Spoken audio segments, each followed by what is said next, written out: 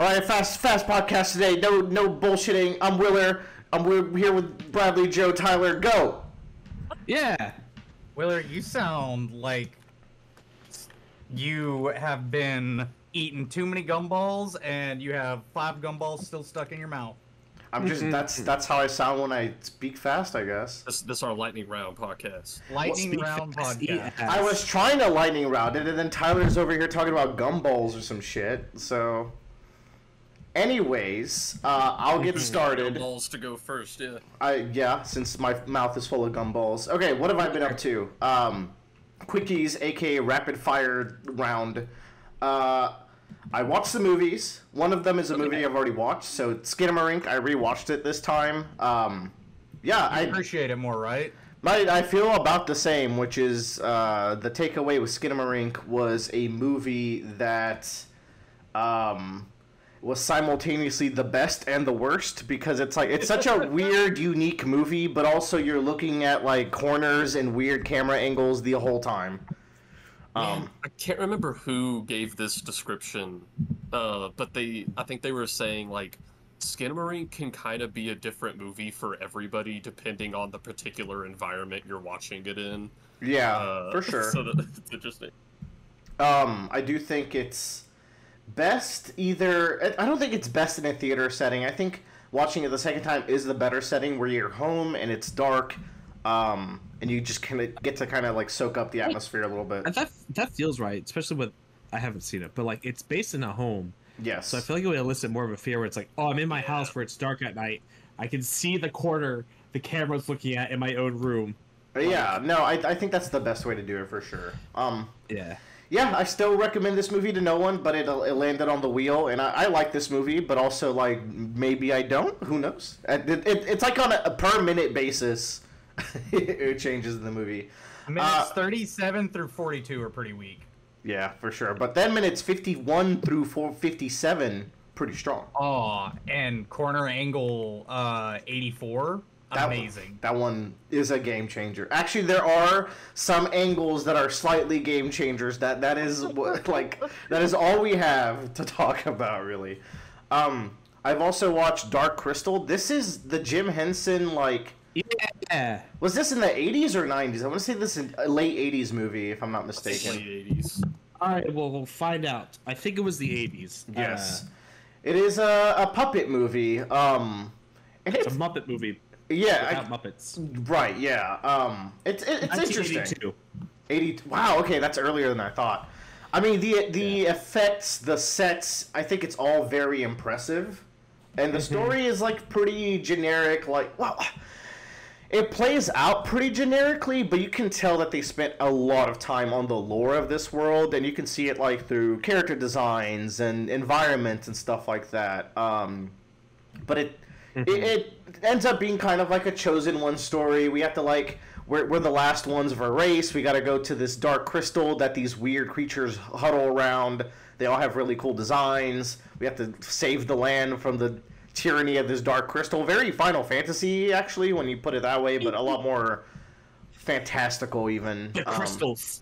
Yeah. I don't know if it's accurate to call it like a cult classic, but it does have like a very lasting reputation, I feel. I think cult classic is the apt way to describe it. At least that's the take I get. We were watching it with a friend who's like, it's one of her favorite movies, so she was very excited to watch that, and then yeah, it's pretty enjoyable. I do think this one's a cool watch. Yeah. It's not gonna blow up your world, but it's just there's nothing really like it, and I think it's good for that merit alone. It's very unique. I just want to also point out that Tyler said we have a Discord where we post everything we want to talk about, and Tyler sent an update to his list, but it came out to read the FBI's top 10 most wanted Tim Burton movies.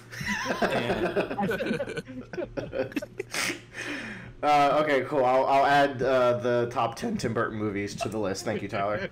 Yeah, so that's Dark Crystal, and then I watch hundreds of Beavers. Does anyone know what this movie is? What the hell?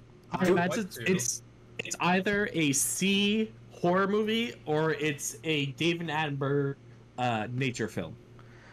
I love that you're very wrong. You could not be further. And I'm gonna say, Do not Google this movie, but Bradley and Tyler need to watch this movie. Okay. Can I make Joe watch it with me? Yes, I like Joe's not gonna like it the way you will, but you can somehow, some way make Joe watch it. Somehow get me over there. Yeah. Good luck, buddy.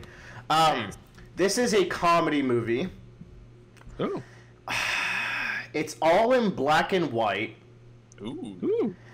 But it's not like film, like old film black and white. It's like you're watching a cartoon, but it's like a live action movie with a lot of weird effects. And I love stuff that's hard to describe. it is incredible. The thing is, I can describe it really well, but I'll say it. Okay. This is the world's first open world film. What does that mean? The thing is, I dropped that line, and I was watching it with our friend Austin, and he's like, that is the dumbest thing you said, and I was like, but am I wrong? He's like, no. Because it's a ridiculous statement, but if you watch the movie, you will understand what I'm talking about. Like, this movie's genre is, and like, flow is unlike any other movie I've seen. It's very much slapstick comedy as, like, its genre, but the way it plays out is just insane, and it basically follows this guy that has to hunt a bunch of beavers and survive in the wilderness. But everything in this world functions on a very cartoony logic, and it's kind of like a journey of him discovering the rules of the world. By the way, this isn't an isekai or anything. He just exists in this weird cartoon world.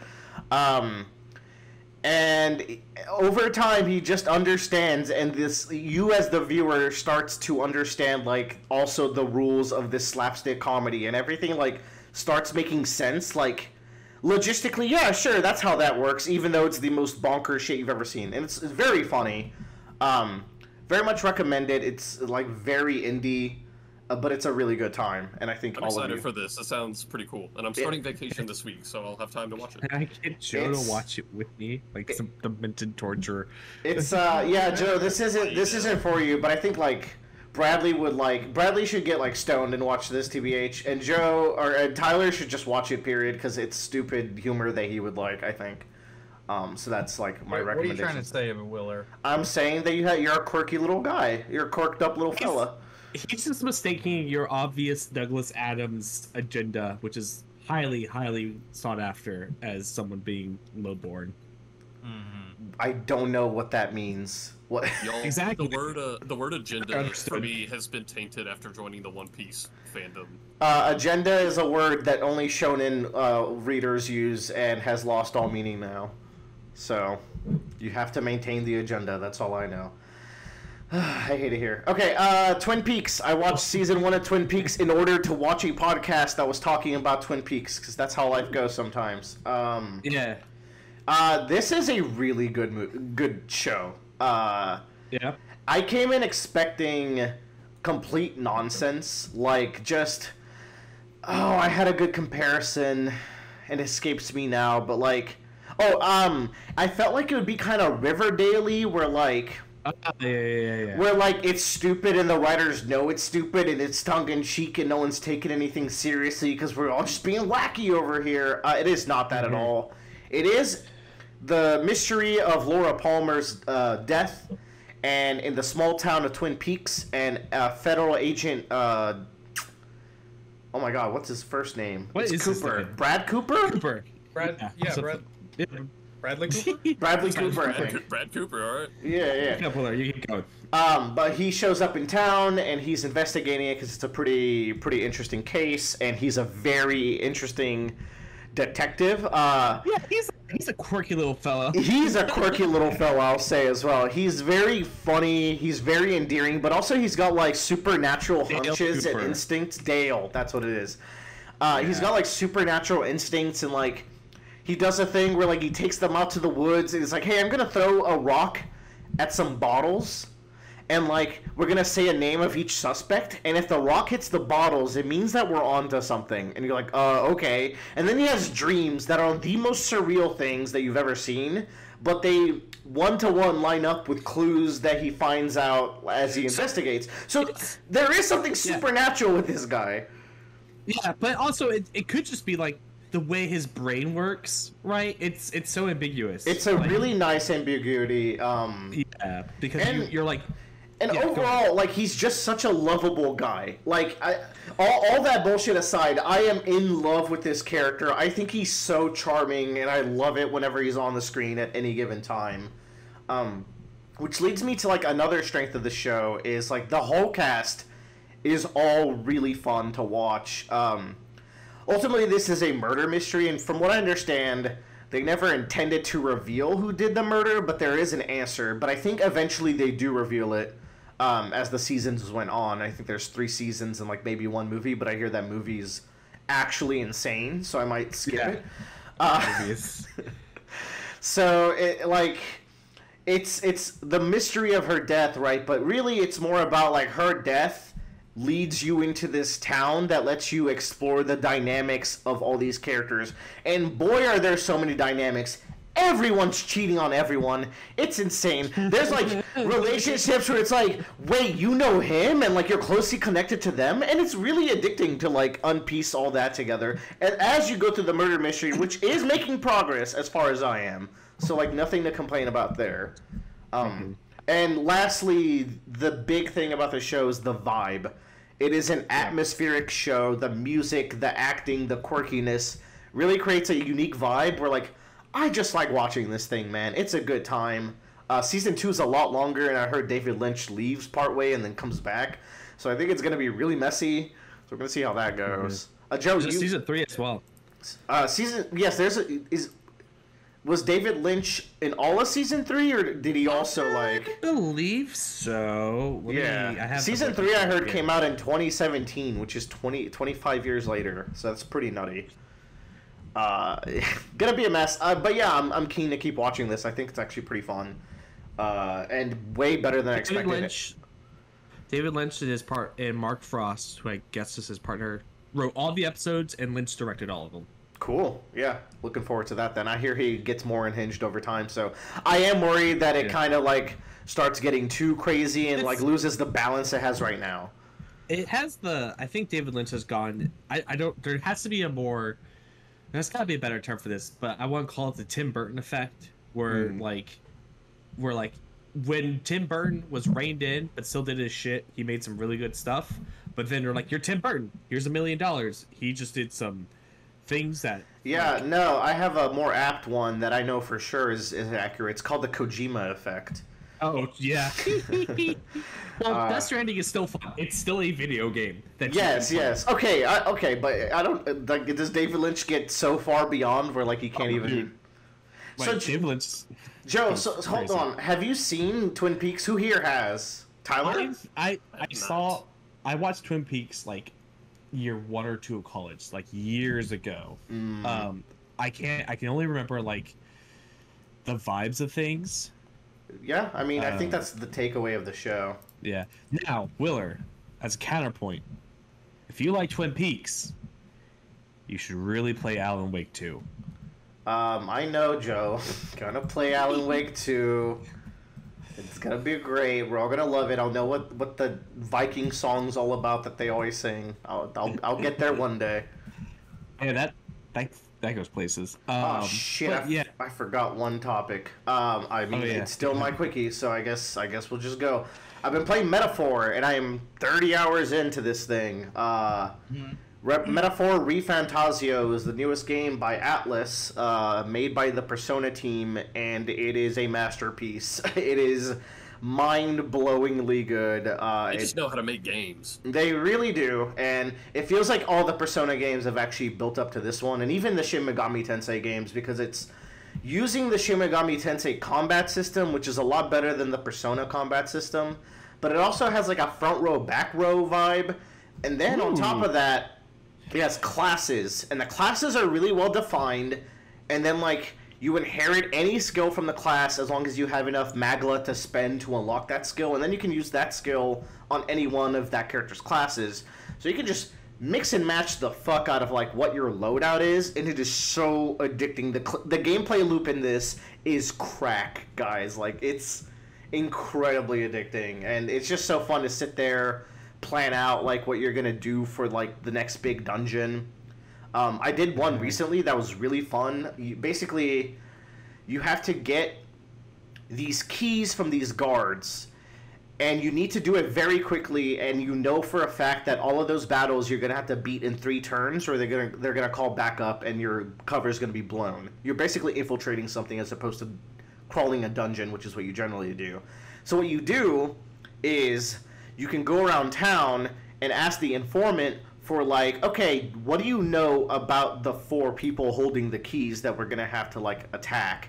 And then he tells you, and like you use that information to kind of plan how you're going to go into that dungeon that day, and then you also like start doing a bunch of side quests to prepare, and like basically it's like a month preparation for this heist that you kind of build on your own by just using information and like choosing the order that you do things, which is like really fun. The game system in general is like, you have the Persona calendar of days. It's a much shorter calendar. I think this one's 4 or 5 months from what I saw. And you're not in school. This is a fantasy game, so you don't have to like do the routine. But instead, what you have is travel time. You travel from location to location in these big walking mechs, and of course, you're a magic special boy, so you actually get fast travel, so you can instantly go back to where you've been, so you don't have to worry about that. But as you like progress through the world, you do have to account for travel time, and then you have your deadline, like a Persona game, like Persona 5 in particular, to do the big dungeon. So it's like, okay, during that time, I'm going to do my social link equivalent in this game. I'm going to raise my social stats, but also I need to plan out which days we're doing what side quests in each mini dungeon in the area. And I also have to account for the weather, because if the weather's particularly bad, the monsters in the dungeons get really strong. You do get more experience, but like the dungeons are tough, and I'm playing on hard mode, so it's like I can't really risk that. So I have to like plan several days ahead and plan for travel time, and it's just like it all loops into each other so well. Like I can't recommend it enough. But I'm still like a third of the way through, despite all that. I would assume, because I heard it is like Persona length. So, what to do? Well, I'll have to update us on that as I keep playing. I do think the story is also really good and really well presented, but I think the characters is where like this is maybe not my favorite Atlas game. They're really good. They have really good personalities, but you've seen them all in any high fantasy kind of story, especially like some of the main party members. Like they're really cool, they're really fun to hang out with, but they're not doing anything that's really blowing me away on the character front. But aside from that, no complaints. That's hardly even a complaint. But whew, okay, that's any questions for the class about Metaphor before we move on? Class? Willer, do I play video games? Would I play this game? I don't believe you play video games, personally. Why? I beat Persona 5. You didn't beat Persona 5. I did beat Persona 5. You did not beat Persona 5 Royal, the copy of the game that you have. Okay, well, I beat Persona 5. Those are 2 different things. I mean, you can. I'm just like, you're gonna go on one 3-day trip and never open the game again. And then you're probably gonna get like 20 hours into this, but it might be a good 20 hours. I think you would like it. If I think I would like it, does it take a long time to get into gameplay? Because I think that's been the most difficult part about like RPGs for me as of late, is it takes over an hour to start playing the game. No, and I will say you will struggle with that. It takes like 3-ish hours for you to like really have the game opened up, and you can actually start making decisions. Like you're doing a lot of combat in that time, but it is not the... Like, you're not starting to build your loadouts and plan out your days up until, like, the story sets itself. But I will say that... I enjoyed Persona's 20-hour tutorial. Like, that was not a bad experience. Okay, then you might like this. Because it's setting... Like, it has to establish this world, and it's doing all of that, and it's also establishing to, like, the 1,000 mechanics that are in this. So, like, I do excuse its slow start. I think it's faster than Persona 5, and maybe like on par with Persona 3 starting speed. Persona's 3 starting speed compared to 5 is like lightning speed. It's like, oh, okay. Yeah, no, I mean, you still have to go through a lot of cutscenes, but it takes a while to Persona 3 is like, okay, you can now choose to go to the dungeon at night and do stuff like that. Which is how this feels a little bit. But Persona 5 is like, you're in cutscene hell, and you're establishing like literally 7 hours worth of stuff before you really get to start exploring the world. Yeah, it's a 20-hour tutorial. It truly is. Okay. Moving on. Who wants to go next? Any takers? Me. Go, Joe. I'll do it because I like to go. Okay, yeah. So I actually didn't do much in the past 3.5 weeks. I could have done more, but I didn't because I've been painting. Shame. As an update for that, currently I have 3 infantrymen to go. 2 tanks? 2 tanks. Holy shit, 2 tanks. And 6 characters. So it's a total of 10 models left that I need to paint, essentially. I'm on track to finish everything. The last week is going to be hell because it's going to be a lot of basing, a lot of magnetizing for my army. But it is what it is. But we're making really good progress, and things have been turning out really well. On to the other stuff that I did this past 3.5 weeks. Okay, so I played 2 games. The first game is Warhammer 40k Battlesector. This is a turn-based tactics game where it's probably the closest you'll get to like playing on the tabletop in terms of like the loot that you get from playing. You basically, before you go into every mission, you have like your army that you've collected over the course of the campaign. Each of your unit in the army has a point value, and the mission has like a total points you can bring. So like mission 5 is like you can bring 1,000 points of Space Marines. So you put in how many points of dudes, 1,000 points of dudes into your army, and you have that to work with throughout the mission. It's very fun. It's a good like. It's pretty solid in terms of like its progression, I would say. Got some great model work. The only thing is for it is I spent $60 to get like the whole version of it, and it was on sale for 75% off. Woof. Yeah, and so it's but like I have like 9 factions I can play as now, which is really cool. Every faction has its own unique mechanic, its own unique units, which I think is really, really neat. Really, really cool like representation of 40k the game. It's just overly pricey, I think, in general. I also went back and started playing because I'm playing this on the Steam Deck, and I am also playing this other game, 2 Point Campus, on the Steam Deck because I got Steam Deck verified. I talked about this game, I think years ago. A few years ago. I know I talked about 2 Point Hospital, but 2 Point Campus might have been like 2 or 3 years ago. Anyways, I only got like 2 or 3 missions into the game before I kind of like stopped. But now that it's on the Steam Deck, it's a really nice management game to just pick up and start playing. It's like really solid from just kind of like a very casual management game standpoint. I wish there was a few more curveballs they would throw you. Now, as I've gotten further into the game, they've definitely thrown 1 or 2 more in, but I don't know if that's just for the scenario or those are things I should expect from a more like sandbox approach from the game that I can do later. So overall, still very fun. It's been a great like going to bed and just playing it sort of a thing to do while I watch some movies or TVs or just drift off to sleep. Both very good games. I don't think either one would be exceptionally good for any of y'all. Tyler might like 2 Point Campus, but they're coming out with 2 Point Museum in a few months, and I think that would be more his speed, where like you make a museum of like dinosaur bones and the ancient relics and stuff. I'll probably actually pick that up as well because I do like the series, and Hospital was really good, but Campus kind of built on it a little bit. I think it just was missing its like events that Hospital have, so I'm hoping the museum portion will give us something more that's like, oh, you have a tour coming, or you have like a field trip from a school, something that could really like make it so you have to really think on your feet every once in a while.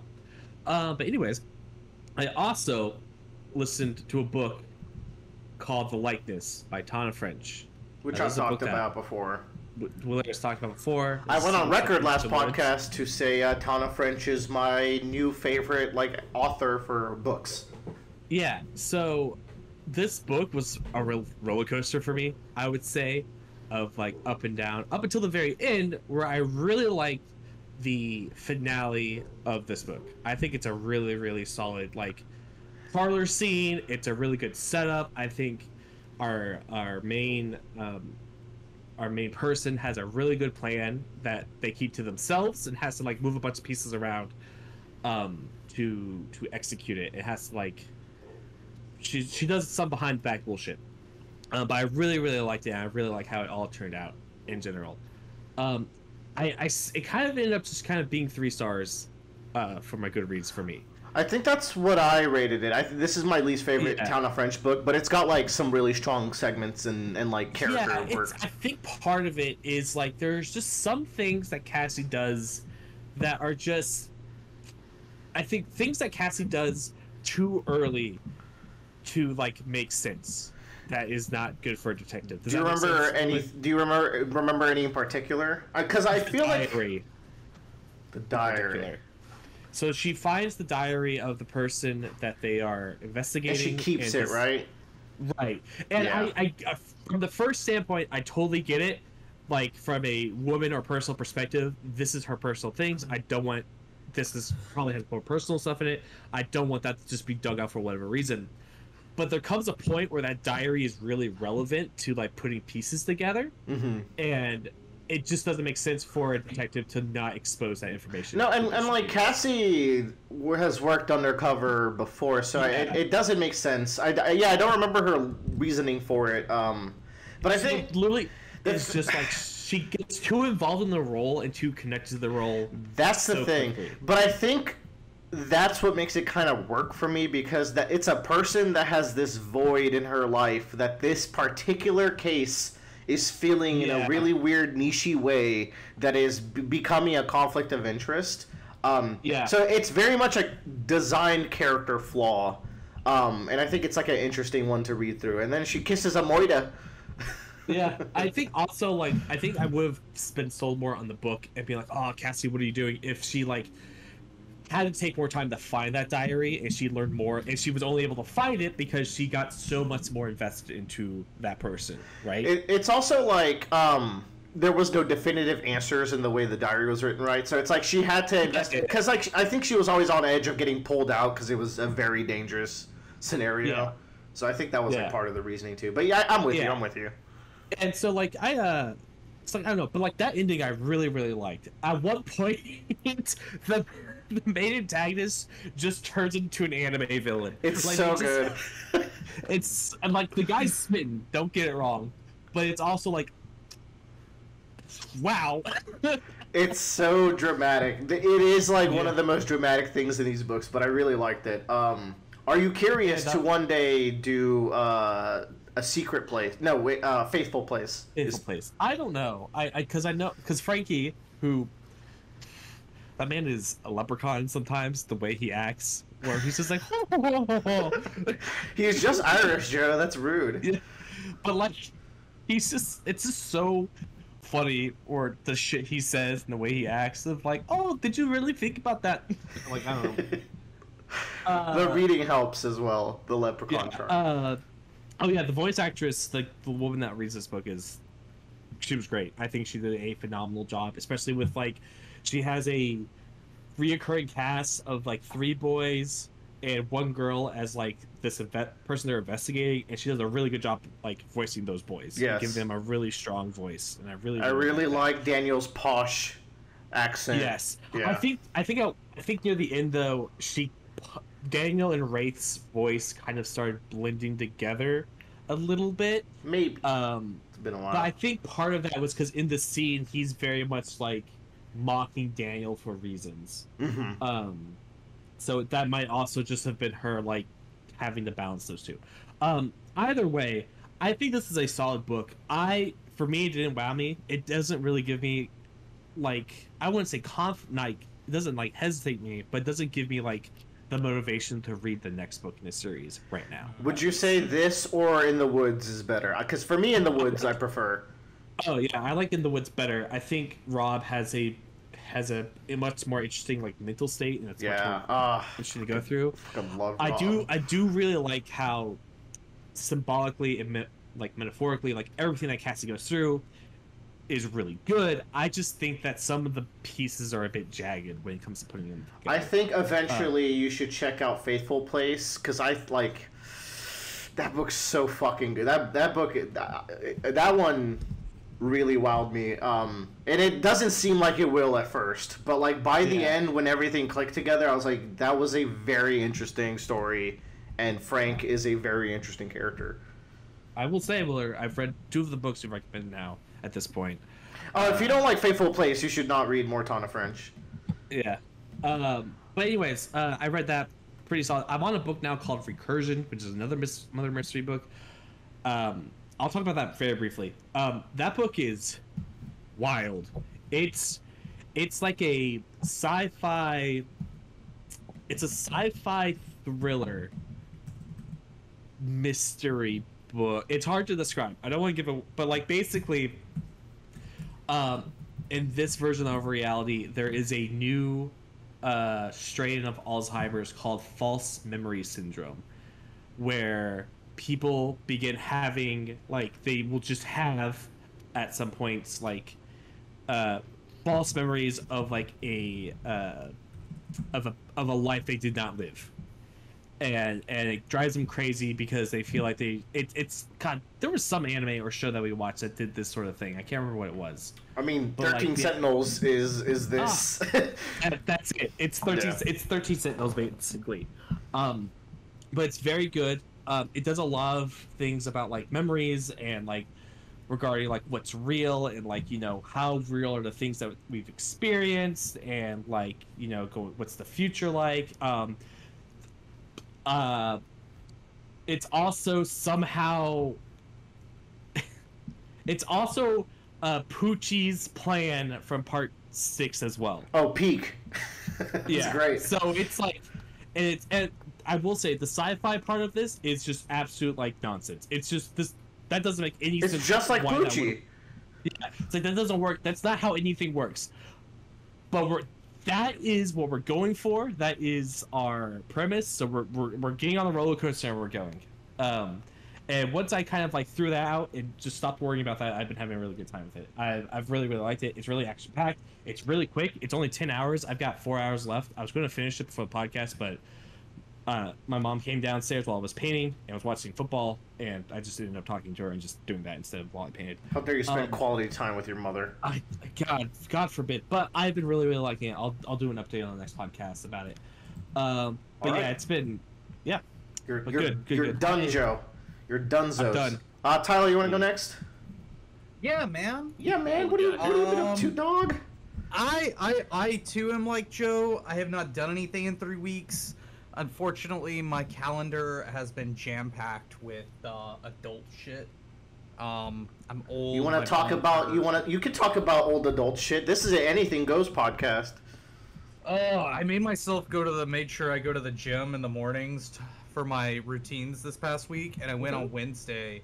Halloween was on Thursday, so I went out and had some drinks with some friends. And then Friday morning came around, and I was like, shit, I have to go to the gym, and I drank last night. This is going to be the worst. Ugh. Did you go? I did. I am in a lot of pain today. Damn. Raising my arms hurts, but that's a good burn. I hit everything I needed to. What are you working out these days? So I do the Orange Theory. Yeah.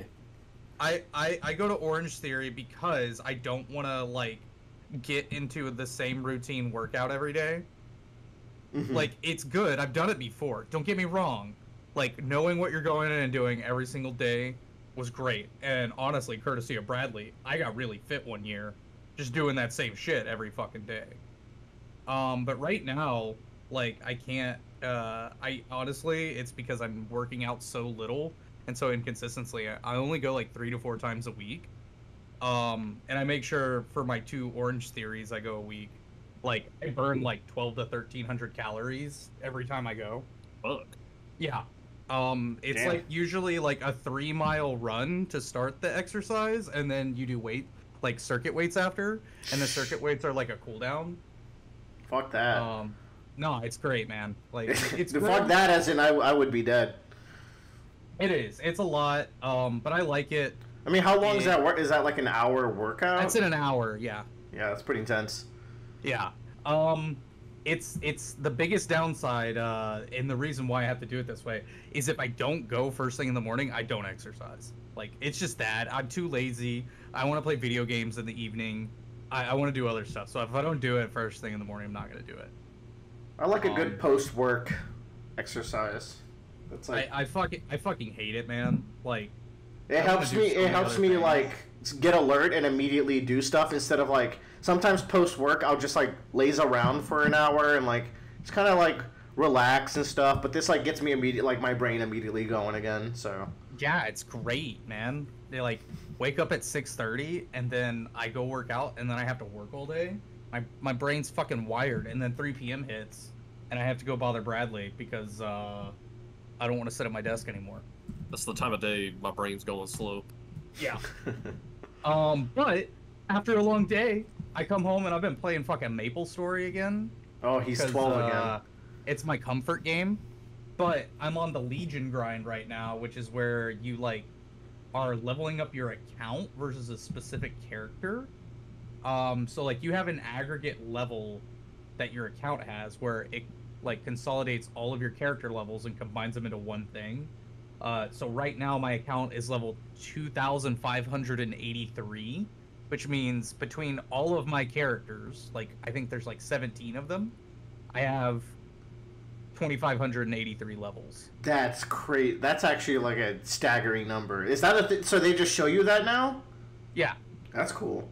Well, it's like part of the game. So like you have to like, most people say like who have been playing a long time, they're like, once you get to Legion level 8,000, that's when you get to start playing the game. Cool. Yeah. So it's truly become Final Fantasy 14, where you have to invest your whole life before the game starts.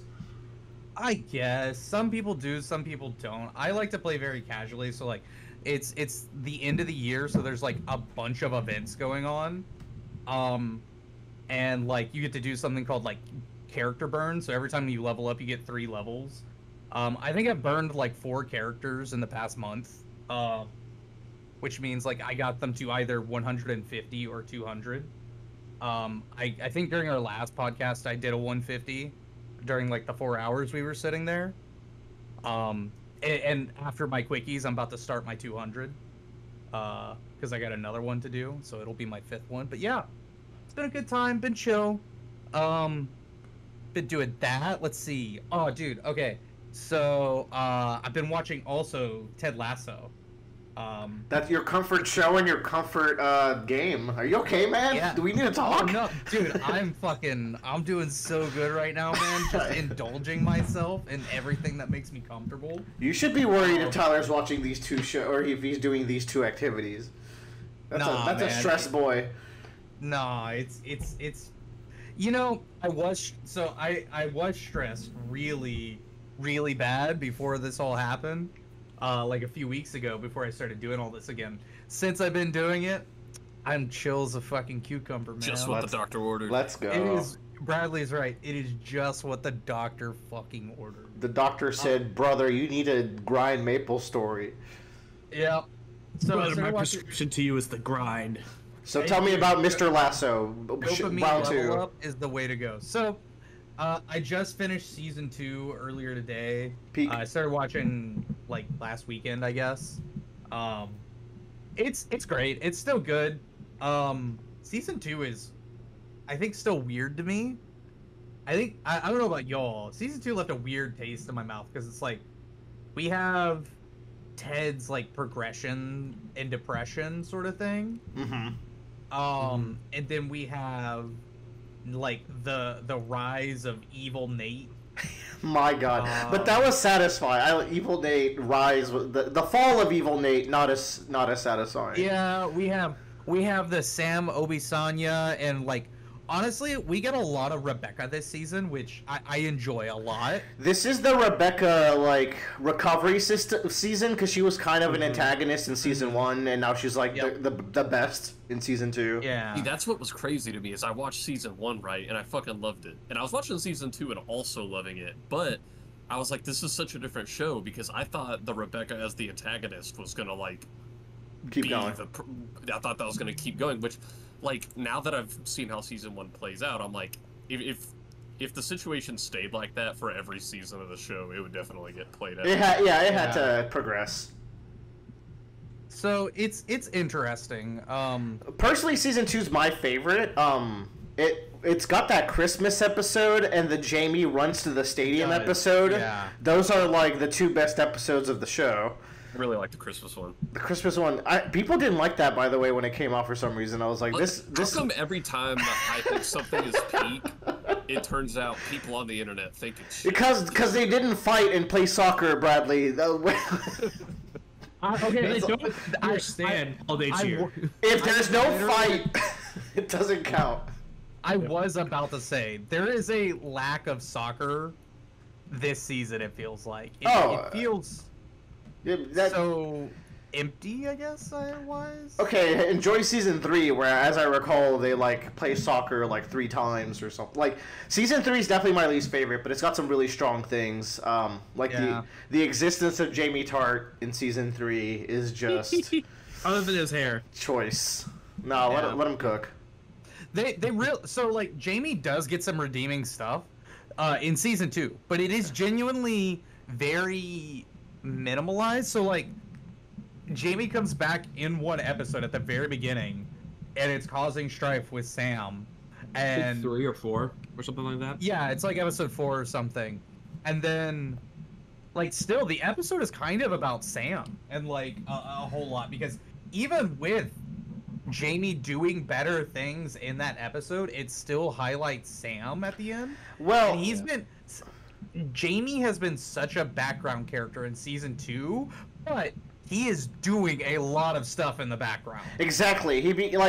They bring characters like Sam and Isaac and I think Colin were their names to like the forefront over time. Colin's in season 4.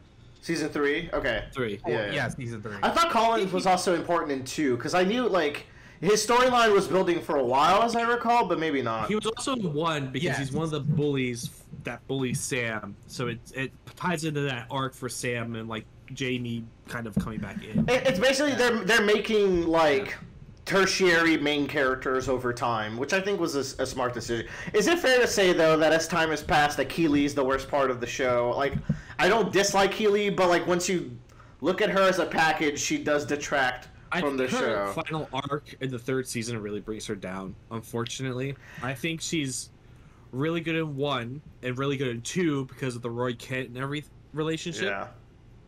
But I think in 3, I think they just didn't write her like CEO story as well as the other. It's just also taking so much time away from the players, which is like the group dynamic of the team is the best dynamic, and of course Rebecca and stuff is like the best dynamic. So can I pull out the You Hate Women card that you use on me for in Breaking Bad? Sure. Whoa! Just because you hate women doesn't. I just talked about how cool Rebecca is. Sure. Let's not forget we all slandered Shalon last episode. We've all cast stones. Yeah. So I think I kind of agree. I think Keely is such a good in season 1 she's such a great golden retriever. Yeah. And then I think it's great that she starts having great success in the career and everything. And she's working really hard, and she has a great relationship with Rebecca and everything. I wish they would have kept the golden retriever attitude, though. You know, I think they tried everything to do that. Just kind of goes Keely's way because she's very talented and has a positive attitude. Well, the thing is, I think they try to keep that in season 3 because they introduced Keely's firm and her beneficiary and hiring her friend, and she has to learn running a business is not the same as maintaining relationships with people, and that's what the arc she has to learn. It's so Willer said, detracted or detached, I should say. Yeah, but literally, in my opinion, both. The lesson literally becomes, because she kept a good relationship with that one worker at her studio, she helped support her after the end of everything. Yes. But she also learned that sometimes hiring your best friend is not the best way to do things. Oh yeah. And maybe being in a relationship with your boss is not the best thing to do. I think those are good learning moments, and it's a very much like an optimistic thing you have to learn of, like, this is not like this is not a great way to run a business. And I do agree with that. It's just that, like, Keely's arc and story feels like it's on an island compared to the rest of the season. Yes. Mm-hmm. That's my thing. Because of that, like, it would make more sense if she was also if it was like Keely is now the PR of all of Richmond. That's the thing, right? Like, she should have been connected to the team, because that's what she did in season 2, which was better. Yeah. Anyways, we got too in the weeds about Keely. Hold on, let me rein this ship around. Sorry. So season 2 being a big Rebecca arc, it's a big Sam arc as well, because they start to include the stuff that happens. Sam is a great character that ties into season 3 really well. We get Roy's arc in the first half of season 2. Roy in season 2 is so good. He's every fucking where. I don't know how you could say season 2 is bad when you have that entire segment. Like, season 2 starts a lot. So here's why. Season 2 starts very strong. It middles out towards the end. And then the fact that we had to wait a long time between 2 and 3 left a really bad taste in my mouth, because of the way season 2 ends. Yeah, well, you're allergic to waiting because you've been hurt by Attack on Titan. I'm sorry that they did that to you, but how long has it been since what's that other Apple TV show we're waiting on? Severance? Well, to be fair, Severance went through some shit in the back, and I'm worried about that season 2. To be quite honest, so we'll see. I will be watching, but I also, while we're on this, 2 things. One, I cannot believe the team bullied Sam. That man is a sweetheart and such a great lad. The fact, in season 1 they're bullying Sam, right? No. Yeah. Jamie is bullying Sam. Yeah. And he has Colin and another one. I think Isaiah. Colin and Isaac are bullying. Isaac even? The team leader? Wow, that's quite the arc if Isaac is also part of that. Yeah, Isaac is bullying. They're bullying Nate. Either way, he bullies Sam. He gets bullied. It's remarkable because that man's a sweetheart. These are 21-year-old asshole jock kids. No. Sam is 19 in season 1. Yeah. These are fresh out the pussy, playing games out here. Fresh out the pussy. Yeah. So secondly, the other thing I wanted to say is that, if you like Ted Lasso on Apple TV, there's also a show called Shrinking, which stars I'm ready to watch that. Jason Segel and Harrison Ford. Really? It's also made by Bill Lawrence, who produced and co-created Ted Lasso as well. That show's really funny. Harrison Ford is so fucking funny in that show. It's kind of crazy. Joe, do you know how Harrison Ford decided to do that show? Does he want to be a grumpy old man? I don't know. I believe it. He saw Jason Segel's dick in Forgetting Sarah Marshall, and he said, "Yeah, I'll do it." What does that mean? What is that? He saw Jason Segel's dick in Forgetting Sarah Marshall and said, "I'll do Shrinking." Okay, you have to understand. I don't know the concept of shrinking, so if that makes sense. Oh, it doesn't. But okay. But the concept of shrinking is Jason Segel is a psychologist who is going through depression currently, and Harrison Ford is his supervisor and his father-in-law, as well. And so, Jason Segel realizes in order for him to get out of his depression, he has to do unorthodox things, which he does with his patients. Like for one of them, he's like a PTSD soldier who like he gets angry all the time, and he has violent outbursts. He's like, okay, cool, we're gonna sign up and we're gonna go learn boxing together, and that's his method of therapy. So this has nothing to do with Jason Segel's penis. I guess not. No. I guess not. Okay, so. that's all I needed to know. So Harrison Ford just saw the package and said, "I want to work with that guy." Yeah. So make of that what you will. That man's got some balls to show his dick on a huge ass screen. I guess so. Yeah. Anyways, but Shrinking's really good. I really liked it. All right. We gotta move on. What else is going on?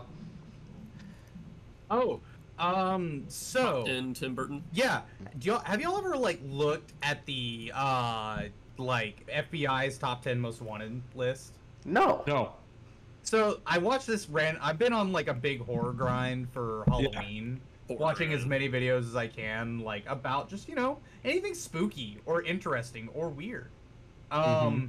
So I watched this video about the FBI's top 10 most wanted. Who do you think would be on the FBI's top 10 most wanted? What type of criminals? People, drugs. I would say internet security people. Internet security, drug. Okay, so it was drugs. So like 2 or 3 of them are like major figure drug lords in like United States territories. Like that would obviously cause issues. Like they have political influence, things of that sort, where they're just kind of nuisances that could actually influence a lot of power in countries where a drug lord, might be just actually the like major power force there. Like the other 7 are people who murdered one person and then just disappeared. Huh. Oh, that easy. Yeah, like they didn't even kill like 30 people. No, not even like mass like people who might have gone mass murder sprees, potential like extremist people. No, just like 7 of them are like, oh yeah, this guy murdered his girlfriend and then vanished in like Wisconsin. You're telling me if you're gonna be at the top of the FBI leaderboard, you at least gotta have double digits or something. That's what I'm like. It's that easy to be top 10 in something. Let's do it. Let's see percentage top 10 of the FBI leaderboard. These guys are out here spamming UAVs and getting top 10 most wanted. Damn. What Tyler, when you said that 7 people killing one person, I thought there was a collective conspiracy for them all to kill one person, and they're just trying to get them because they want to know why. Yo, hold on, but that's a good like detective murder mystery story right there. Evil organization of 7 people all trying to kill one person. That's fucking Scott Pilgrim versus Wait, the world. That's also every JRPG ever. I'm playing Metaphor. The whole goal is to kill one guy, and we're trying to like get there. So I guess that's fair. All about perspective. But yeah, okay. All to say, Tyler will be applying to the list. No, surely. No, I'm good. They're doing a good job. What about Tim Burton? Yeah, so that's another thing. You know Tim Burton just makes isekai movies? Yeah. No. You said, and I couldn't disagree. Oh, come on. Don't let him win. Wait a minute. Literally, it is just about a guy going to another world to hang out with Santa Claus. And he's so strong. He's so powerful in this other world. They don't stand a chance. Fuck. Kingdom Hearts is an isekai. What about that, Willer? So, I watched Corpse Bride. That's the thing. And like, it's kind of an isekai. And a live guy goes to the world of the dead and can just go back and forth between these 2 worlds willy-nilly because he's also the bride comes dead. back, so it's a reverse isekai as well. No. Yeah. That's not how that works. So, just food for thought. Turns out, like, I didn't know that Tim Burton made like the same movie 3 times. Like, oh yeah, with Johnny Depp. It's just Tim always Sweeney. That Tim Sweeney. Yeah. Todd Sweeney. Sweeney Todd. Yeah. Sweeney Todd. Yeah.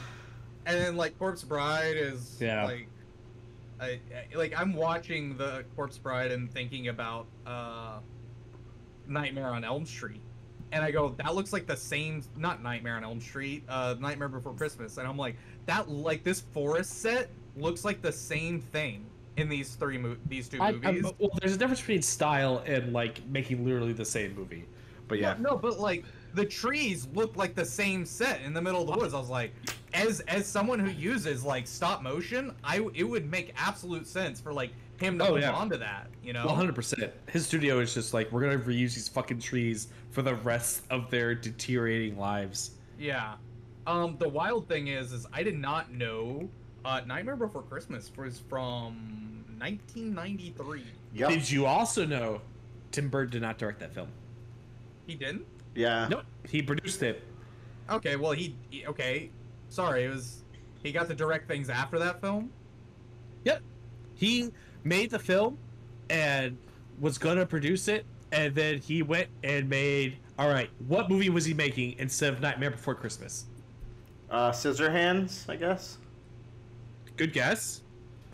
Bradley, you got anything? I don't know that many Tim Burton movies. Yeah, I don't know that many. He was making Wolf of Wall Street. Tyler? Classic.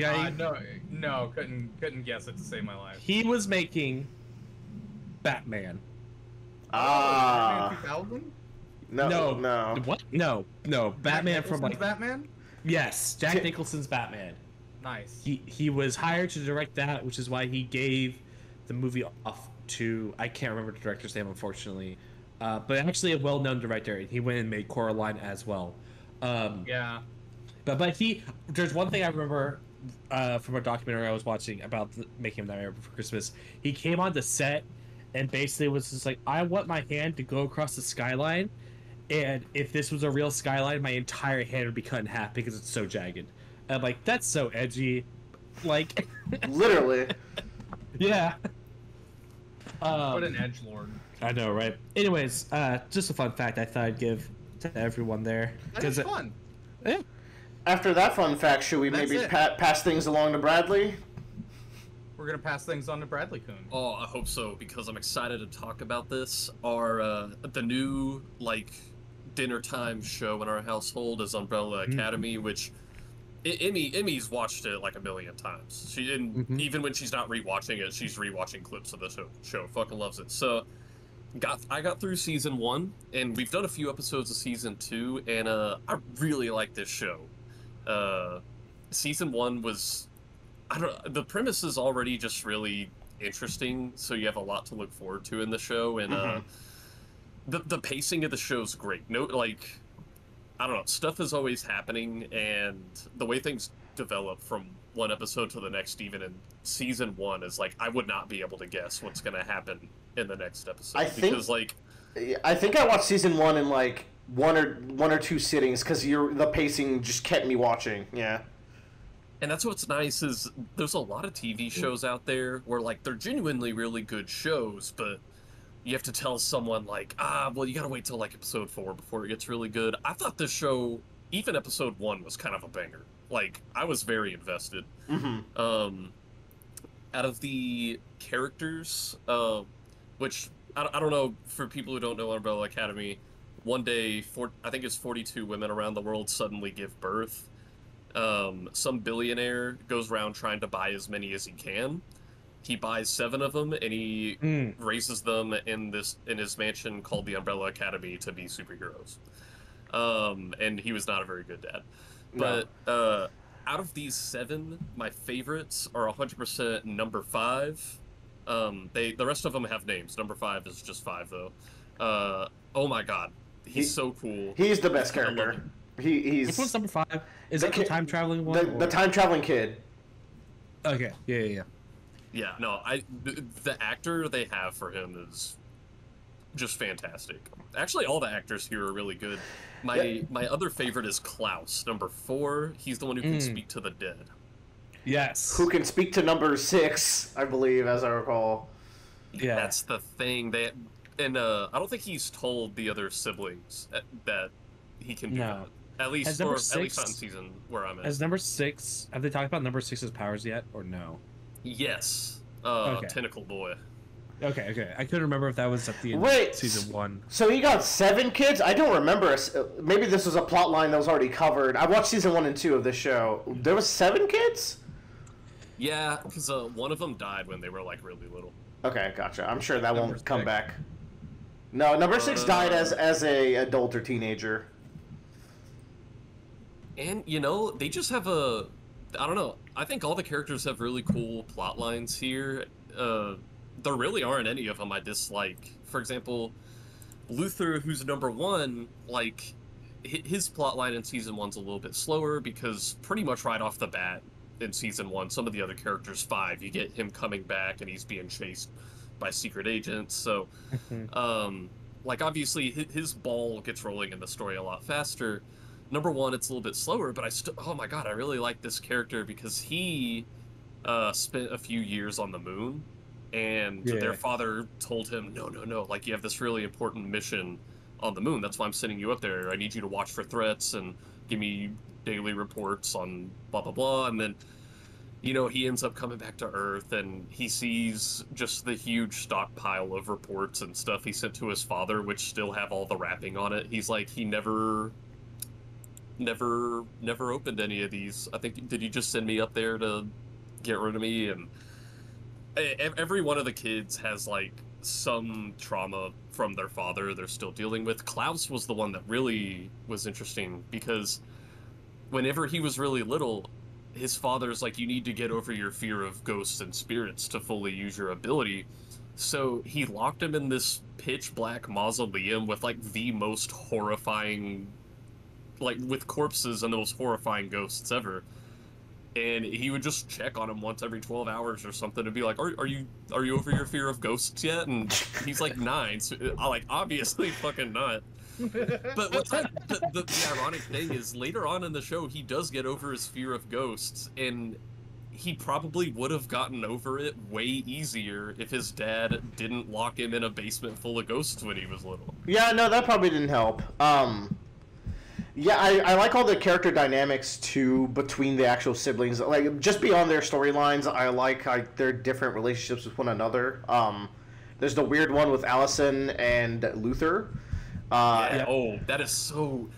like, anytime their relationship comes up in the show, it's so awkward because I think Luther's trying to find Allison at one point, and someone's like, oh, what is this, your ex? And he's like, it's...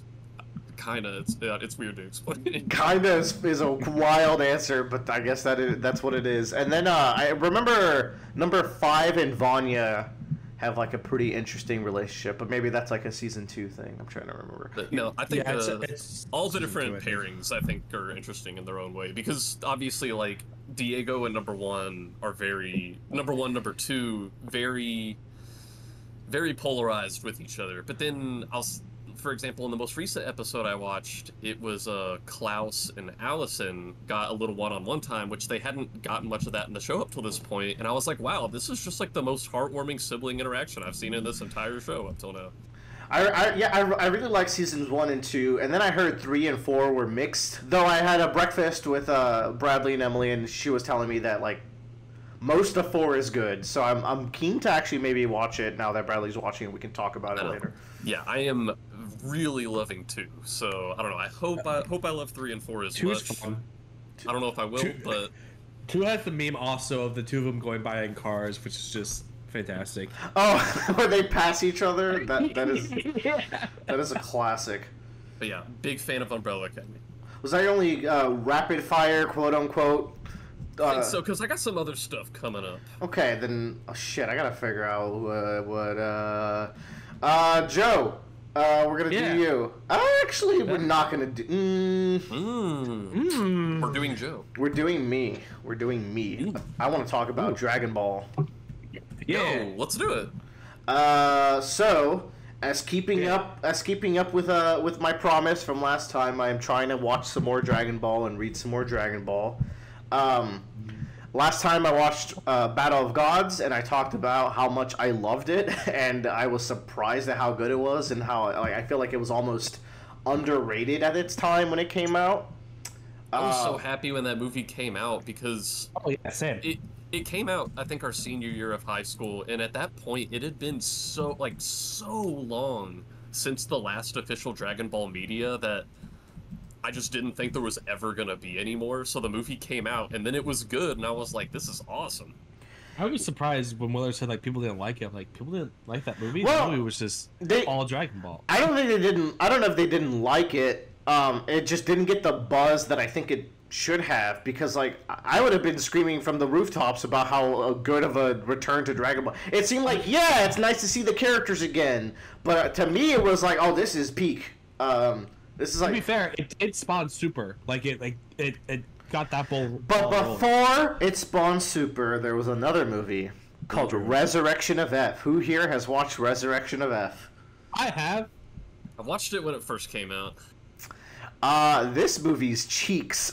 This is probably my least favorite Dragon Ball Z canon content of anything. It's probably a whiplash going from Battle of Gods to that. Yeah, kinda was, because while Battle of Gods was like 70% character interactions and like loving the series, and then like maybe 20% fighting, this is the opposite. There's very light character work. Frieza shows up with 1,000 men. For some reason, we're like, we're not gonna get 18. We're not gonna get Goten or Trunks. We're not gonna get Tien Shinhan's gonna show up, but we're gonna leave Chaozu at home. We're gonna bring Roshi, who has not been relevant since before, like, the first arc of Dragon Ball. So, for some reason, which I'm cool with, like, yeah, let's rotate the cast around, because we're really bad at that. But like with the internal logic of the movie, it's like, it's too dangerous for these people. But we're gonna get Roshi, who hasn't done anything in decades, to be a main fighter here. I just thought that shit was super funny. And then Gohan is done so dirty in this movie. I forgot about that. His tracksuit look is fire. Fan of that. But, like, he's fucking Gohan, man. Give him some respect. I mean, Frieza's just sitting in his chair for most of the fight. I think this is, like, where the power scaling really... This is kind of weird to say this deep into, like, Dragon Ball, right? But this is where I think stuff gets really stupid power scaling-wise at this point. I forget the stupid line that happens where it's, like... Frieza didn't train a single day in his life, and then trained for 1 day and got like a Super Saiyan equivalent form or something. He trained for 3 months, so give him a break. Okay, I'm sorry. But it's like, yeah, that's cool. Vegeta has non-stop trained forever. He should dog walk you. But even that, it also like creates weird like, okay, so like Roshi and Tien and now like Gohan and Piccolo are kind of like all equally doing the same role of just beating up jobbers. It was just really weird. Yeah. Weird way to use the cast. And like it's just really silly ways to get other characters not to join the cast. This is also the first time I got introduced to Jacko. Oh yeah. Which apparently, like, he shows up and Bulma's like, Jacko, we're friends! And I'm like, I guess I missed because there is, like, a Jacko special in the manga. And I think they just assumed that you read that, because I don't know if that's animated anywhere either. So they just kind of assumed you knew who the fuck Jacko was. I just thought it was a joke that Bulma had her own quests and other bullshit while everyone else was doing this stuff. It's like, yeah, sure, Bulma knows an alien. Yeah. I rolled with it. It was great. Yeah. The big character like through line in this movie is like Whis highlighting that Goku's really overconfident, but then Vegeta's always fighting with the chip on his shoulder. And once you get to the big fight against Frieza, both those traits do come back. So I thought that was like the one character thing I could grasp in, because also I don't think Frieza's particularly interesting in this movie either. This was the first time Super Saiyan Blue showed up, and I think that's really interesting because it was so unceremonious for what became like the default look of the character. Like, I think Blue is really like well celebrated these days, but I can see why it was clowned on when this was how it was revealed. Well, it's also like, it's a stupid name. Right, Super Saiyan, God Super Saiyan. Yeah, they didn't coin the phrase blue until after this movie and after like the manga did it. And like I think the other thing too is that like in my opinion, as a blue lover, I think the red hair look from Battle of the Gods is so much cooler. IMO. Yeah. I think it looks way cooler. I like the blue look. I think it's like a nice. I like the visual variety of hair colors now with the transformations. Yeah, I do too. And I think they do go God sometimes, so you're getting like a mix. It's all like just I'm slightly stronger than last time, and I'm conserving energy, so I'm in this form. Yeah. So it's all whatever. I also just like how Gods was like the only way you can attain this is by using 5 other Saiyans' energy, right? Yes. Like, I thought that was a really good, like, way of, like, oh, you can't access this all the time. It's only available right here. And because Goku has such a great relationship with these 4 other people, right? So it's like, I don't know. It kind of cheapens that moment a little bit. Like, I get it, but it's whatever. To me, it's just like Goku just transforms into it, and I'm like, this it didn't even get like a cool scene. He's just like, yep, here we go. So that was really weird. And then the dumbest shit in the world happens. I'm baffled that I witnessed. But you know what? I now understand a move that Frieza has in Dragon Ball Fighters, where Frieza's like on his last legs, and Goku walks up to him, and little shithead with a ring laser shoots Goku through the heart and kills him. And I'm like, oh, we can just kill Goku with ray guns now. And like apparently like the ray gun has Lord Frieza's key, which is nowhere in the movie. That's just something I saw on Twitter recently because it came back up. Because I think a lot of people are going through like a Dragon Ball resurgence thanks to like the games and stuff like that. So it's like, I can't believe that just happened, and then we have to rewind time. What a mess. Like, oh, like this, very little. The one, like, another good thing with the movie, if I can throw it in there, there's a scene in the start where Krillin and 18 are driving, and then Krillin flies away, and 18 goes, he's so cool. I thought that was really cute. It was either in this movie, but it might be in Super, but because Krillin's voiced by Luffy's voice actor, his ringtone is the One Piece theme. Really? Yeah. Huh. That must be an English only thing, because no, it's in it's in Japanese. Japanese Luffy is Yajirobe. Oh, hold on, let me figure it. I know it's in the Krillin scene, but I'll figure it out. But keep going. Interesting. Yeah, I mean, the fight wasn't too great either until they get, like, there's this cool aquatic air sequence, and then, like, it's neat when Frieza starts losing his shit a little bit. There's not much there. Time rewind was nonsense. But anyways, that's not the most fun Dragon Ball thing I've experienced recently. She voices Krillin in Dragon Ball Z. And I guess also Yajirobe. Interesting. Yeah. So, that aside, I also read the things that, like, actual super proper. So, like, now that I've watched the movies, I read from the start, so I, like, Battle of Gods, they do in no time flat, like, as the side effect, like, there's almost no tension, but it's, like, a very brisk pacing, and then they skip the Frieza thing. I think that might be, like, a side manga, and then go directly into the actual first super arc, which is the Universe 6 tournament arc. They've introduced the concept of multiverses and gods of destructions within the universes. I do think, like, I love this expansion of the Dragon Ball world. It just kind of fits and makes sense to me. But it also lets the ceiling go higher than it was previously, because, like, we can't just, like, keep introducing things stronger than Boo without, like, good rhyme or reason, like Frieza, for example. So, like, let's expand the universe out a little bit and go, like, to threats beyond. Like, let's do stuff with the Kais, let's do stuff with, like, other planets and universes. So that's cool. The Universe 6 arc, though, at least in the manga, is pretty mid. Like, it's a tournament arc. It's 5 people from Universe 7 versus 5 people from Universe 6, and they're playing so that way Earth gets swapped to Universe 6 if we lose, so that way the God of Destruction from that world can eat Earth sweets. I think that's a great motivation. That's right in line with what I expect from Dragon Ball. That's cool. But then it's like, okay, we're going to get Goku, Piccolo, Vegeta, Boo, and Monica, who is actually the strongest fighter in Universe 6, but we've never heard of them before, but Beerus has met them before. Boo can't pass the writing test at the beginning. He can't pass a rudimentary test, so he's not allowed to participate. So, like, fuck. It's funny, but, like, it would have been cool to see Boo do something, because, like, Boo's cool. Like, Boo's infinitely strong as long as he's angry or whatever. So I think that would have been cute. So really, it's just Goku, Vegeta, and Piccolo versus Universe 6 crew, which is kind of a middling crew. It consists of Hit, a big robot, a Frieza race from their universe guy who like cheats during his match. The big robot is sensitive.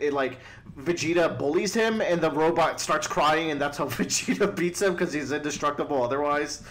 It has Kaba, who's a Super Saiyan from their world, who I've noted as the worst design of modern Dragon Ball. But I will say the best character of the arc actually is Kaba that's introduced because he's got a cute relationship with Vegeta. And then there's Hit, who is cool, and that's all I can say. There is zero substance to this motherfucker.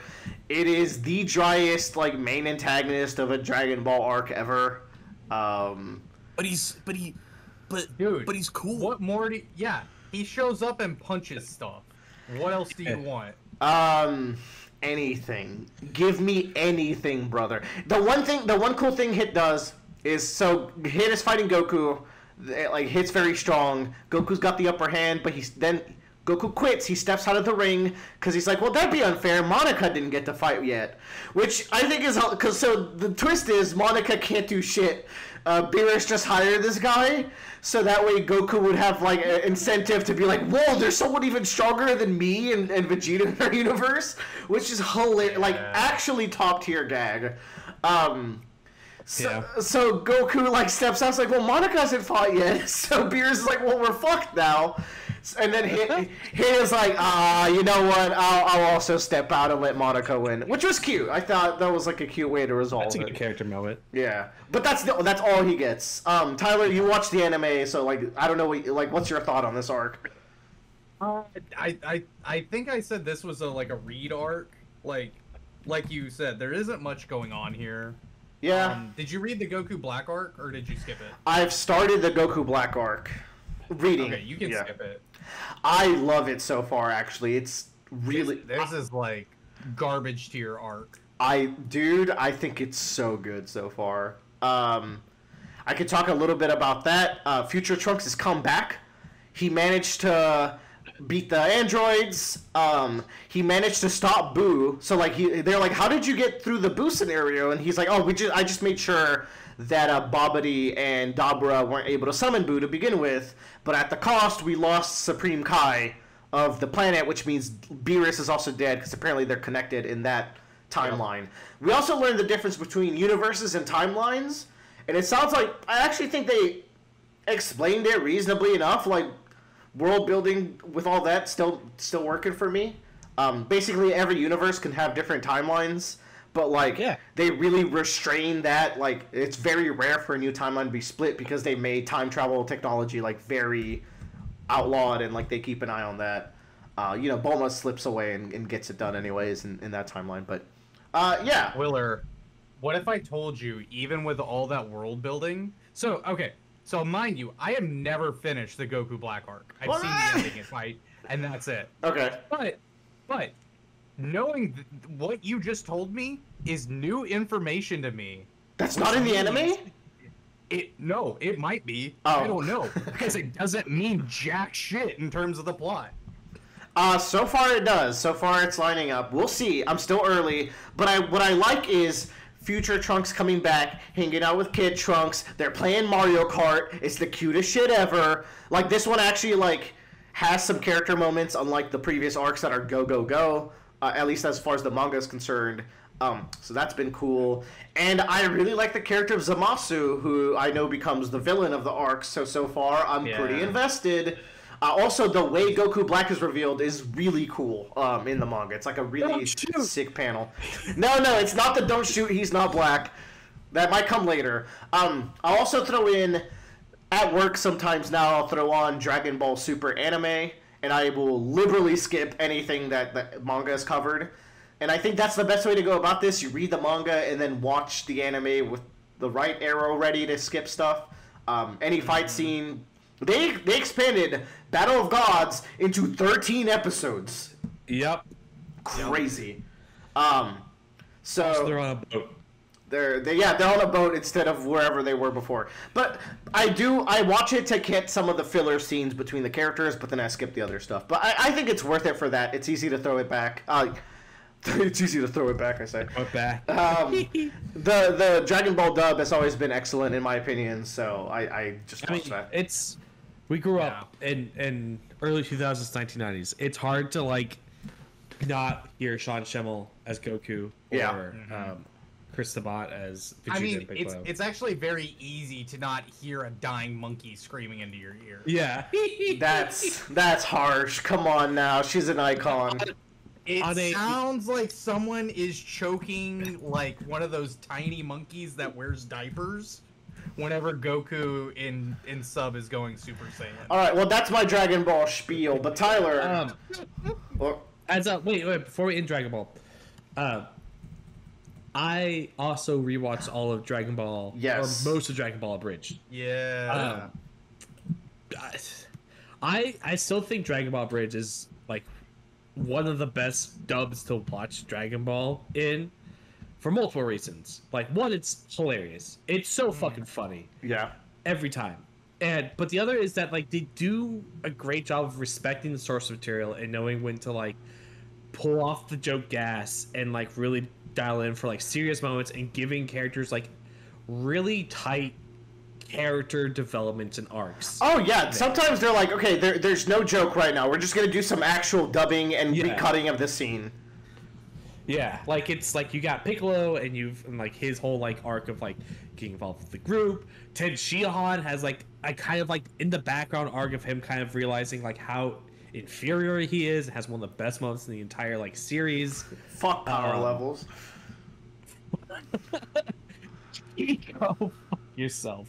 And then of course like the final like last like 4 or 5 episodes of the Cell Saga, which is the last ones they did. Incredible. Actually like incredible. The way that they do Cell's death and then he sings and then you get destructive finish, like it goes from like emotional to like impressive to hilarious all like seamlessly. Yeah. And then like also like Gohan going Super Saiyan 2 for the first time, like they're just able, like they got someone to cover the song that plays at the moment, but the way that they like are able to condense it and like really like pick their shots when it comes from the anime, like you feel that moment that happens there. Like it feels like an incredible turning point in the series. And you're like, oh, like this is what Goku has been trying to get to, right? Yeah. And like what he's trying to push his son to be, and it feels so much more like I wouldn't say conclusive, but like really like, you know, it feels like that saga like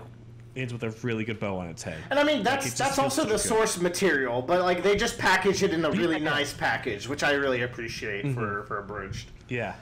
And then of course they didn't do the Boo saga, but for totally not Mark, they did like a bunch of like key moments in the series as well, for both gags and series purposes.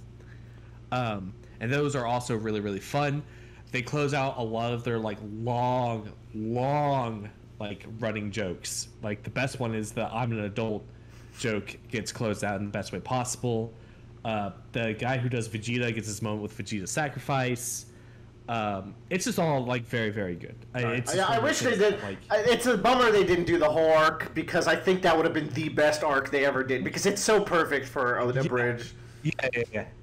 But like I think also you have to realize it's like like it's a lot of work to go back and redo someone's work, and B, like the copyright headache that whole thing is. Yeah. I can't even imagine. I think the only reason they were able to get away. Yeah, I think the only reason they were able to get away with it is because Sean Schemmel and Chris Sabat were like, these guys are doing really good work and are keeping your fan base entertained and really invested. You need to back off. And I think they had to come to like a middle ground of like, we're only going to go to here and stop kind of a thing. And I think they just kind of got tired. And I think a lot of them also just do voice work now. Yeah. Like they're just voice That was their real demo, and it's a good one. They're very good at it. It's like, oh, what'd you do? It's like, oh, I did this. You're fucking Vegeta and Dragon Ball Abridged? Holy shit. I think Vegeta, the guy who does Vegeta, that is also like, he does such a good job with Vegeta. It's hard to like. Is it Takahata? Sometimes in my brain. I forget. No, it's Lasso. Yes, Lasso. He also does Gohan? Maybe. Anyways, I don't remember. I'm gonna pass the buck on to Tyler to talk about some anime, because we gotta keep this ship moving, y'all. It's getting dicey. We gotta go. Nah, dude. I mean, are we out of the quickies? We've been, yes. Oh, okay. All right. So, what animes have I been watching? Oh, okay, so I don't have Netflix right now, so I didn't know that the second part of Seven Deadly Sins, Four Nights of the Apocalypse Part 2 came out. And I think Part 3, I only know that because Season 2 just started airing. I'm on the last episode of this part, and, like, they're just ending the season, like, right in the middle of shit. Because I'm pretty sure it's all already drawn, so, like, there's no chill. They're just like, yeah, this is where we have to take a break and probably give these people, like, time to exist. Yeah, of course. And we're just gonna, we'll take care of the rest of it later, you know? Like, you'll be back. Fuck you.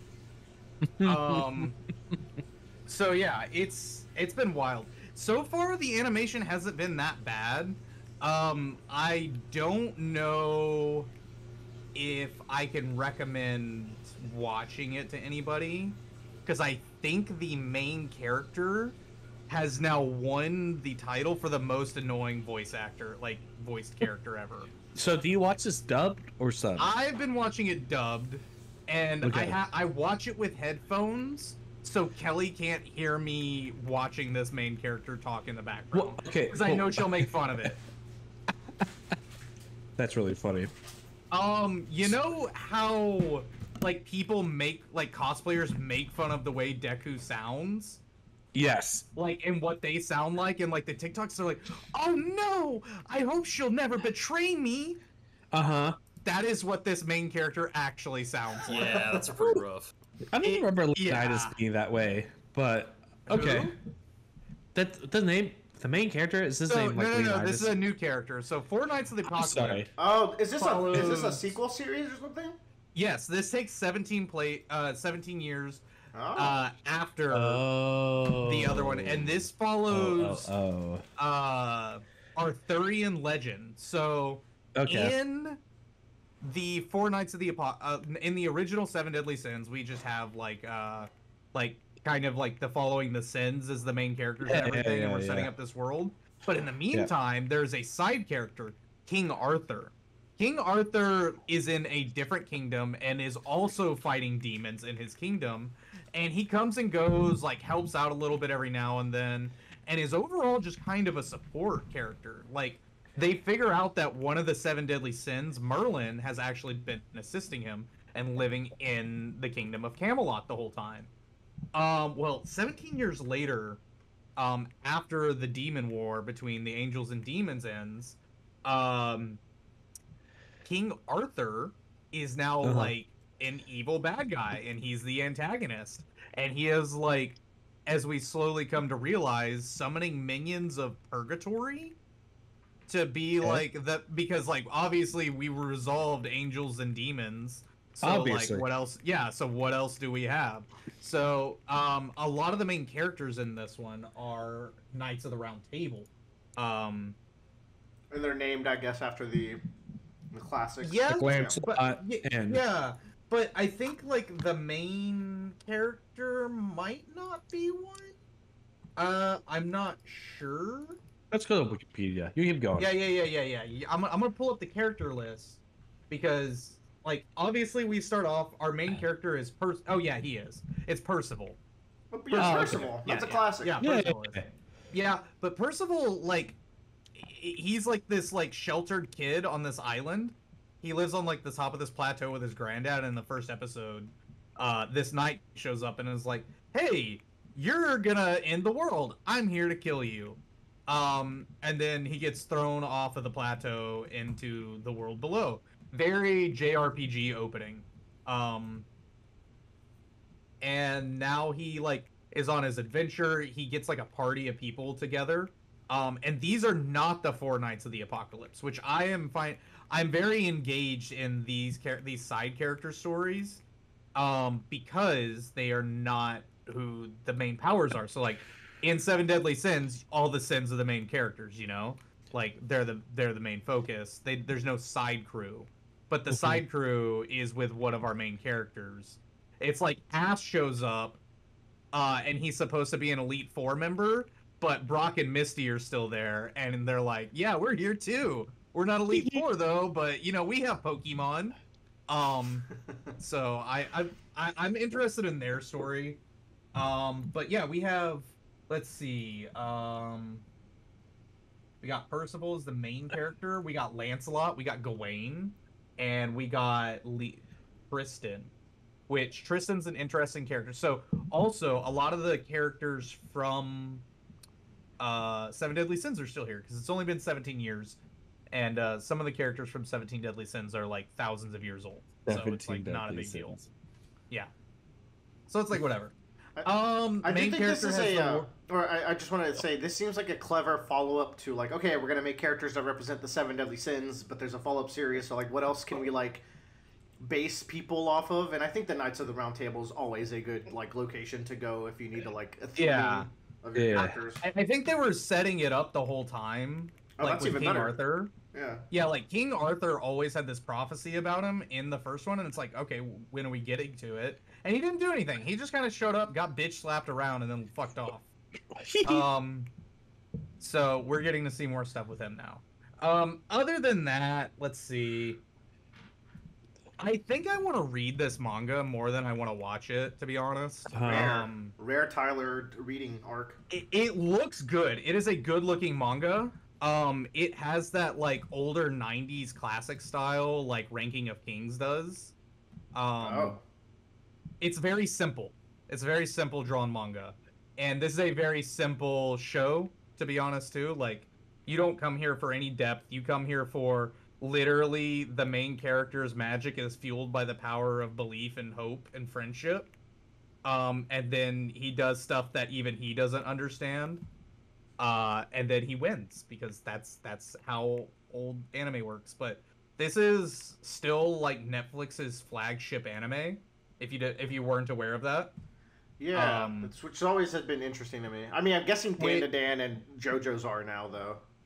Is Dandadan a Netflix one? Because I'm not watching it on Netflix. It's a Netflix. It's advertised every time we go on there. Oh, yeah. They're big. They're into that, and One Piece is also becoming kind of like a Netflix-sized kind of show. Yeah. Yeah, which I'm happy with because, okay, first of all, anyway, I'll end this topic. This is an anime I would recommend showing your 6 to 7 to 8 years old. Does it have all the sexual assault of the first one? Because I don't know if I would do that. Yeah. Sexual assault. I mean, what anime didn't have sexual assault? Like, that's just par for the course. Think about Dragon Ball. Okay, think about Dragon Ball. Yeah. I'm not gonna show Dragon Ball to a 6-year-old. I think 8-year-old maybe could handle Master Roshi's shenanigans. Okay. But, like, you know, they're around that age where, like, oh, that's a woman and she has cleavage. Oh, and it's like, yeah, you know, you're a child. Sure, you're getting there. You're close enough. You get it. Yeah, she has cleavage, so we have to make fun of it by having Master Roshi do nonsense. Actually, see, Willer gets it. Speaking of Master Roshi and his nonsense, I was Master Roshi for Halloween. But the group I went with had someone with the exact same Master Roshi costume as I did. I pulled my costume in from my car, and they're like, no fucking way. There's just 2 Master Roshis. That's great. But he had lost the mustache, and I had not. Look, man, Master Roshi shouldn't be allowed near civilization, but he makes for a good Halloween costume. That's all. I mean, he does live on an island. Exactly. So, I mean, for a reason, man. They sentenced him. Toriyama knew. He's just like,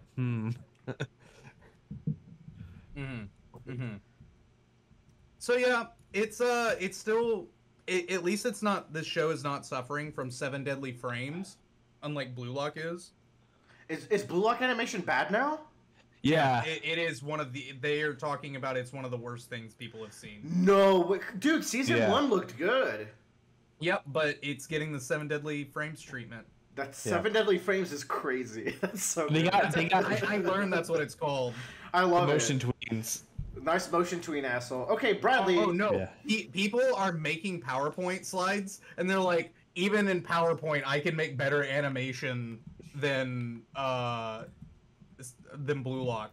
And I've seen some of them, and it's like, dude, in one of the episodes, they actually used a Microsoft PowerPoint, what's it called? A like transition. Yeah. Star wipe. Yeah, it is like it's like a vertical wipe motion. So maybe thing. I should drop Blue Lock then. That's what it sounds like. Yeah, you can drop one of the best selling sports mangas of 2023. Bummer. Maybe which is very sad. Maybe the Blu-ray version would be fixed. Actually, that is a chance. Oh, I don't think so. Like it's like real bad. Yeah. Fuck. I mean, I didn't love Blue Lock, but I would have watched more. I would have been down. Anyways, let's move on. Bradley, what the heck is a Flipwitch? Oh, y'all, this is so exciting. This is a full disclaimer. This is a adult Metroidvania. I think the last time I talked about a adult game was Hentai Asmodeus on the channel. Would have been great. I know what you're. You didn't even need to. You should have just started talking about it as like a Metroidvania before you got into the. No, wait. No. Yeah, thank you for letting me know the premise. Now, what does this mean? Yeah, no. You wouldn't show a 6-year-old this game. Maybe like an 8-year-old. Yeah, maybe an 8-year-old. Good. Okay. So here's what's this is a. It's a Metroidvania, and it's a hentai game. But what I find interesting about this one, and the reason I decided to talk about it, is most adult games, like Hentai Asmodeus, they just have a bunch of pornographic images, right? And they want to sell it to you.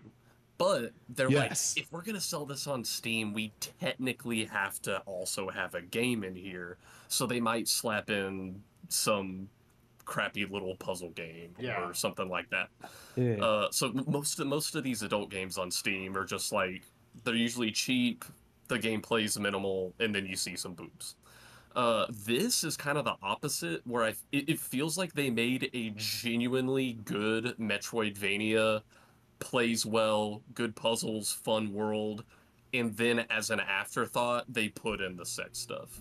I just wanted to point out that the full title of the game is Flipwitch Forbidden Sex Hex. Forbidden Sex Hex. Well, Bradley, you left some important information there. I always forget there's like the tagline there. But no, it plays really well. It 100% was inspired by my favorite Metroidvania, Momodora. There's no way this wasn't inspired by it. It plays almost identically. Some of the UI is the same, and it has like the exact same bouncy, squishy cubes. Bradley, this trailer is ridiculous. As you're talking, I'm watching the trailer. It's ridiculous. The main mechanic of the game is you're a witch, but you can flop back and forth between being a guy and a girl, which is kind of cool. They actually have some really cool puzzles that require you to flop back and forth. One thing that was really fun, I did a boss fight against this giant goblin queen, and she was fully voice acted with like a New Yorker accent, and it gave me the feeling I got when playing Honey Pot for the first time, when you hear those characters talk, like maybe Audrey, for example, where I'm like, this sounds like a real person talking to me.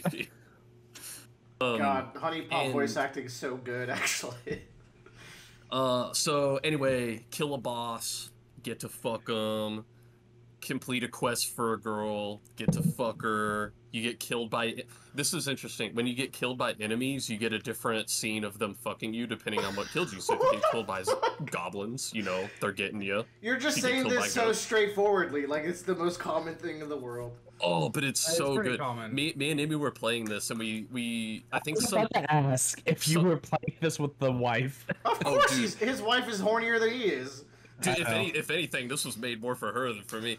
We did a quest for this like cowgirl. She was missing her bell, and we found it for her. And she's like, "Time to give you a reward." And then like 30 seconds later, Emmy was like, "That was a good reward."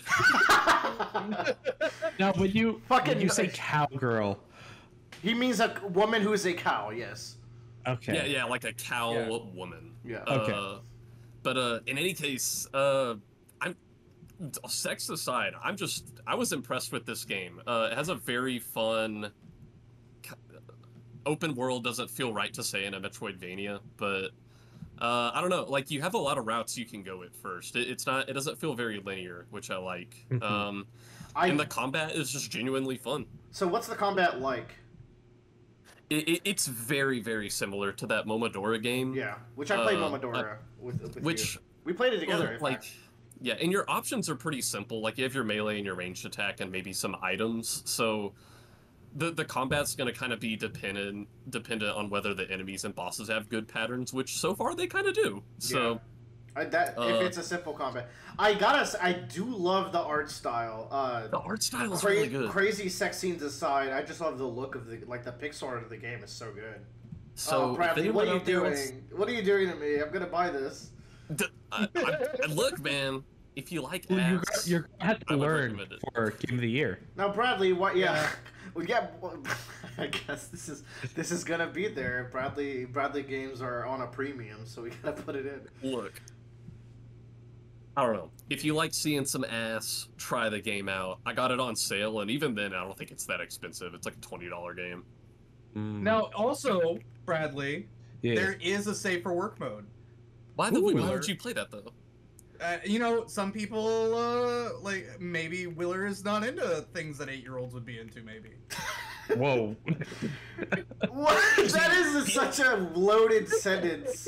Well, this has gone too far. People are going to hear us talking about this game, but not realize the 6- and 8-year-old stuff we were talking about in the topic before, and they're going to be like, what the fuck? Yeah.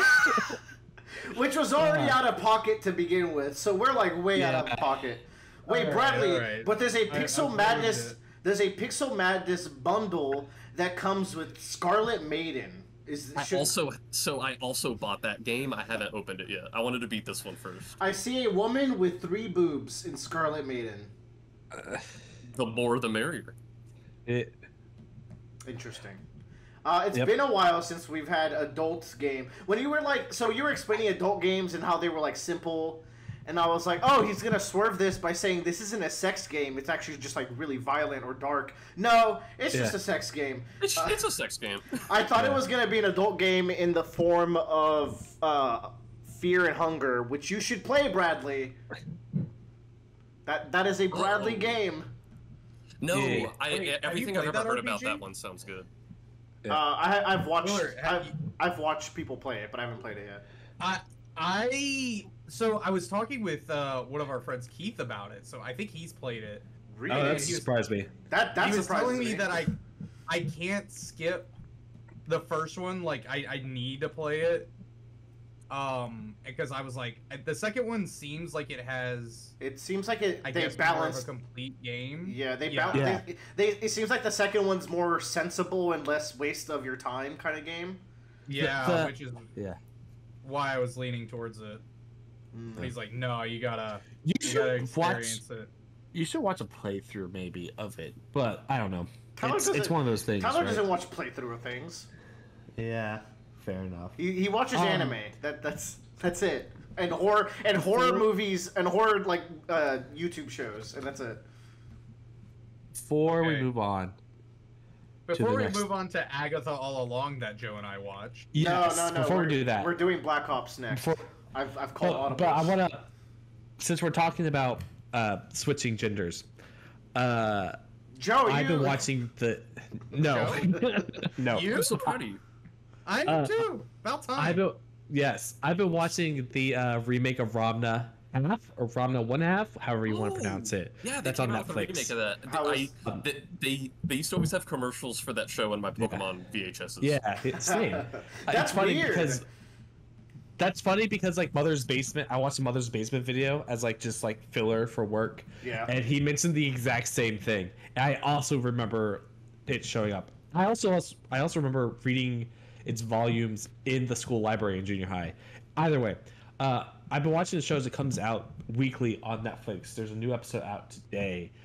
It's just been a very delightful, quaint little show, I would say. It's got some good gags.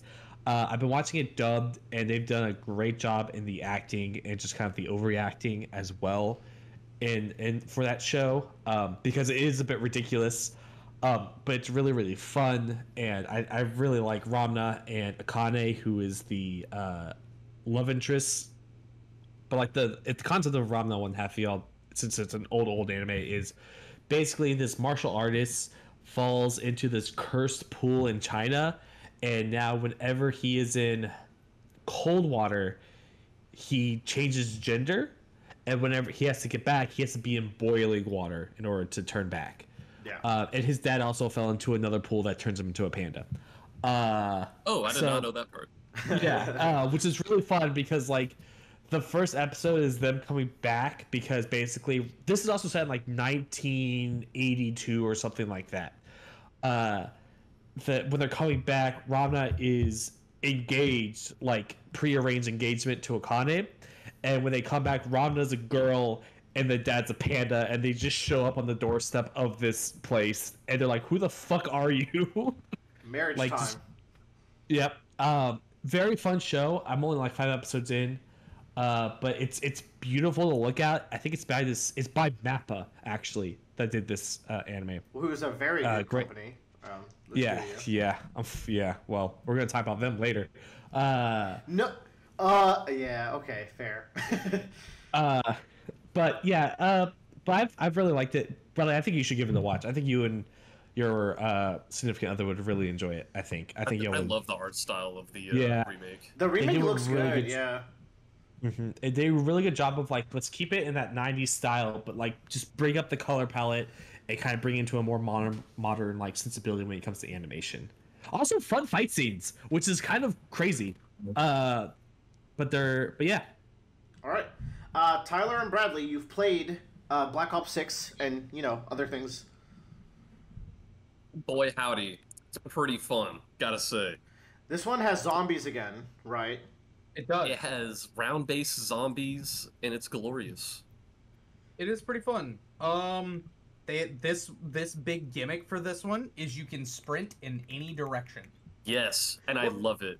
I think they have a term for it, omni movement, but like, normally in Call of Duty, if you're moving to the side, like you're strafing or you're going backwards, you're moving at like half speed or whatever. In this one, no matter what direction you're going, you're just always going full speed, and it feels awesome. What's interesting is like I never even clocked that could be a thing in Call of Duty, because like I'm just used to Call of Duty being fast. Like, yeah, you're stopping a lot, but like you're sliding and you're moving, like you just stop, turn, move forward. But the idea of just like going full speed in all 8 directions is kind of crazy to me. Like, that's already a fast game. That's going to be really fast. So it just feels good. It does, and I think it feels like I haven't been doing a whole lot of multiplayer. I know it's like ×2 this weekend, so I probably should have played some. But I've been doing a lot of zombies, and zombies has been fun. I've always been a big zombies fan. What was the one that came out in Modern Warfare 3? It was like an open world zombies. Yeah, I don't know what they called it though. It was like different, but I like the round ones, and it's like I'm a little bit of a boomer when it comes to zombies, because I'm like, they're like, what are gobblegums? I'm like, I don't know what the fuck these are. Here's my deal is with the open world zombies that was in Modern Warfare 3, and I saw some other people online who kind of felt this way. The problem with that one is you can kind of run out of content. Because they made it like a loot extraction shooter zombies. So like as you play, you're gonna get better equipment and stuff and unlock stuff that'll, I don't know, just make you have an easier time whenever you're doing their open world zombies or whatever. But eventually you get to the point where like you've kind of done all the objectives and you have all the best stuff and you can kind of steamroll through everything that's in the map. I like round-based zombies more because there's not really a ceiling. You can, I don't know. I don't feel like I'm going to run out of content. I can always try to get further. You just try and get the best. I think round-based zombie is such a proven... Like, that's my favorite Call of Duty thing to do. Yeah, it just like works. the classic, like, zombies, like... And just running those, and, like, you're going to die all the time, but it's fun to just, like, explore different wings of, like, the maps and stuff. So, if they brought that back, that's pretty enticing. They did. It's been very fun. They actually, the cool thing is, this one launched with 2 maps. So it has like a very traditional feeling map called Liberty Falls. Okay. And I think that's the one we've been doing.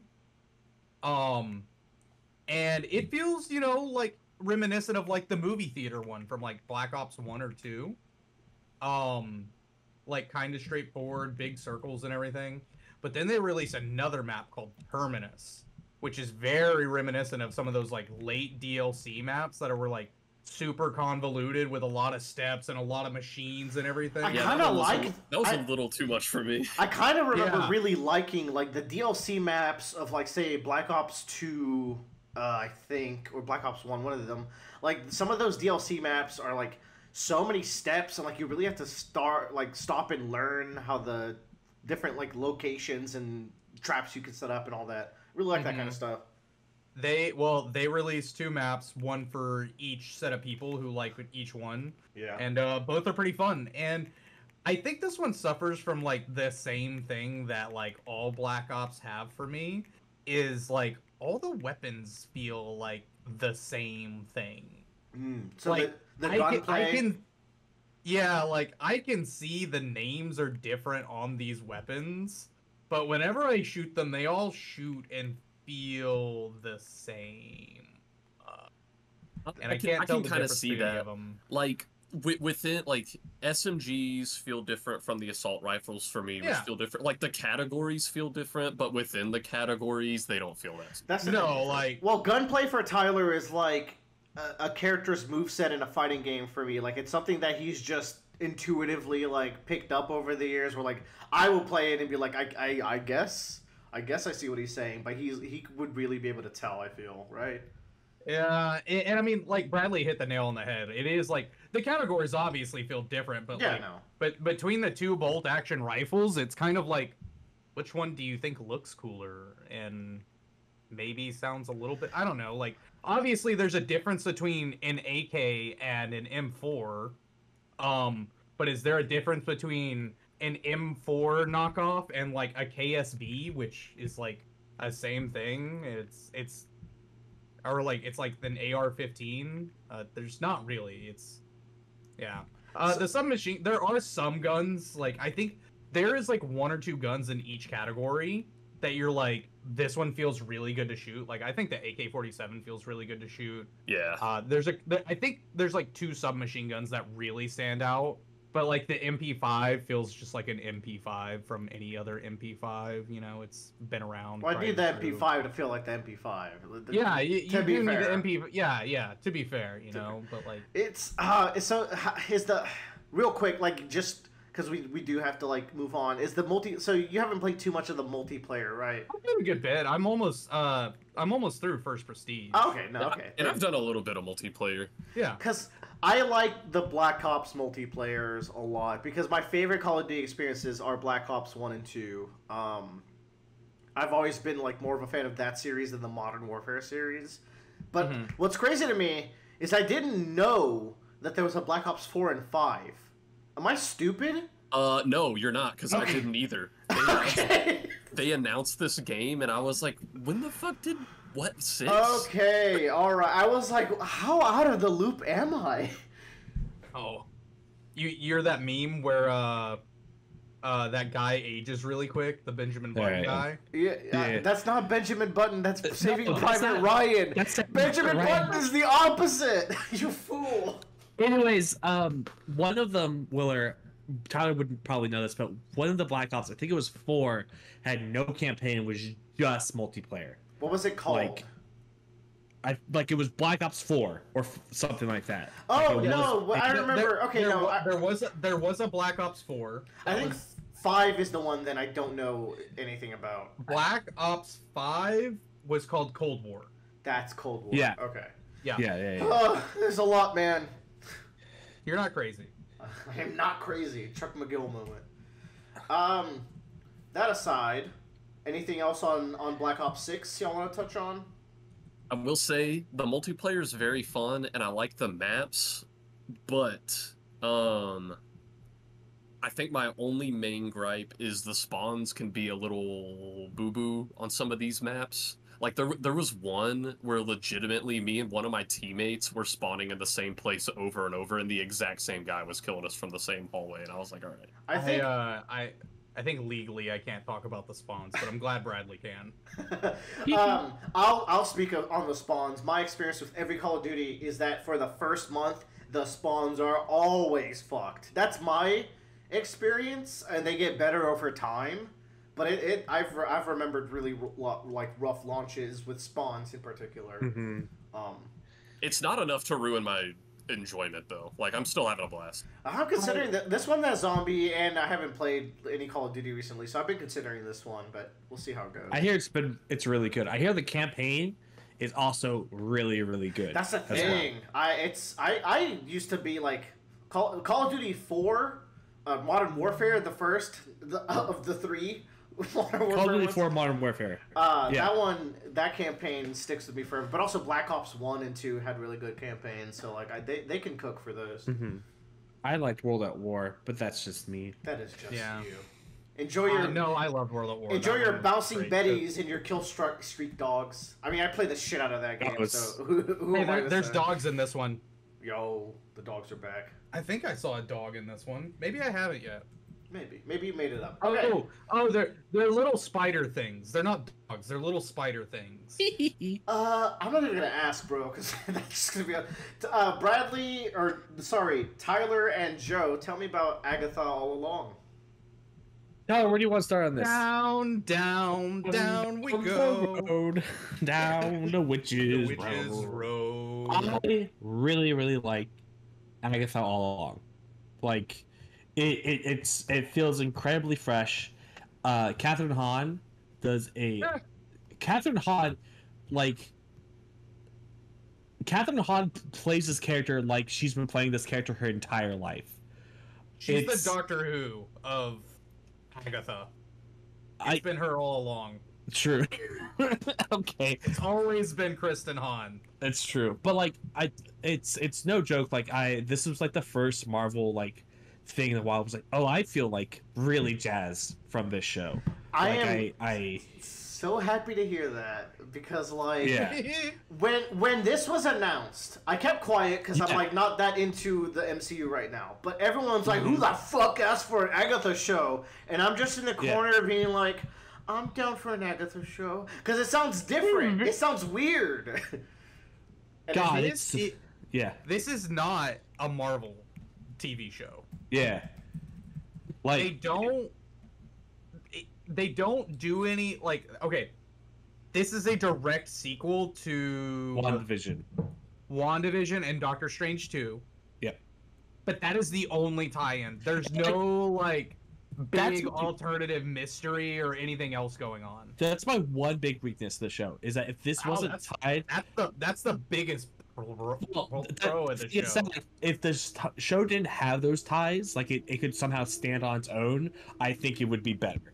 Because that's what I'm saying. You're saying like this could even not be an MCU project and just be some weird witch show kind of thing? It could just be some weird witch show about like this woman that like is a witch and she's trying to get her powers back, and she has a coven of witches and they do these trials sort of things. Like, and I think that's like what made MCU fun, was that like it was part of this property, but you could watch just Captain America, Winter Soldier. It's like it's really just Metal Gear Solid. Like it's just a spy thriller kind of movie. I was gonna say that this show reminds me of the Hunter exam arc, to be honest. That's a crazy comparison. I'm like, how does that work? Am I wrong, Joe? No, I don't think you're entirely wrong, but I don't think you're entirely right either. This show has its cast is great. So getting to the plot of the show. Basically, Agatha is awakened from her curse that Wanda puts her under at the end of WandaVision, and which stays in place after Wanda dies, which is horrifying. Yeah. And so she's like, I have to get my power back. The best way for me to do that is go down the Witches Road. So I need to get a coven of witches in order for me to go down the Witches Road. Because essentially you have to have a coven that can beat all of these trials, and once you beat all these trials, you get like the pot of gold at the end of the rainbow kind of thing. That's so fun. And man, these trials, the first trial, I was like, oh, they so get it. Like it felt like I was watching a stand battle from JoJo's. Like it was just like there's just some gimmick that's going on, and they had to figure it out. And each trial is like, each of the witches is like, this is a protection witch, this is a green witch, this is a like, this is a potions witch. This is an Itchy the witch. Yeah. It's like each of these trials is for these witches, and like they have the specialty that they have to use to get out of the situation. Episode 7 in particular is phenomenal. It's so good. That's the tarot trial. Yep. It's great. It's one of the best edited shows or episodes that Marvel has put out. I wanna talk spoiler about it because I want to ask Joe a question about that episode. Yeah. How about y'all do it at the end? Okay? How about y'all do it at the end of this segment, and I'll step away. But like, say everything else y'all Sounds say. good. Yeah, but like, but the show's really, really fun. Aubrey Plaza is in it. Might be one of Aubrey Plaza's best characters or roles potentially. I love Aubrey Plaza, so don't yeah. I was really gonna love this show. Yeah, I was really hesitant because it's like, is Aubrey Plaza just gonna do Aubrey Plaza things? Her character, I think, actually goes a few places. It is very meaningful by the end of it. This show is also 9 episodes long, not 8, and they kept that hidden from everybody until the last day. This show is 9 episodes long, Tyler. I think the show, the place I might have been watching it had an episode 0 because I ended on episode 8. Oh, maybe, but there is. Yeah, no, yes, correct. I've seen this entire show. Okay. I was about to say the 0 indexed episodes. Yeah. Yes. But like, so I think they very purposely were like, we're gonna make this a little bit longer because that last episode is like. That last episode is good. It's very emotionally impactful. They released 2 episodes on the last day. Yes. Like on Halloween, instead of releasing 1 episode, they released 2. Yeah. Which was smart because it kept in the mood of the season. But I'm trying to think what else there is to talk about the show without. Joe Locke plays a character. He's teen in the show. He does a great job. It took me a little bit to warm up to him, but I really liked him by the end of the show. There's so many practical effects in this show as well. Like there's just actual sets, there's actual costumes. They do actual camera trickery to like speed things up and slow things down as well. And I mentioned the editing as well is a really important thing. It feels like such a lot. Like it's like the show was like built like start to finish. Here's the story we are telling, and this is how it's going to go. Like it feels like the vision of someone like at the wheel. Like I know what we're going. Here's what we're going to do, and move forward. Having good vision is we've been needing that. I feel this does set up for like more after it. I would say, particularly Vision Quest, potentially, but the person who I think show ran or wrote this show is also running that show next as well. So it's gonna continue on forward. But I really highly recommend Agatha All Along to like all of y'all. I don't want to talk too much into it other than the parts that are spoilers because that's the really like big in that part, case, let me go take a lap around the old apartment while you guys have a conversation. Yeah. Bradley, you want to mute yourself or are you just gonna hang out here? Good idea. Okay. Hit me with it, Joe. What do you want me to hit you with? You have a question for me. Dude, okay. So, in episode 8, the tarot reader witch, okay? Yes. This is my take on that character. Yeah. He is immortal.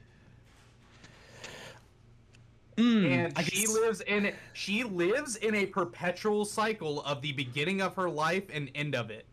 I think that's what they were going for. I don't know if we'll see more of her later.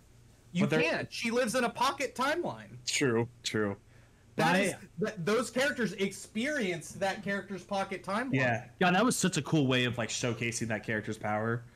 Like, and they did it in such a way that like this makes sense narratively for this episode, but also we get the things in the order we need to get them when we experience them. I am very happy that they did like a supercut of all of the random comments she said throughout the entire time. Because I was like, this is going to pay off. And I was like, this is her saying all that. I was like, if they don't pay these off in a good way, I don't think the show's going to like have its legs. But they did a really good job. The one where it's just like, Wendy, don't save Agatha, and the way they cut that off was so good as well. That was like, I was like flabbergasted when I watched it. I was like, that's the penultimate episode? Like, what the fuck? Yeah, that was wild. I also liked Agatha's backstory that we got with her kid. Dude, I was like, that's such a great revelation, as well as like, wait, so the road wasn't real. Then what the fuck did we just go through? Like, that was very, very cool. Very good way of like, and also kind of makes you retroactively realize that's how she figured out Teen was Billy, because obviously Wanda did the same thing, and I thought that was really, really cool. Well, that's what she was like. What you just said, it's like, oh yeah, we need to get a coven of witches together. Like, that's how I'm going to get my power back. And it's like, yeah, that's how she's gonna get her power back. Yes, that's how she just needs to find the other ones to do it. Very, very cool. I was like, great ending, very strong from beginning to end.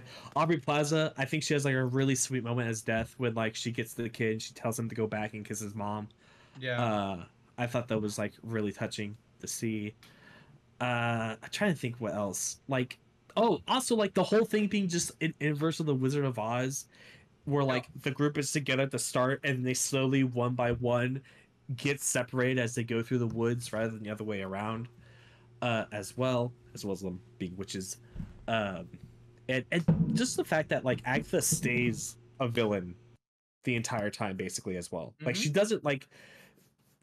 There's never really a point where like, oh, Agatha turned face. It's like, nope, she is just a piece of shit the whole way through. I think that was they made her a ghost. Which... I guess I'm excited about Sidekick Ghost. We probably won't see these characters ever again. Oh, maybe that'd be really sad.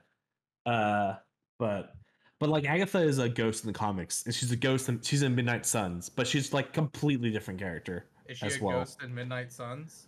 She is. She's like the tutorial ghost that tells you how to do things. That's funny. It is. But she's like completely different. But anyways, yeah, I just really like it. Do you have anything else to add, Tyler? Nah, it was pretty damn good. I don't know. I haven't watched anything Marvel really in a while, but I've always kind of enjoyed the magic stuff like Doctor Strange and all that. So I think they're doing. So I've also mentioned like they should just explore this route more. I think that's good because it keeps them within the realm of where they are, but like I was gonna add my bullshit and stuff. Yeah. But I'm hoping the next project that this person who made this show works on is also as good. I'm excited to see what they do next. Who was Jacques? Yes. Jacques Chauffeur. Jacques Chauffeur. Yeah. I think it's a she. Yeah, it's a woman. Yeah. She did good. The practical effects a lot of people liked and they were excited to do. Oh yeah, I was so happy. Like everyone had a costume. Everyone like had like a very like good look to them. They were touching things and they were like being covered in things. Like it's like, oh, we're going back to old school acting. The part where Aubrey Plaza just cuts through the dimension. I was like, okay. I was like, this is both simultaneously very cheap and really cool. Yeah.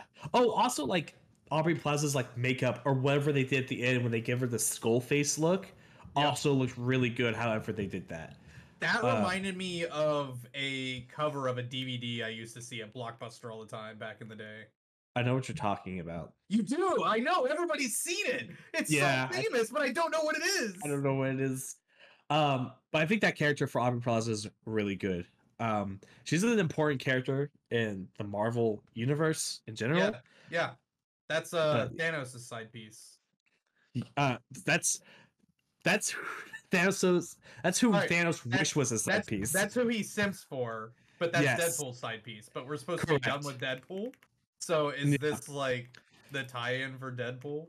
That'd be interesting. Oh man. Okay, here's the other thing is that Aubrey Plaza and Elizabeth Olsen are like really good friends in real life. So I really hope they get to be on screen together for something as their characters. I don't know, man. Like, who knows? No one stays into comics. Yeah. It's weird stuff. Yeah, I'm gonna call him back now. Yeah.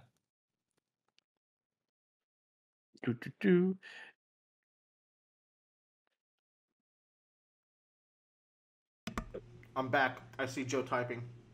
Yeah. Did you guys have a nice little talk about your witches? Yeah. Yeah. Good little chat. Yeah. We talked about Aubrey Plaza's topless scene. The what? Oh, there is the first like nudity scene in a Marvel show in this. Yeah, oh, that's weird. Interesting. Yeah. It may or may not be Aubrey Plaza. You just have to watch and find out, Miller. That's so the reason for that is incredible. But yeah, incredible topless scene, truly. Yeah. Incredible. Okay, that was Agatha. How do I want to sequence this? How about we do Pokemon TCG Pocket, which I know what this is. This is the app, right, that they came out with. Yep. Yeah, it recently just came out, and because I think last year they had gotten rid of their like long time Pokemon TCG. That thing was awful, by the way. I've played on that quite a bit. I used to put in all my codes into that app to get new like packs. Whole mess. It was a bad app. So this isn't necessarily a replacement for that. This is like this has different rules than the normal Pokemon TCG.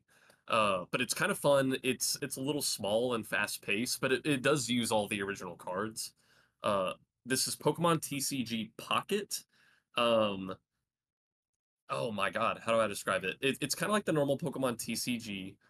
There aren't prize cards. Whenever you KO a Pokemon, you get a point. You get 3 points to win. There are no energy cards. Every turn, you just get 1 energy to put on a Pokemon.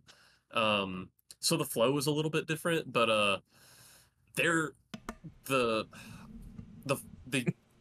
oh my god, sorry, I'm tripping. The app itself is very quality. They give you a bunch of packs. So it's fun to like get started with, and they have a fun feature where your friends, people you've added, if they have recently opened a booster pack, you can spend a point. I can't remember if it's called like a wonder point, but you can get one of the cards from one of the packs they opened. Oh, that is such a fun way to make sure all your friends play, so you can all just like feed points off of each other. So that's pretty cool. The one downside I have to this app is holy fuck. This brought me back to Pokemon Sun and Moon. I think it was Sun and Moon that just had like so much tutorials for the most basic shit.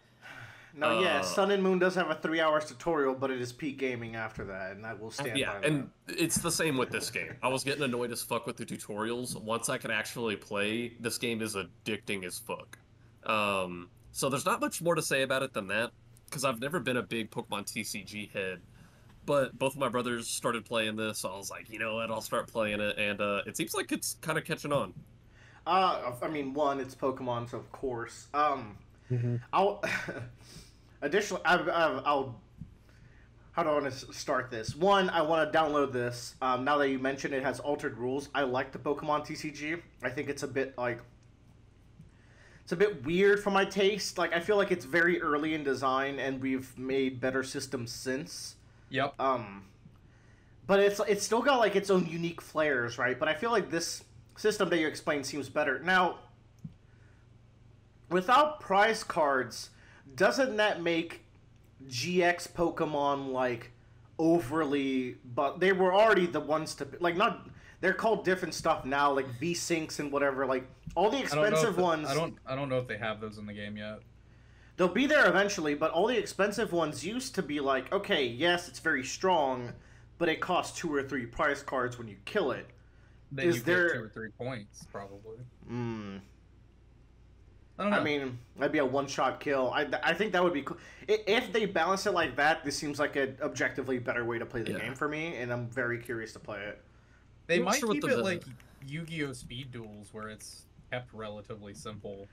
It kind of needs that, though. I think that's more interesting to me. And I don't know the mechanics of the EX Pokemon in the core card game. In this, you need 3 points to win, which means KO 3 regular Pokemon. And EX Pokemon, though, counts for 2 points. Oh, that's exactly what I'm saying then. Because then eventually... So, it's kind of risky to throw one out there. They're going to eventually release ones that are worth 3 then, because that's how they... You just win. You just win, but it's a god. And you can still switch with your bench, right? So you can still protect them. Yeah. And the pool of cards is actually kind of cool. I think there's 220 total cards in the game right now, so they have like one set. And the set includes Pokemon cards from like, I think across the whole history. Like I've seen some of the like OG first gen Pikachu cards alongside some of the ones from like maybe the Diamond and Pearl era. So they make new sets. Like this is a set that takes from A, B, and C and creates a new set. Yeah, I think so. That's that's also very interesting because this is gonna for people that did play a lot of this, which even I'm not that person. I played like 1 or 2 metas. It's just gonna be interesting because this is gonna be a completely unique meta as it goes on because everything's gonna come at a different order. So that's pretty cool. And then I also think weaknesses and resistances are slightly different. There are no resistances in this game, but there are weaknesses, and the way weaknesses work is if you are weak to a type, you just flat take 20 extra damage from that type. So it's not like double damage, like you just take an extra 20. I'm trying to see if I like that, right? I like the resistances. Yeah. But I guess they're less important if weaknesses are less important also. And that's the thing, like, I'm not savvy enough on the game and its history and the metas to know how that's gonna, affect things. I'm not a big Pokemon TCG head. I think the Pokemon meta is you play, like, 5 Pokemon cards in your deck, and then the rest are all just items and searchers. Yeah. Exactly. Like, no, that's not quite it. It's, you split it in half, it's an roughly. Over-exaggeration. No, but you're right. That's what it comes. Like your deck is really mostly the items and supporter cards. But that's cool. I'm downloading it actively, and then I will feed off of your packs. Yeah, you'll have to send me a. You have to send me a code. All right, I'll download it too. It's pretty cool. It's already downloaded. That's so fast. Oh, okay, cool. I'm gonna set up here. It's not a big game. We can talk. What do we want to do next? Now. Joe has 2 biggish topics coming up, so let's do one of them now. Which one? Do you want to do Silent Hill or JJK first, Joe? Whatever one you want to do. I don't know. Usually I pick. I gave you the choice for once. Okay, tell me about Silent Hill. Oh, God. Okay. 2, remake. Yeah, the remake. I think if someone came up to me on the street and was like, I think Silent Hill 2, the remake, or 1, whatever, or the original, whatever, whichever, is one of the best games ever made. It is incredibly deep, it has a lot to offer, it really showcases that art is, art in video games is really truthfully there, and this is like the game to show it, and is maybe one of the best survival horror games ever made. I would have to agree with them. If they did ask me... You were loving this, playing it. If they didn't ask me, what's your favorite survival horror game? I'd be like, Resident Evil 4. It's not even close. This game is really good. It's like really, really good. It's also a game that I've never won off of my PlayStation as fast as possible. What does that mean? I'm so mixed about this because on one hand, like, this game does everything right, I think, even better when it comes to like the horror elements of like a survival horror game or a horror game in general. Like, it graphically looks great. Its atmosphere is incredible. The sound I've been slowly going through a playthrough, and the atmosphere is phenomenal. Big. Yeah. It's one of those things, like, I think you really need to play the game to really experience like what it's like to be like walking around those corridors, trying to find pieces to these puzzles, and like, I get that. I don't have time, so I will be watching this playthrough. I get it. I get you. But like, it's like a surreal experience. I should also mention that I played this uncharacteristically of me on like the standard difficulty, not on hard. And there are two like hard settings. There's like hard for combat and those types of purposes, and then there's hard for like puzzle purposes. I don't think you really need to do those to get that atmospheric and that tension you get from the game, like at all. So I like it's one of those things where it's like I had plenty of bullets to kill whatever I came across. I still did not like finding enemies in this game, but I wouldn't say I didn't like finding enemies because of mechanical reasons, if that makes sense. They like, just no unsettled you to run into. Yeah, no enemy was like particularly hard to take care of. Like it's not like in Resident Evil where like you have like the zombies that like are running at you, or like their heads like pop off and they become like these giant scythe things or whatever, and you're like, oh shit, I have to deal with this. It's more like you get so engrossed in trying to like trek through here and puzzle out what's going on that like when an enemy pops off, it kind of like it like sorts out your brain. You're just like, oh god, I have to deal with this now. What do I need to do? And like that brief instant that happens, like is like it's a jump scare to you, like mentally. It's very very interesting how they are able to pull this off. But they also have an addition, like whenever you get close to an enemy through the PlayStation like controller, you get like this fuzz coming through this radio that you're holding that signals to you as like, hey, there's an enemy nearby, and it gets louder as you get close to it. But that doesn't necessarily mean you can see the enemy. It might be on the other side of a wall or behind like a bookshelf or something. And so like it just stresses you out to no degree when you enter a room and like the radio's going crazy and you're just like, where is this thing? Where is this thing? Because it's like you want to deal with it and get rid of it, more so because I want the radio to stop freaking out than anything. Like I never felt like any of the enemies in the game could kill me. Like the only one that could do that would have been like Pyramid Head whenever like you go up against them or you have them in a boss fight or whatever.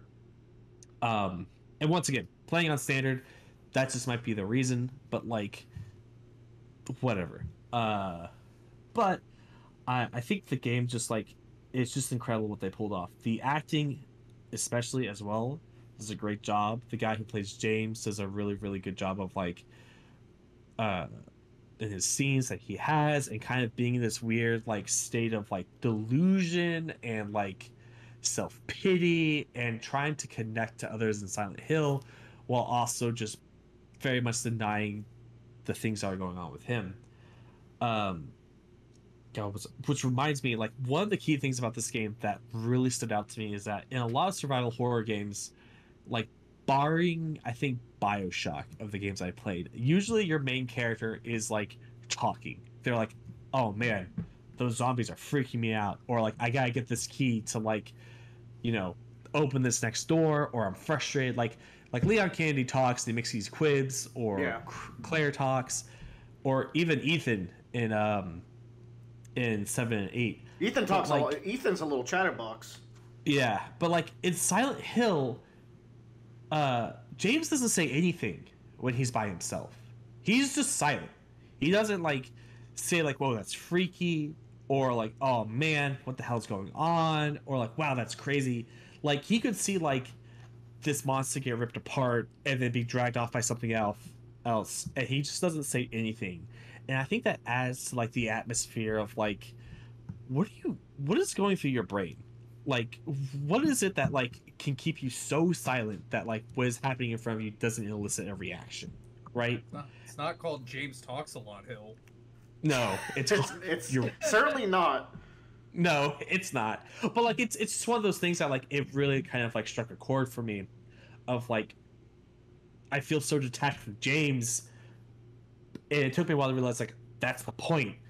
You yourself as the player are trying to figure out like what is causing James to go through this whole episode, right? I think that was really interesting and intense. It's a great story to tell. It has its great like metaphors and symbols, but it has a really solid ending to it as well. How much do y'all know about the ending of Silent Hill 2? Nothing. So nothing. I know what James did, but I don't know what it necessarily means. Do you know what I mean? But do you know like the ending, about the ending part of Silent Hill 2? There's a letter involved. That's all I know. No, I'd be on the meta sense of the ending of Silent Hill. No, then no, yeah, and you know what? Okay, careful there. I will.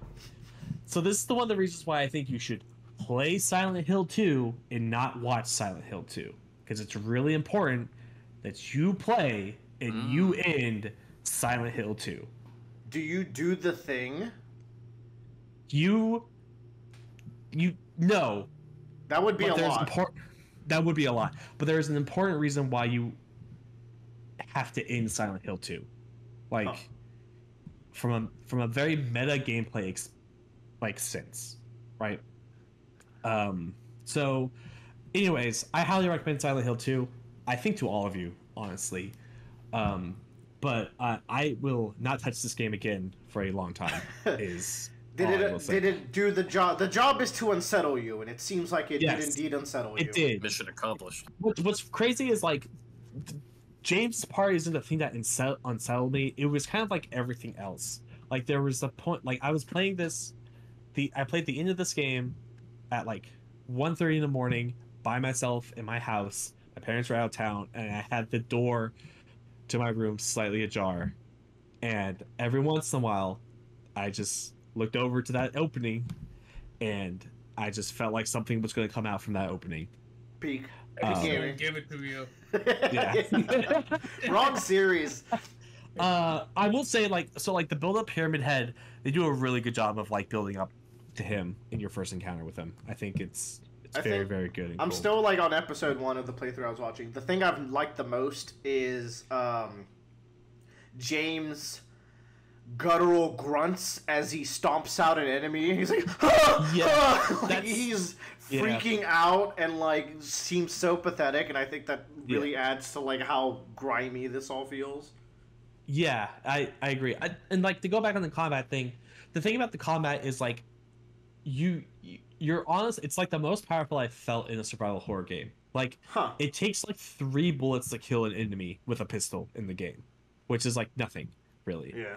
And I don't mean like headshots. I mean like just shooting it in the body, right? Like in Resident Evil 4, if I shot 3 bullets into the body, I might as well have just missed, right? You might as well kill yourself. Yeah, like so for this it's like the gameplay aspect of it, and it's part of the reason why I don't want to go back and play it, is that like physically playing the game is okay.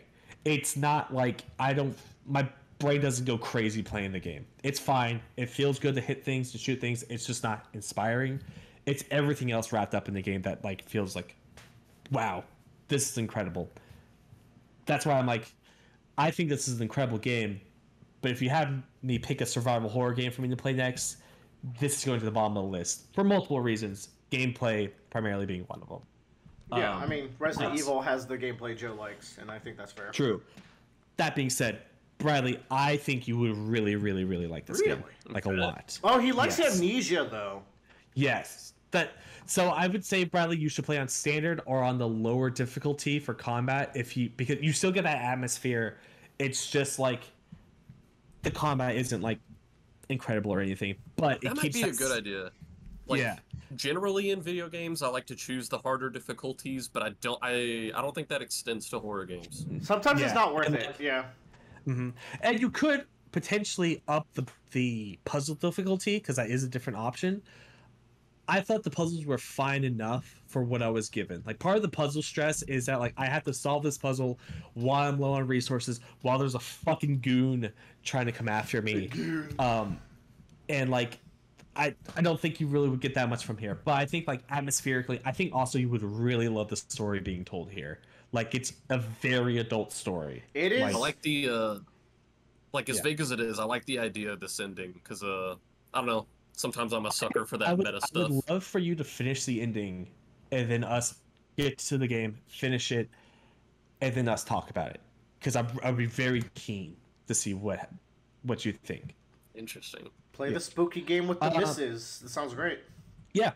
I'm very happy. Bloober Team did a great job. I'm glad that they were able to pull out a survival horror game for me this year, for me to play. But yeah. All right. That's Silent Hill 2, and we'll hear more about that at the end of the year. And in the meantime, Bradley, I believe you did your homework, if I recall. Well, you did part of your homework, because I recall it was a 2-part homework, but I guess we'll let that slide. Yeah, now that the anime for Dandadan has released, I said fuck the anime and I'm reading the manga instead. Mm-hmm. I am gonna watch the anime though. Y'all, this is really good. Y'all were not lying. No. Even chapter 1, holy shit. I'm saying. Yeah. This is I think the first manga where I have read the first chapter when it first came out and have continued reading it week to week since. Excellent. Yeah. I really like, not only is the premise itself great, the moment to moment in this manga is fantastic. All the dialogue feels really grounded and funny at the same time. I think the one way I described it to y'all is I was like, in the span of one page, this manga went from like funny to horrifying to romantic. Like all in the span of one page. And it's really good at doing that. And those are the 3 main genres, so. Those are the 3 main genres.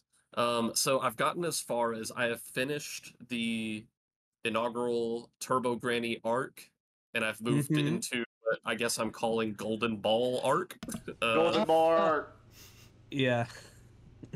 But no, it's really cool. It's kind of a fun spin on these occult and alien stories. I feel like this is really harkening back to just that old school like UFO nerds type stuff. Horrifying, very cool power system, if you could even call it that, going on.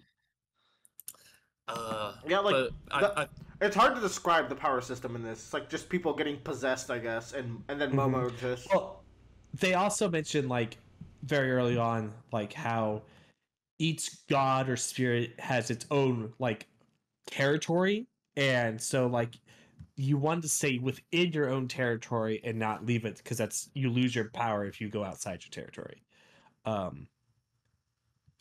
Which I think what Bradley's referring to here in terms of like the gods and like the spirits have their own places of power, essentially.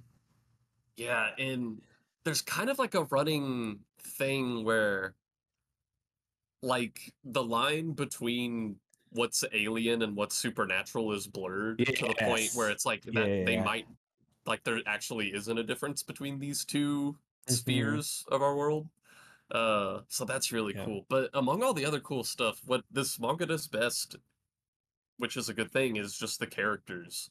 Like for example, Kin, or Otarun, I think is the nickname he gets. Okarun, yeah. He's really fascinating to me because in his own head, he kind of lives in a very stereotypical high school world. And he puts himself in these boxes where maybe he's worthless, or I'm not even allowed to talk to this person. And I think Momo is very good about being like, you know the world doesn't really work like that, right? Like I'm a person, you can talk to me and shit like that. Their entire dynamic is fantastic. And I like her kind of dynamic too. Where Momo, she was coming off of her shitty boyfriend. Yeah, Momo's introduction I remember being really great, and like immediately like she's just a cool tough female character, but like with a lot of like teenage mannerisms that are very endearing still. I think one of the key moments is like Momo is the first character we're introduced to, and within 3 pages she stands up for Okaru in a very silent and direct, but also very direct way, where like the kids are like throwing pieces of paper at him, and she just goes and sits down at his desk and starts talking to him, right? And I think like I remember reading the manga and being like, there was no real like impetus for her doing that other than to stop the kids from picking on him. Like it's not like she lost a bet. It's not like, she was trying to get something. Which a lot of other series would have gone with like one of those routes, right? Yeah. And like it's just like she just did it because that was the right thing to do. And it just really stood out to me. And that particular moment was really cool because you see her on the first couple pages before that, and it seems like she might be kind of like a hot-headed, temperamental, just a high school girl. And at first, whenever she does that, it's an amazing moment. But then you're kind of wondering, like, is this in character for this girl that I've only known for 2 pages? Like, is she the type of person who would go stick up for this nerdy guy she doesn't know? And later on, you get to know her more, and absolutely that's what she would do, because she had like a very formative moment in her childhood that came about from being picked on and made fun of by people. And that was one of my favorite moments I've read so far, that gave us a glimpse into her head, where her grandma made her do this ritual, I think to ward off evil, walking to school every day. And she's like, it made me look ridiculous, and these people would make fun of me and say it looked stupid. And she's like, I really got to the point where I resented my grandma for it, that she made me do this thing that people made fun of me for. And then she's like, I eventually came around and realized I wasn't pissed off at my grandma for making me do it. I was pissed off because in a roundabout way, these people were making fun of my grandma. I also like that, because it goes over kind of a very cliche thing to do, where like, oh, this is my parent that I've been separated from, but like they were right. And like, she's already had that arc. She's already grown from that experience, which gives her a much more fuller character as well, where it's just like, she has lived this life and she's experienced it, and it makes her feel more real, because it makes sense that like, she doesn't just start when Dandadan starts. She had her own past, and that's the way she is. Which I kind of like when we get to see the results of a character arc that's already happened. And, you know, because she's gone through that, she has this reverence for spirits and the supernatural and stuff. It's a tie to her grandma. And she actually shares that to Okarun, and she's like, you know, is there anything like that? Why are you so interested in aliens? And he's like, I ain't got any shit like that. I'm just a nerd. But then later on, I think in a very tense moment, I think he's actually crying when he says it, that he just got interested in aliens because he's like, there's nothing for me here on Earth. He's like, people have just always overlooked me, and I forgot that. That's really good. And I think that's also why he got so attached to her. Is he's like, when you sat at that table to defend me from the bullies, he's like, I just saw an opportunity to have a friend, and I was so afraid of it getting away from me. It's real good in the anime too, because like, while he's like talking about it, it flashes back to his past, and like, the show just goes silent to like really emphasize the loneliness he's experiencing in those times. And so the anime has done like a great job of like elevating those scenes. Yeah, which I guess leads to part 2 of this. Is like, you and Tyler have been watching the anime. How's that been? The anime is so fucking good. It is really good. It's it actually like makes the manga is not bad, but they really like, what is the word, like, elevate. They take moments that like, we know, like, as if you're like a longtime manga reader, you're like used to those short gaps in like relationships building. You're like, oh yeah, this is, you know, I waited a week for this, you know. But no, they are actually doing a nice amount of work in the way that Okarun and I just forgot her name. Momo are interacting with each other. Yes. I mean, the manga also has them like interacting really well. Yeah. But when I'm sure seeing them animate like poking at each other and like making dumb faces at each other is probably really cute. They keep all the dumb faces and everything. It's so the good. other thing that's good is that like, one of the things that we take from the manga to an anime usually is that there are some really key panels in the manga, either jokes or significant moments, that like the anime is like, we gotta replicate this panel, so it's gonna be like a 3 or 4 second like screen cap on the scene. And sometimes that could really pull you out of an episode, because it's just like, I guess we're referencing a manga panel. Like, one of them I can think of off the top of the head is like when Momo sits down at Okarun's desk for the first time, right? Yeah. And she has her head turned, and like, that makes sense in the moment, because like, you cut to her being there. But there's the other moment in the first chapter where Okarun tells Momo, oh, my name is Kin Takamura, and in the manga it's a page flip to just like a white background and like stuff going by. In the anime, it's instead like it faces the camera back towards her, and you see the ship behind her explode like fireworks, which is a much more exciting and animated version of that scene. Both sound good to me because fading to white is also like a cool way to show that, but like fireworks is also a cool way to show it. Yeah. But like the fade to white isn't as exciting or as engaging in an animation form. Like when you're in that animation, you want to capitalize on that. So having the ship explode into these colorful fireworks is a better representation of that. And you're like, I was like, they get it. They know how to translate this manga. One that is also shown is in the Turbo Granny fight where they have the game of tag. That sequence is so fun in the anime. Like, it's just like you get a first-person perspective of Momo as she's riding on the back of Okarun for a portion of it, and it's so fun. That's how you adapt something. Like, that's great. Also, in the anime subbed, the voice actor for Turbo Granny is Luffy. That's so funny. You hear Luffy talk about golden balls. Yeah. And dick. Yeah. I've also been watching the dub version of this show. I am so Kelly's been wanting to watch the sub. I am so excited to watch the fucking dub. The dub is really good. Like it's peak.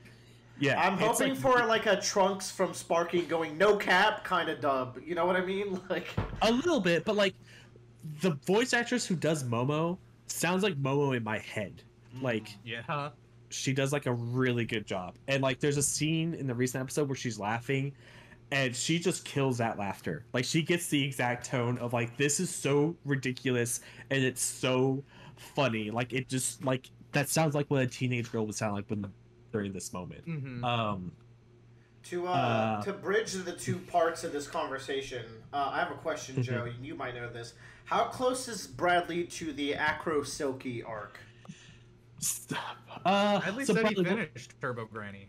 Well, but Acro Silky comes 1 or 2 after Turbo Granny, I think. Yeah, so Bradley, what was the last thing that you read? We met this girl who is like, I'm so fucking beautiful. You it's met my Ira. Job to Ira. She's like, because I'm so beautiful, it's my job to purge the world of Uggies. Bradley, or some shit.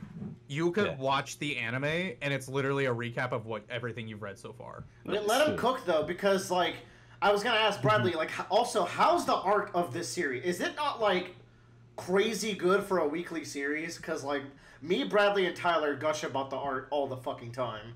It's fucking peak. It's amazing. Okay. Oh my god, we're on the same Bradley's page. gonna. I can't wait for Bradley to see one of the best jokes I've ever seen drawn. Yes, but I think so. I also want him to get to Acro Silky because it's the first time there's a big emotional gut punch in the series. Ooh. Yeah. But I think that's after the arc he's in. Because first, the Golden Ball involves the water, if y'all remember, right? No, that happens. That water one happens after. Okay. Because Acro Silky is part of that. Then he's in the Acro Silky arc now. Then. Yes, he's just about to start it. Sweet. Yeah. Okay. It'll be a nice turning point for you, Bradley, as far as like showing what the series can do when it wants to like be serious about something. All right. And it has a good balance of like just being the dumbest shit I'm very ever. excited to see how it is in the anime. Like they're gonna have to adapt the fuck out of that because the way it's presented in the manga is like 10 out of 10. Yeah. The most recent flashback we got for Zuma, I want them to make that even better in the anime. That's one where they can improve on. Yeah. I am really excited to see what they do with Vamola. I'm excited to see what they do with Curse House. Yes, that too. That's gonna be That's gonna be the season finale, by the way. It's gonna be Cursed House, and I'm like, oh fuck, that's going to set the internet on fire. I think. Also, something to note. They are like doing a thing where they are incorporating manga panels into it. So like, when Luffy punches the Celestial Dragon and it goes black and white. Yeah. They're doing things like that in some of the in at least one of the fights they've done so far. Yeah, they do. It's become a more common trend to do like these impact frames. Yeah. Yeah, but like it's but when it's done well is when it's good. There's definitely some points in One Piece and in some other animes where that's a frame from a manga that's really famous, or it's a really funny joke in a manga, but it's only funny because the way manga is paced that it lands the way it does, right? But then on the other side, voice acting and music cue, and when it goes blah, can make it funnier too. True. That's a good transition though, Joe. That's good for Dandadan. Bradley, every time you finish an arc, if you plan on keeping reading it, that's up to you. Oh, 100%. Every time you finish an arc, I'd love for you to throw that on the docket for us to talk about on the next podcast. Yeah, that'll be fun to keep up with. Yeah. Joe mentioned One Piece, and I'm checking in now because he threw the. I was gonna do this, Joe, actually, when we talk about One Piece next time, but it seems like it's pretty. I mean, it just came out, so I think it's. I watched it last night. Did you watch it? Okay, so I think we all have. Tyler stepped out for just a second, but I'm pretty sure he's watched the One Piece fan letter. Yes. Cute little episode. Not life-changing or the greatest piece of fiction I've seen at all. No. No. I got emotional watching this. Oh, this was... teared up. This, I was choking up at not only the brothers, but also the main character at the very end. Yes. Yeah. Where do we start with this? So this is a kind of special that they made because the One Piece anime is going on hiatus technically for the first time in 20 years. This is huge and so needed. Because while the anime has been really good lately, they are dying to make this. and it still has the pacing issues that, you come to expect. But it's been better, but they're there. I just recently watched a bunch of, I watched 6 or so episodes of the anime of, the best Egghead stuff so far. It's yeah, this is really good. But, if you're watching this and waiting it for week by week, it's a lot. So they're taking a break. They're going to restart Fishman Island, which, by the way, the end of this episode shows how Fishman Island looks in a new style. Oh, that's right. Yeah. It looks really good. So I might see, and it's gonna be a well-paced Fishman Island anime. So I might be watching this shit anime because I love Fishman Island, but I think the anime for it is abysmal. It's one of the worst arcs they've adapted as far as an adaptation. So, looking forward to that. But this seems like the perfect in between because it takes place right as the Straw Hats meet to go leave for Fishman Island, which I think is brilliant. Yeah, I like when you mentioned it, and last night is when I watched it. I was just I gotta eat my food, and before I start paying for my second job, let me put this on, and I'll just watch some of it, and then I'll put on the background or whatever later.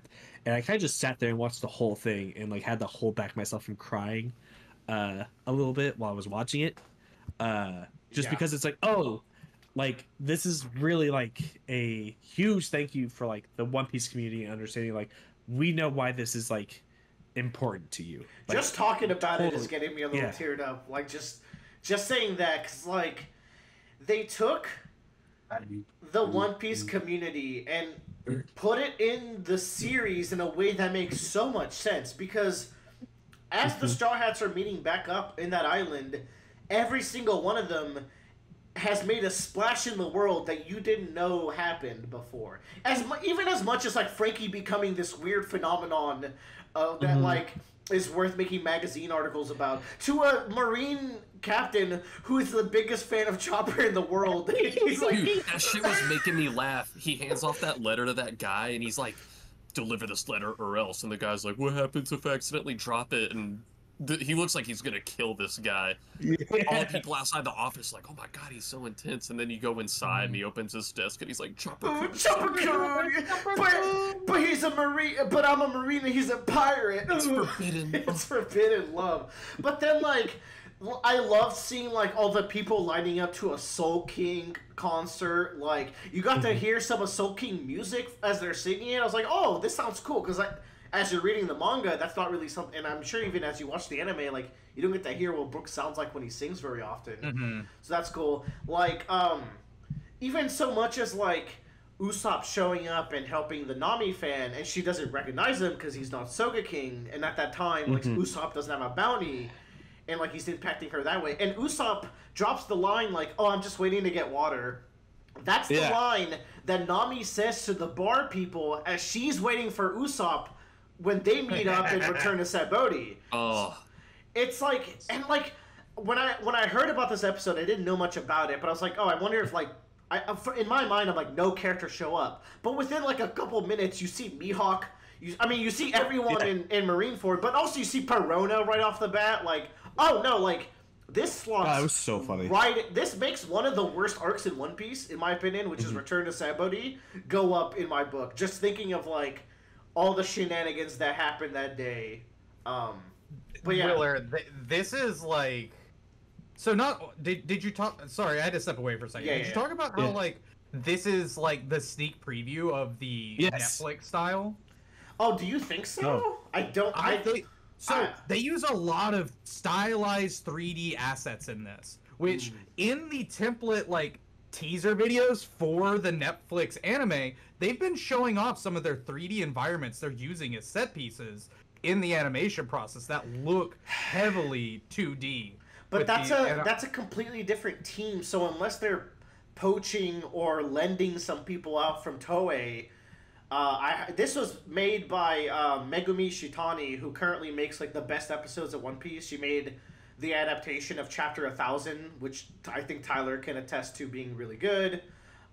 She's made a couple of other really good episodes. So I don't know if like the same people that work on this are going to be working on the One Piece. But wouldn't it make sense, like, as a consultation, like, Netflix would want to have someone like her input to influence their style? I would love that, and that would make for, like, an ultimately better product. I just hope, like, Toei would play ball, but I don't know. This episode was fucking beautiful. I cried, like, 3 times during it. It was... crazy. I mean, like, all the characters, like, the pacing's fantastic. All the characters are good. Every Straw Hat gets something. But then, like, as the fan letter to the One Piece lovers, right, you have the guys power scaling the world's strongest swordsman, which is what... part that was cracking me up. They had these people power scaling the swordsman, and then you have, like, one guy, and it's like, Akainu. Whitebeard's obviously the strongest, and they're like, that's not a sword. That's and a then you have the guy in the Naginata. corner. The guy in the corner is like, what about Akainu? And everyone's like, he's not a swordsman. Shut up. But that's the kind of things that come up in a stupid swordsman competition. And the guy's like, no, I saw Mihawk with my own eyes, I swear. And then the guy's like, onigiri. He's like mimicking Zoro.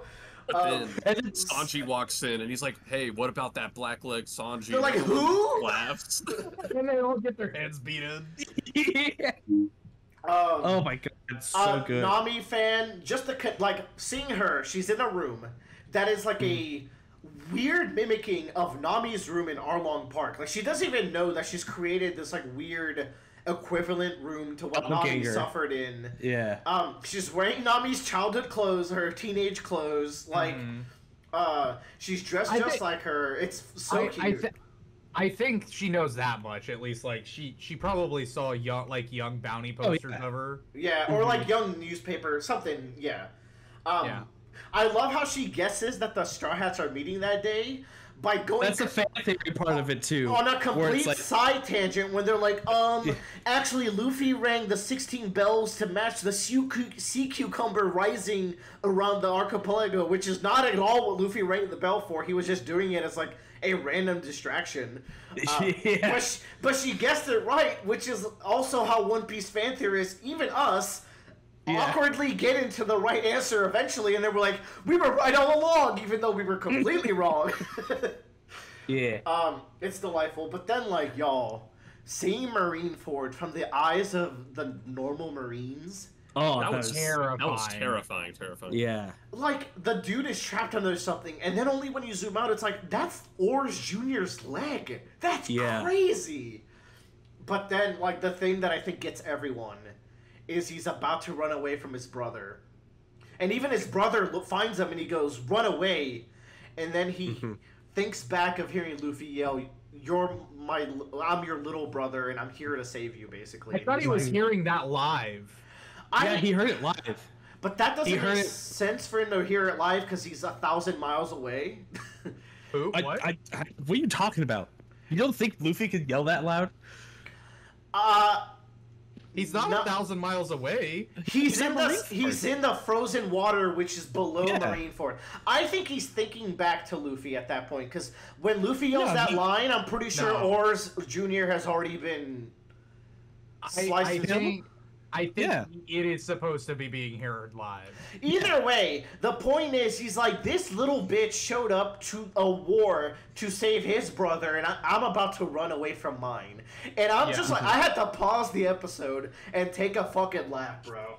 That was great. And then he does that monologue where it's like, man, if Gold Roger didn't do this, if Whitebeard didn't do that, but at the end of the day, if Straw Hat Luffy didn't yell that, my brother wouldn't be here.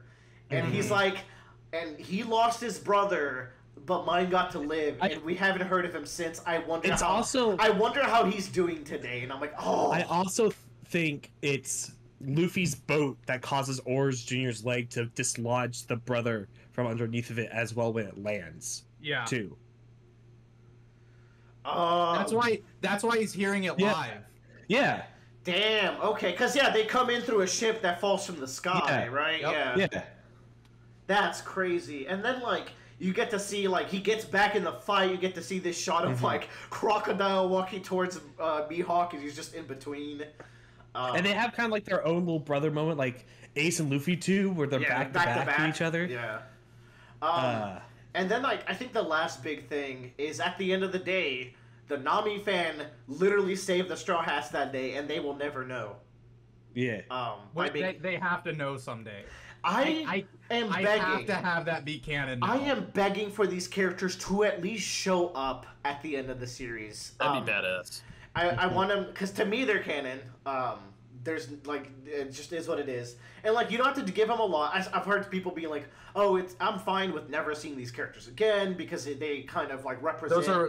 Those are the manga readers. No, I get where they're coming from. Like, it represents, like, how the Straw Hats can impact anyone, including you, the reader, right? But, like, I need Nami fan to meet Nami. That's for me. That, like... I was really hoping, because at the very beginning of, like, of the episode...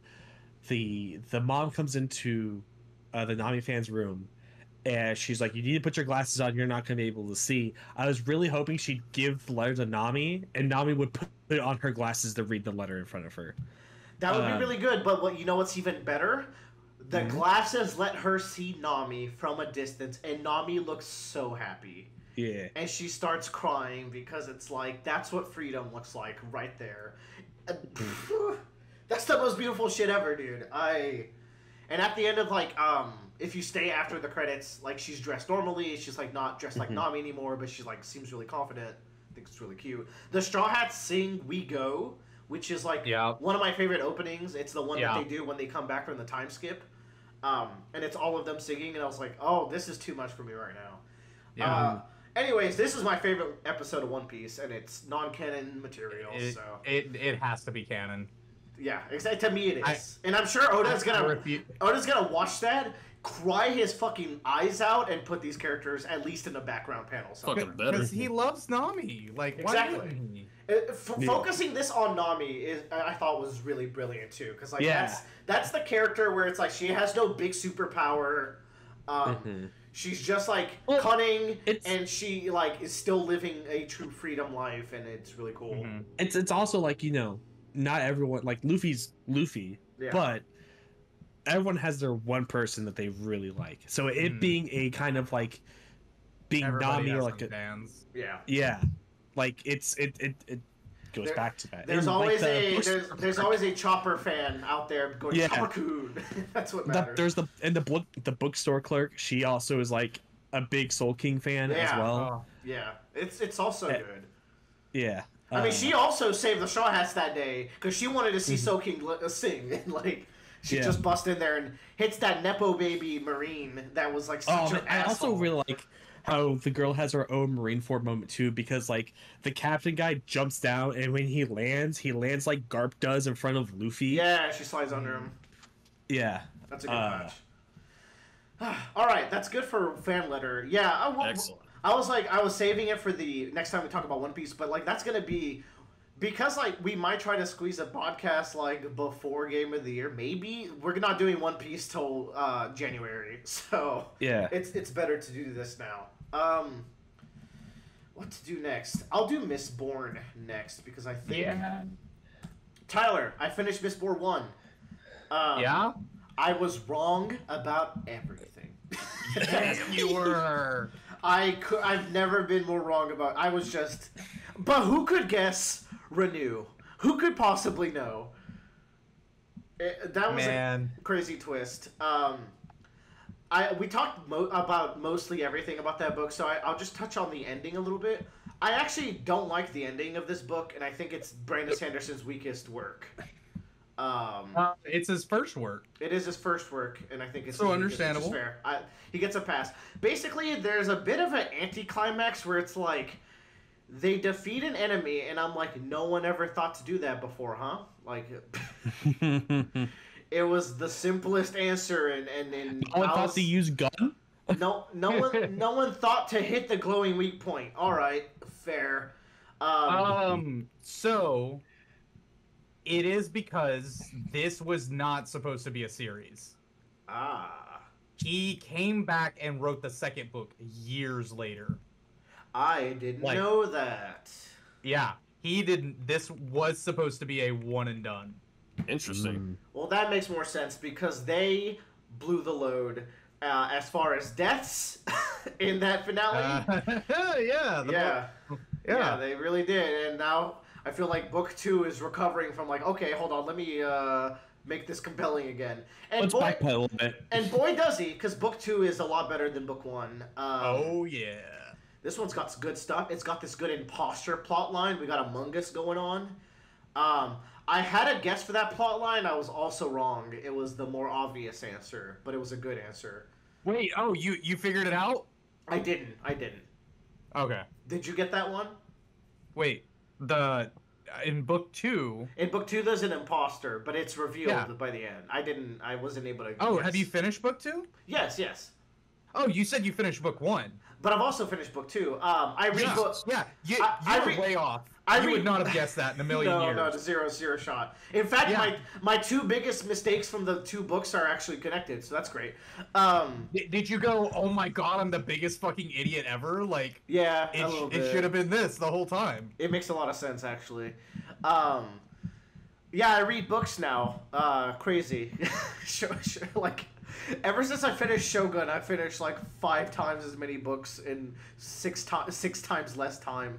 But this book, the big strengths are that imposter plotline was really engaging. Osir and Vin's relationship and friendship, I thought was really good.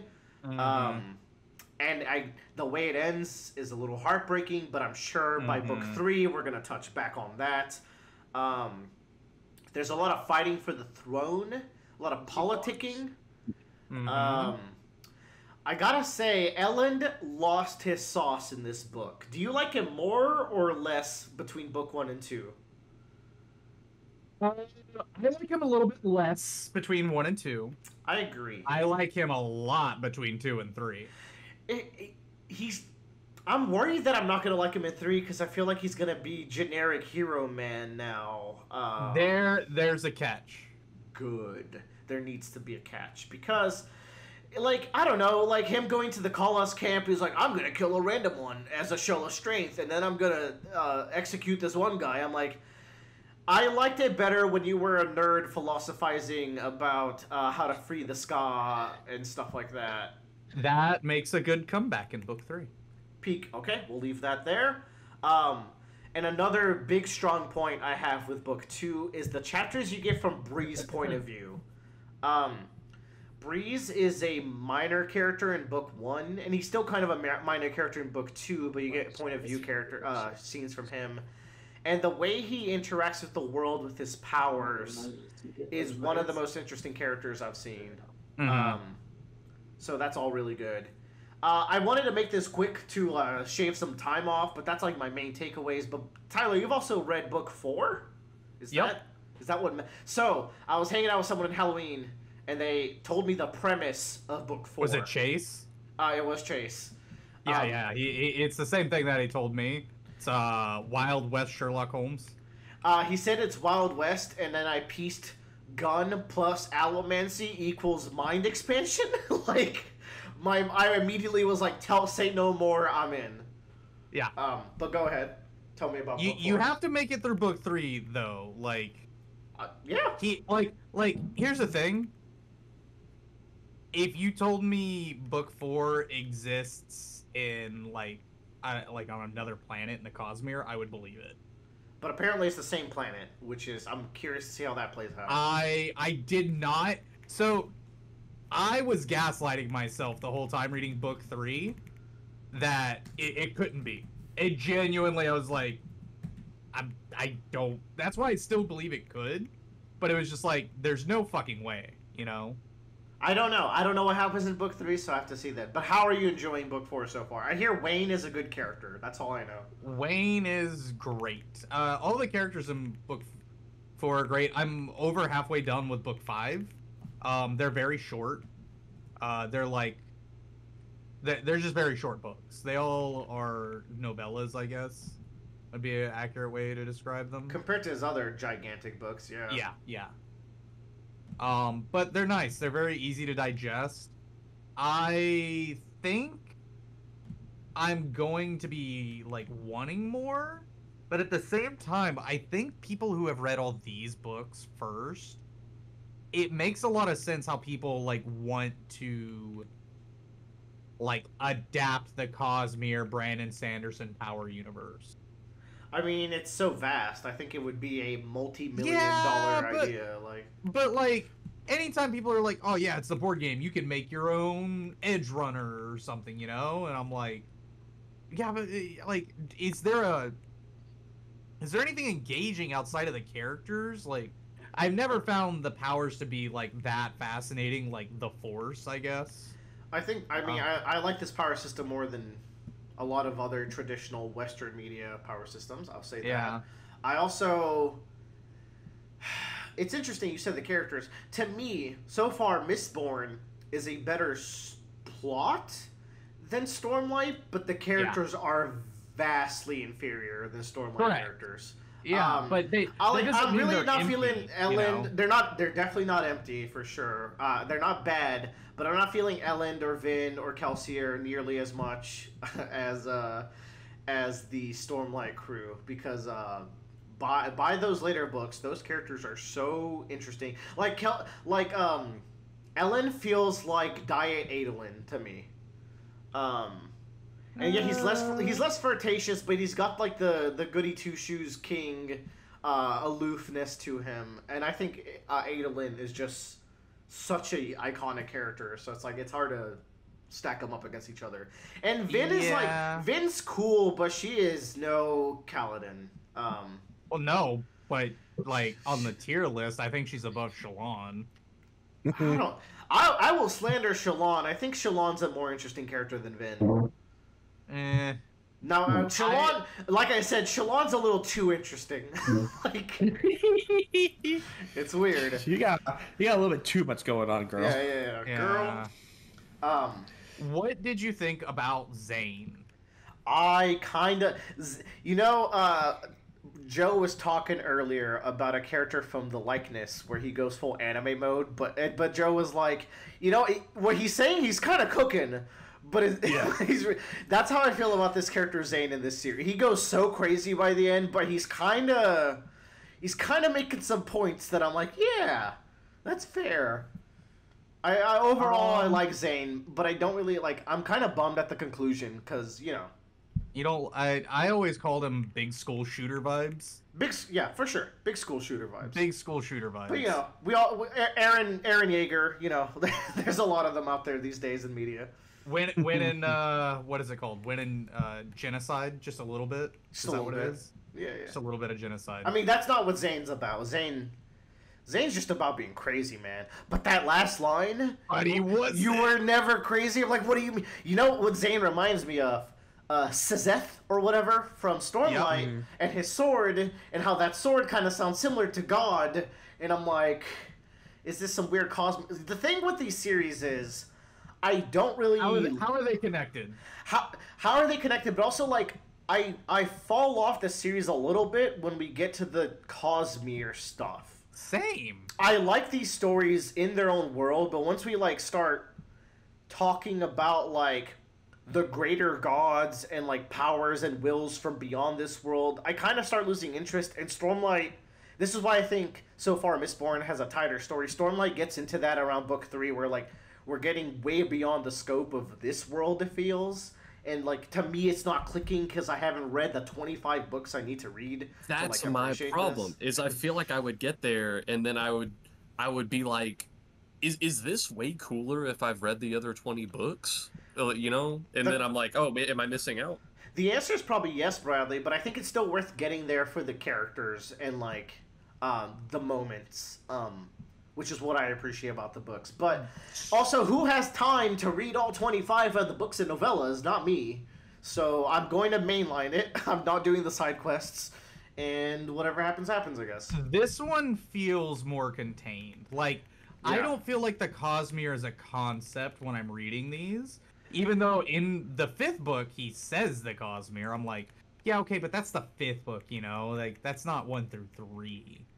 And also, like, the closest is God and Zane so far. And whatever happened at the end of the book, you have freed me. So, we'll see how that plays out. I'm excited for book 3, but book 3 is not what I'm reading next. Yeah, you're doing Dungeon Crawler Carl book 3, right? I'm doing Dungeon Crawler Carl 2. You're right. Yes, excellent. Excellent. Yeah, you're winning. I'm reading all the Tyler books. Who would have thought? I'm pretty early in Dungeon Crawler Carl 2. So upsetting. They have a... Okay, you know what? Golden Dandelion. I'm going to do one more Tana French, and then I'll do your Golden Dandelion shit, okay? Dandelion Dynasty. There's no gold in there. I don't know. Anyways, let's move on. I've been playing UFO 50. In fact, I made today UFO 50 day. I was like, I'm not going to play Metaphor. I'm going to play UFO 50. I was about to say, I was playing Baldur's Gate, and I saw you in there. Yeah. Oh, Bradley's playing Baldur's Gate again? I should play Baldur's Gate again. Fuck it, man. I took the week off work. I gotta play something until Mario and Luigi comes out. Bitch, play Go beat Elden Ring. It's time. That's the only time Bradley plays Elden Ring is if he's got nothing else going on. If I have nothing to do. One time I tried to take a week off from work to beat Elden Ring. Fool. Well, you restarted. You took a month off. No, this guy restarts Elden Ring. I'm like, just fucking pick up. Just go. Live your life. Well, he likes I could pick it up after the second time, but not the first time. Bro got a whole month off when Elden Ring first came out, and he still didn't beat it. I mean, Elden Ring is hella long and also not easy to beat, so I'm not gonna. It's not. I won't slander Tyler for that, but I will share my screen real quick. Because shit. I have supplementary material that I need to make sure that makes it into the podcast too. How do One day I'll do this. Click the little share your screen button. Yeah, no, I don't remember how things work. You know where it's at in Teams, right? Okay, I have a tier list of my games I've played so far. But now, Joe, you've also been playing UFO 50. Yeah. I'm not showing the tier list yet, but how are you liking the experience so far? So I would say I'm about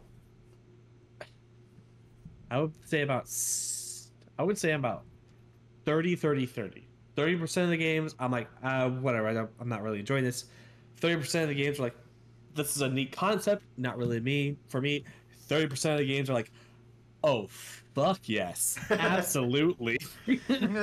So, I'm the only person on the entire internet that's a little bit critical of this game. Now, because everyone fucking loves this game. It's everyone's like it's everyone darling. In everyone's top 5 game of the year. It's like Bradley was gassing it up. He said every game's a banger. He said every game is Spelunky classic. And you know, I will revise that. I think my first 10 was a lot better than your first 10. My first 10 seemed to be a lot more fleshed out. And then I tried some of your first 10 and they were like the smaller games. I gotta say, I've been randomizing my play order. I think I got dealt a really bad hand early on. A lot of these games, I was rating them, right? I'm rating them as I play. I've been struggling to find games that I can give a 3 out of 5 to. And, like, to be fair, okay, but, like, think about what a 3 out of 5 is for you today. Think about, you can go on your PlayStation or your Steam or your Switch, download a game. Think about what that average, decent experience is compared to some of these games. And I think you will see what I'm saying, where it's like, these are good for NES, like, classic games, but a lot of these are held back by trying to be too NES. You know what I mean? Like, yes and no. Joe, just... Yeah. Okay, go ahead. No, You haven't played Avianos. I have not played Tactics. All of these are games I haven't played down here, so that's worth noting. Yeah. Wait, those are the ones you haven't played? These are the ones I haven't played. Are you fucking... Those are the best ones! Well, how am I supposed to know? I'm getting random games and some of them are ass, okay? Oh my god. Whenever I go onto the subreddit, people love Party House so much. I saw a meme on there the other day. Someone's like, I logged 120 hours in UFO 50. Here's what my main screen looks like, and it's just Party House. It's the only one that's been open. I wouldn't know. I mean, Barbuda's here. I know I'm gonna throw that shit in the bottom. But, like, I'm excited for some of these. I don't know what Barbuda's kicking. Okay, here's the thing. Avianos here, I would buy that for $60. That's like, if it was its own standalone game, I would have just bought that shit. It would need a few more levels. That game is incredible. I finally beat the hardest trial, which, that was a battle. Yeah. That game triggers every neuron in my brain. I'm excited then. When it pops up randomly for me, I'm going to play it right. I heard Quibble Race is supposed to be good too. Quibble Race is very fun. I wish was on my phone. I was playing that today while I was watching the Georgia game. Incredibly fun, incredibly dexterous. Now, it's so good. And this is why I wanted to get it randomized, because I knew it'd be weird. My experience is most games are 1 or 2 out of 5s. And then I'm scraping at some 3s. So let's start scrolling up and talking about some games, because I have visuals to help here. Yeah. These are some of the worst games I've played in the decade. That's what this tier is. The games are Hotfoot, Brimstone, they misspelled it, and Mortal 2. Mortal 2, great concept. They did not balance that shit at all. There's slimes that spawn every, like, second and a half, and if you go down the path where that slime blocks you and you lose 40 lives to the slime, and you realize the game has no fucking save, you start getting really upset about things. Anyways, I do not like Mortal 2. I actually came around on it. Sounds like a very authentic experience. We live in I could be playing fucking Metaphor. I could be playing Astro Ball. I could be replaying anything. But you're not. You spent money to experience 1988, and now you're complaining about it. I am allowed to. You paid for 1988. But I live in 2024, Tyler. And you go, fuck, I got 1988. Hey, let's talk about 1988, because then we get to Brimstone. This is the one everyone talks about. This game has an entire JRPG in it. That JRPG sucks ass. You start... it actually starts really sick. You're in a burning church and you're an angel, and you have to save 4 out of 6 people. Those are the 4 people coming in the adventure with you. What do those people... That's cool. What do those people do? I don't fucking know. They start with no skills. You start with no weapons. You start with enough money to buy 1 gun. Wait. That sounds sounds fucking lit. I want to play this. Okay, have fun stepping outside, and don't do the mistake I did thinking that the gun's designed around you having 1 gun.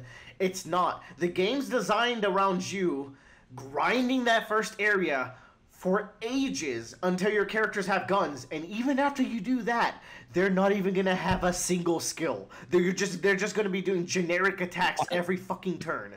And why are you describing Bravely Default right now? I'm describing Final Fantasy 1 in 2024. Anyways. Yeah, if you gotta grind it out, that's not very... No, you do. But the first thing I did is I went to the next town and realized that the game's ass, and then I had to, like, make my way back to the first town to grind there because it was safe to grind. I'm gonna beat this over Metaphor just to prove a point. You don't play video games, and this is not a video game. This is a grind machine. So this is perfect for you, Tyler. I'm literally playing a grind machine right now. Yeah. Well, we can hear your clicking, and I would appreciate if you clicked less. Shit, you should have said something! I did. I said, who of y'all is typing loudly? And it was you the whole podcast. Hotfoot sucks. And then we go to the next tier. Only worth a quick look. So these are games where I think they're very arcadey. A lot of these don't have save points or password systems. The NES games had saves. Mega Man 1 has passwords. Final Fantasy has saves. Mario 3 has saves. I don't understand why these games insist on having me start from the start. And it's not like start from the start and then try a different experience. You start from the start and you just have to go through the motions, and not like you don't have any alternate strategies you can try for a lot of these. You just have to like play better this time. That's a lot of these. Like, for some, like, Caramel's brutal as fuck. That's a hard game, but for a lot of these, I feel like if there was a password or a save system, it'd be too easy. I feel like you'd beat the whole game in like 30 minutes. I would appreciate that more, as opposed to like, so the Big Bell Race is actually maybe the only game I've beaten. I just kind of crushed it first try, so that was fun. Valbrace is interesting. I don't know if anyone's played Valbrace. It's the first-person dungeon crawler where you have to draw spells and you go into like a punch-out system. But like, when you actually get in a fight, but like, it's not that fun to play at the end of the day. Like, it's not worth. Mini and Max has nothing going. You turn small and big, but as far as that's one of my favorite games in the collection. I don't know. I haven't beaten the first like screen. I don't know where to go. I don't know if there's any point to getting big again. Like, is there? Big it's really good for fast travel because you can walk across the entire room in like a second. Have you unlocked the other levels of shrinkage? No, this was the latest I played, so this is tentatively here. Have you played Golferia? I've not played that one. This one's interesting. You're a ball, and you're traversing this world, and you're just golf putting your way through the world, and you have limited amounts of pots before you go back to a checkpoint. At least it has a checkpoint, but man, is it a time killer. And it's not like that interesting to explore the world. Caramel, not a big fan. Ninpek is like a generic side scroller where you have to start from the start. Paint Chase is great. That's whatever. Paint Chase is pretty fun. But Paint Chase gets hard in the later levels. It does, but like it's fun to learn like how to play each course. And Velgris is like it's whatever. It's worth a quick look. Exactly that. You get to worth investing a little time. Pilot Quest is tentatively here. Bradley, what do I do in this game? I'm buying ingots. That's all I've done, and like. You get the wood to win the game. Is that what to win the game? Am I doing it right? I don't know. There are secrets in this game, but generally, you want to start out the game by you just want to get enough goodies and ingots to get some people on workbenches, because that's when the game kind of becomes a little more idle and you can build up resources while you play the other games. Yeah. But eventually you do have to venture out into the world. There are dungeons to be... There's stuff besides the dungeons to find. So that means like I have to collect a bunch of meat, go to a dungeon, beat the dungeon, and get back to the ship? Oh, Bradley died. He's back. Yeah, my Discord tripped. Bradley, I was asking, so does that mean I have to get a bunch of meat, go on a big quest, and then get back by the time the meat runs out? Yes, if you don't get back before that timer is out, you lose everything. That's tough. Yeah, I realized that last time I went on a dungeon. And then, I'm also capped. I can currently only get 2,500 gems, so my plants cap out more than I can use to buy more plants. So I don't know how to raise my cap either. If you haven't checked out the bottom right of your camp, the research center, it's a good spot. But that guy's asking for 100 ingots and then 2 other currencies I've never seen. So it's like, what am I supposed to do? Yeah, this game does snowball a lot currency-wise. Okay. Like eventually you're gonna get to the point where like 100 ingots is chump change. Okay, cool. This one. Have you played Lord of Disconia? No, I hovered over it last night and I was reading it and I was I was considering booting it up. I'll throw in, I don't read these at all. I just jump in and figure it out, and then okay, I always read them before I get it. But it's also kind of fun not knowing what's going to happen until it happens. Lord of Disconia, pretty cool. Warp Tank is solid. I want to play. It's just like, it's not the most exciting gameplay, but it's a fun little puzzle game. Mortal 1 shits on Mortal 2. I didn't like Mortal. Then Mortal 2 I didn't might also enjoy not be for Mortal. you. I figured. I think it's a cool concept. It's just not a game for me. I like that this one has stages. Mortal 2 is one big map. And then we scroll up to solid but held back by old school design. This is Campanella, Seaside Drive, and Bug Hunter for me. Campanella and Seaside Drive are basically the same. They are shooters, like arcadey shooters. Like Campanella 3 is just Space Harrier. And then Seaside Drive has a really cool mechanic for driving. But at the end of the day, it's like you're going to die. Your next run's going to be the exact same, and you're just going to have to play better. So it's like, do I want to spend that much time on these? But they're really fun to play. And then Bug Hunter's somewhat similar. I have played so fucking much Bug Hunter. Bug Hunter's so fun. Is this similar to Big Bug Hunter that they have at Buffalo Wild Wings? Exactly. It's just like... but then... if you want it to be. But then we scroll to solid game. These are the only... What? Willer! This is... No. This... Your tier list is, like, upside down. This is hilarious. When I go on the subreddit, the only game that is, like, universally agreed upon as a fat F is Combatants. Combatants is brilliant! No, What? People hate that game. No, I booted up Combatants, and I was like, if there's any game in this collection I'm going back to, it's this one. I've heard people call this UFO 49 because of specifically that game. Those motherfuckers play Brimstone and be like, this has a whole JRPG. Like, this game That's what's funny is I've also seen tier lists with Mortal 2 at the top, which it wouldn't be at the top of mine, but... I fucking hate that. Anyways, Wardolph Journey is great. Have you played Combatants? I have. You don't like it? Not nearly...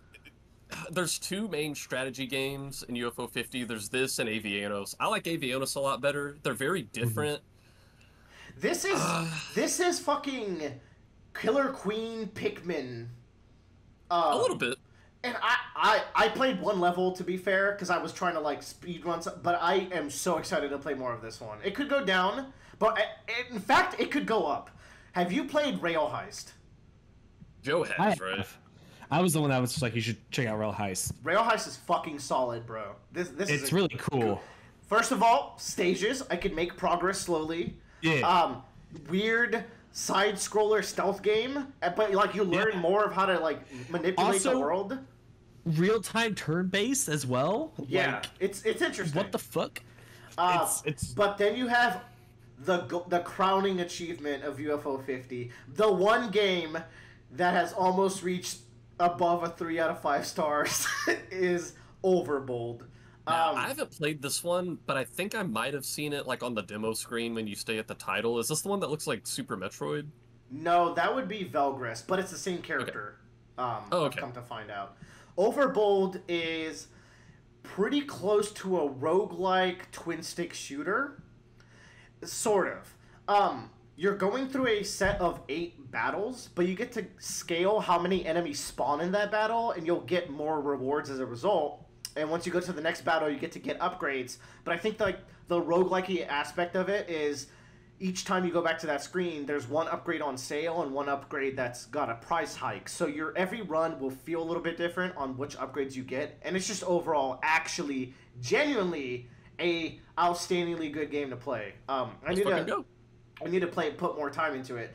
But as we can see, I don't have any game like there's no game here that's like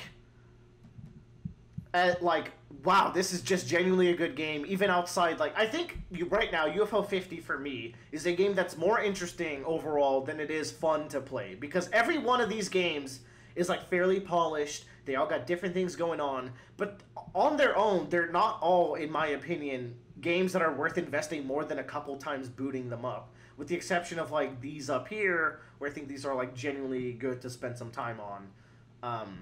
But, like, something like why would you really like? I have no interest in beating Ninpek or playing the Big Bell Race again, or like getting that far into Velbrace. But I might go back to them, but like I'm not yearning for it over playing any other game that exists in the planet right now.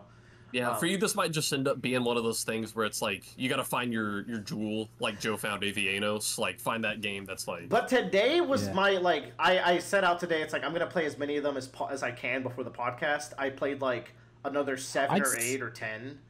I just think it's shocking you just decided not to pick up any of the games that were like, oh, this is so good. Dude, all the like universally agreed upon bangers are still unplayed. I didn't choose this. Like, No. If you go on the side menu, you can go into a randomize, and like that's cool. I'm just doing that. So, yeah, looking forward to some of these. I guess we'll see if Avianos is generally good. I heard Mooncat's weird, so that'll be cool. Mooncat is weird. I hear Quibble Race is like a great party game.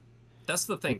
Quibble Race isn't very fun alone, but the multiplayer mode is very fun. It's like basically like you each have your own like ant or bug that's in this race, and then you line them up. But then you're asked to like leave the room, and you basically have money to bribe the referees to do stuff on the track to like hinder the racers, essentially. That one sounds cool, so I'm excited to see how that plays out. So, like, if you're doing multiplayer, which most of the multiplayer games are 1 to 2 players, this one goes up to 3. And so you would... Like, I'm playing on Steam Deck, so each person would pass the Steam Deck around. You don't look at the screen when each person's taking their turn, and you all come together at the end to watch the actual race, which is really fun, because you can be like, oh, someone poisoned that racer, or like, oh, someone put trash all over that racer's track to slow them down. I will point out in my little tier list among the top, aside from Waldorf's Journey, I played all of those yesterday and today. So, like, I was getting pretty unlucky with picks for a while there. And then, like, Campanella was pretty high up there, too, but it's, like, pretty arcadey, so...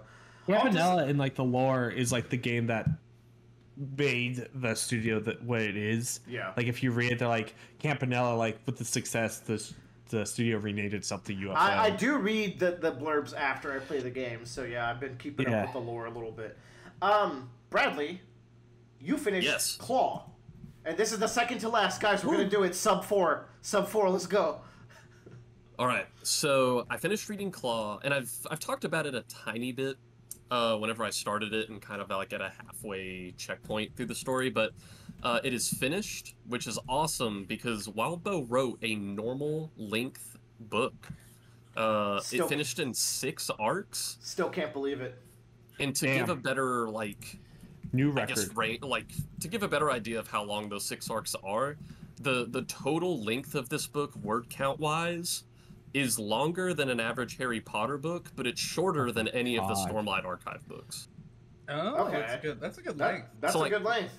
The fact he managed to do shorter than a Stormlight Archive book is really impressive to me. But I'm going to try not to repeat too much of what I've said because I've talked about this a little bit before. But I want to structure this in terms of like I'm going to do a really quick like no spoiler section, very light spoiler section, and then maybe like a full spoiler section.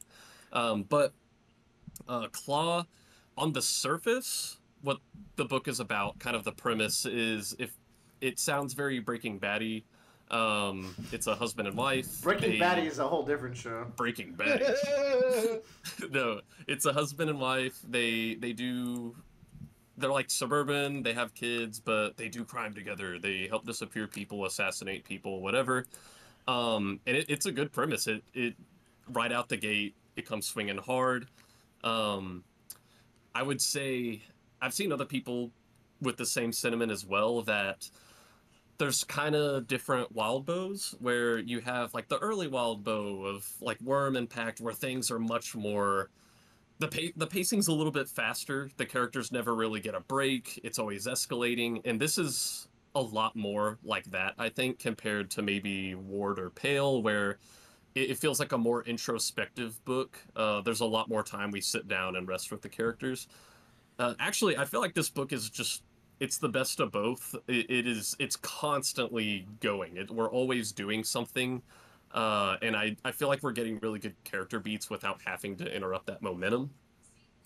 Some interesting things to note from those thoughts on it, because after he finishes a book, he always kind of has like a blog post he does that talks about his thoughts on the book, his plans next, and this was supposed to be kind of a good step for him. He not only did he want to write kind of a shorter book just because he hasn't done that before, I think he said he was also advised that it would just be a very good move professionally, because like, for example, publishers, if he's ever going to work with one, they want to know that he can write a normal length book. He said it was also very interesting having adult protagonists, which it's not that he hasn't done that before, because Blake's like a young adult, but these are like people in their 40s, like they are adults, and so on one hand that was very different, but he said it was really nice to be able to write characters who were super competent at stuff and not have someone in the comments go, actually a 13-year-old wouldn't be able to do that.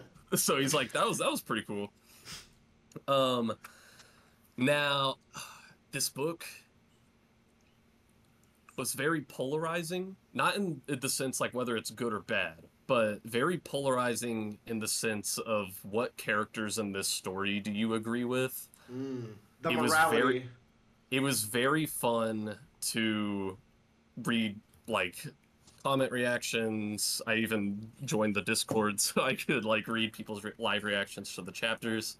People got in very heated debates arguing over who should ultimately win this story, which I think is very fun. That you can make such a solid case for different characters. Though, I think now that the story's over, the dust has settled a little bit more in that regard. Now, I mentioned the kind of setup premise for this story is that, you know, husband and wife, they do crimes together, they gotta keep it secret. So, to kind of cap off the no spoilers section, with a spoiler that I've talked about before, at the very end of the first arc of the story, you learn that the point of view character, at least from the first arc, whenever she was very little, she had a fall, she got brain damage. You get to see a flashback, and her parents kind of kick her out of the house. They just, apparently after this fall, whatever it did to her, they just didn't like her anymore. Her parents were distant. They're like, we're never going to get that girl back we had before the fall. And she's very hurt about that. She's like, it's like, I've been the current me for way longer than that girl before the fall ever existed. And so, like, her mom cusses her out. Her mom says, I'm terrified of you. You scare the shit out of me. And kicks her out of the house. And you're like, oh, that's kind of weird. And to cap off that flashback, the main character, Mia, she is driving by a house, and there is a baby in a car in their driveway. It's very hot. It's like 100 degrees. There's a couple inside, and they're arguing, and she's like, I'll just wait here for a little bit before I go out of town. And she waits there for 5 minutes, 10 minutes, 15 minutes, and she's like, okay, these motherfuckers need to come get their baby. And so she gets the baby out of the car, make sure it's cool, make sure it doesn't need to be changed or anything. And she waits and waits, and this couple never comes out. And she's like, you know, if I didn't come here, this baby would have died in this car. Like, these people have been arguing inside that house for like 30 minutes. And she steals the baby. And that's one of her kids in the modern day. Which, that's how the first arc ends. And already that sparked so much debate on whether that was, like, the right thing for this main character to do. I mean, she doesn't know the context of whatever's happening, I feel, right? Like, she doesn't know the context. You can't know whether that baby really would have died. But, I don't know. You never know. And she's a really good mom. Like, in the present day, these kids are very well cared for. Like, I don't know. All their interests are met. Anyway, this is kind of moving into the mid-level spoiler section. This daughter, I think, is what the book is primarily about, because you find out that the original mother of this girl, after that baby was taken, every minute of every day for the rest of her life was spent looking for this baby, and she ends up moving to, like, their same town, and she ended up having another baby. Her kid goes to the same school as the daughter that was stolen from her. And so you get to learn more about these two moms, with one of them obviously being the biological and one of them being a quote-unquote mom. And you learn more about them and their parenting styles, and God, it's really fascinating to see people debate over who would be a better mother for this child, or if who is a better mother is something that even matters in this moral dilemma. And this is kind of like, I'm gonna move into like more heavy spoilers, but I'm not gonna spoil like the end of the book. Okay. I'll hear you out. At some point in the book, the original mother does learn, holy shit, that girl is my real daughter, and is able to get to her and introduce herself to her. And this is when the book really became spicy, because the original biological mom is kind of a shitty mother. She had a second kid after her first baby was stolen, but she's very distant, doesn't really spend time with him. I think someone is talking to this little boy, and they're like, so what stuff you and your mom do together? And he just can't come up with an answer. And I don't know. So, like, she introduces herself to her daughter that was stolen from her, and obviously her daughter's reeling from this news, like, what the fuck? Like, this is my real mom. And she goes to hug one of her friends from school that she's known for, like, 10 years, who happens to be a guy. And her biological mother's like, whoa, what are you doing? And she's like, I'm hugging my friend. And she's like, but that's a boy. Like, you shouldn't be hugging boys. And it's like, fuck off. She's like, right, Don't trust us. And so it's really interesting where you have the mother, the biological mother, is kind of just a shitty mom. And the one who stole this baby is actually a really great mom. And so the whole debate becomes, was she right to steal this baby who might have died, and if they didn't, they could have had a shitty mom? And other people are like, you don't get to make that call for someone else, though. So it's just really fascinating. And ultimately, because of like the premise of the story, the stakes in the finale are probably the smallest they've been in any Wild Bow story I've ever read, and yet it was probably the most satisfying finale out of all of them.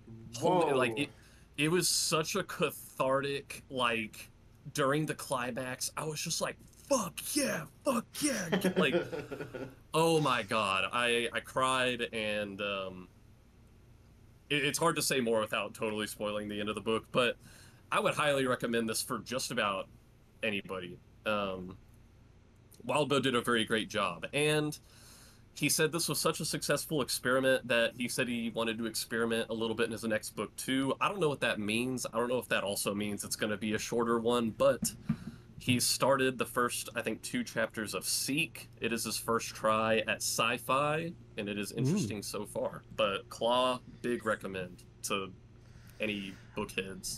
Sounds pretty good. Bookheads. I feel like I would like Claw and then could get into a good argument with Willer about it. Whoa, hey, what? Argue with Bradley? What the fuck? Nah, Bradley's very open-minded. Huh? Over me? Yeah.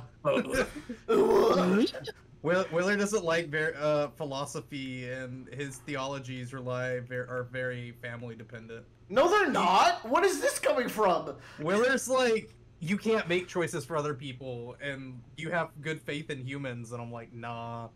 No, you don't have good faith in humans. That's your issue. Yeah, I don't, but you do. Okay, I get it. You wanted to steal the baby, but I just want to see both sides. She deserved to steal that baby. That's all I'm saying. Well, I guess you're going in with your own preconceived notions, as you would. 50% of people agree with you, Tyler. Actually, but also, Bradley, 50% of people disagree with you, Tyler. So think about that. I will say, Bradley, we are biased about stealing babies out of cars coming from Texas. Fair enough. What the fuck does that mean? What? You never stole a baby? No. That means, Willer, if you see a baby in a locked vehicle in the summer, you might as well be looking at a corpse if it's still breathing. Okay. Oh, and you know what? Last thing I'll say about it, just because I think it's a fun just glimpse into what they do with these characters. these two mothers have very different stories about what happened that day. Our point of view character, at least in the first arc, because every arc has a different POV character, which was very fun. That does sound fun. The mother who stole the baby, she's like, oh my god, they were arguing in there for like 30 minutes, like this baby could have died. Well, the biological mother, she's like, I turned my back for 10 seconds, turned around, and my baby was gone. I don't know. And then later on, there's a private investigator, and he's like, okay, like, I've been looking at a bunch of stuff, like eyewitness accounts and traffic cams, and there's no way it was less than 10 minutes. And she's like, okay, maybe it was 10 minutes, but it wasn't more than that. And then the mom who stole the baby is like, look, she was in that car for 40 minutes, and if I didn't... And then characters around her are like, okay, hold on. Every time you tell this story, the time goes up a little bit. So, like, both of them obviously have this picture in their head of what that moment looked like that puts them in the right. Well, that's a given, right? Classic Rashomon. You know what, Willer? I think you're right. We should put them in a neither parent should have the child, and they should go through the terrible orphan system that we have in the United States. What? Why are you coming at me like this, bro? I don't even know. You're right, man. I agree with you. I decided to wake up and choose violence today against Willer. I'm just trying to get us under 4 hours, dog. It's still possible. Dude, It is. I'm agreeing with you, man. It is still possible, but... Why are you so upset? You're right. Joe, this is quite the incident we're in right now. You could say that I need to reach into my hidden inventory to pull something out to save this podcast, and you're the only one who can.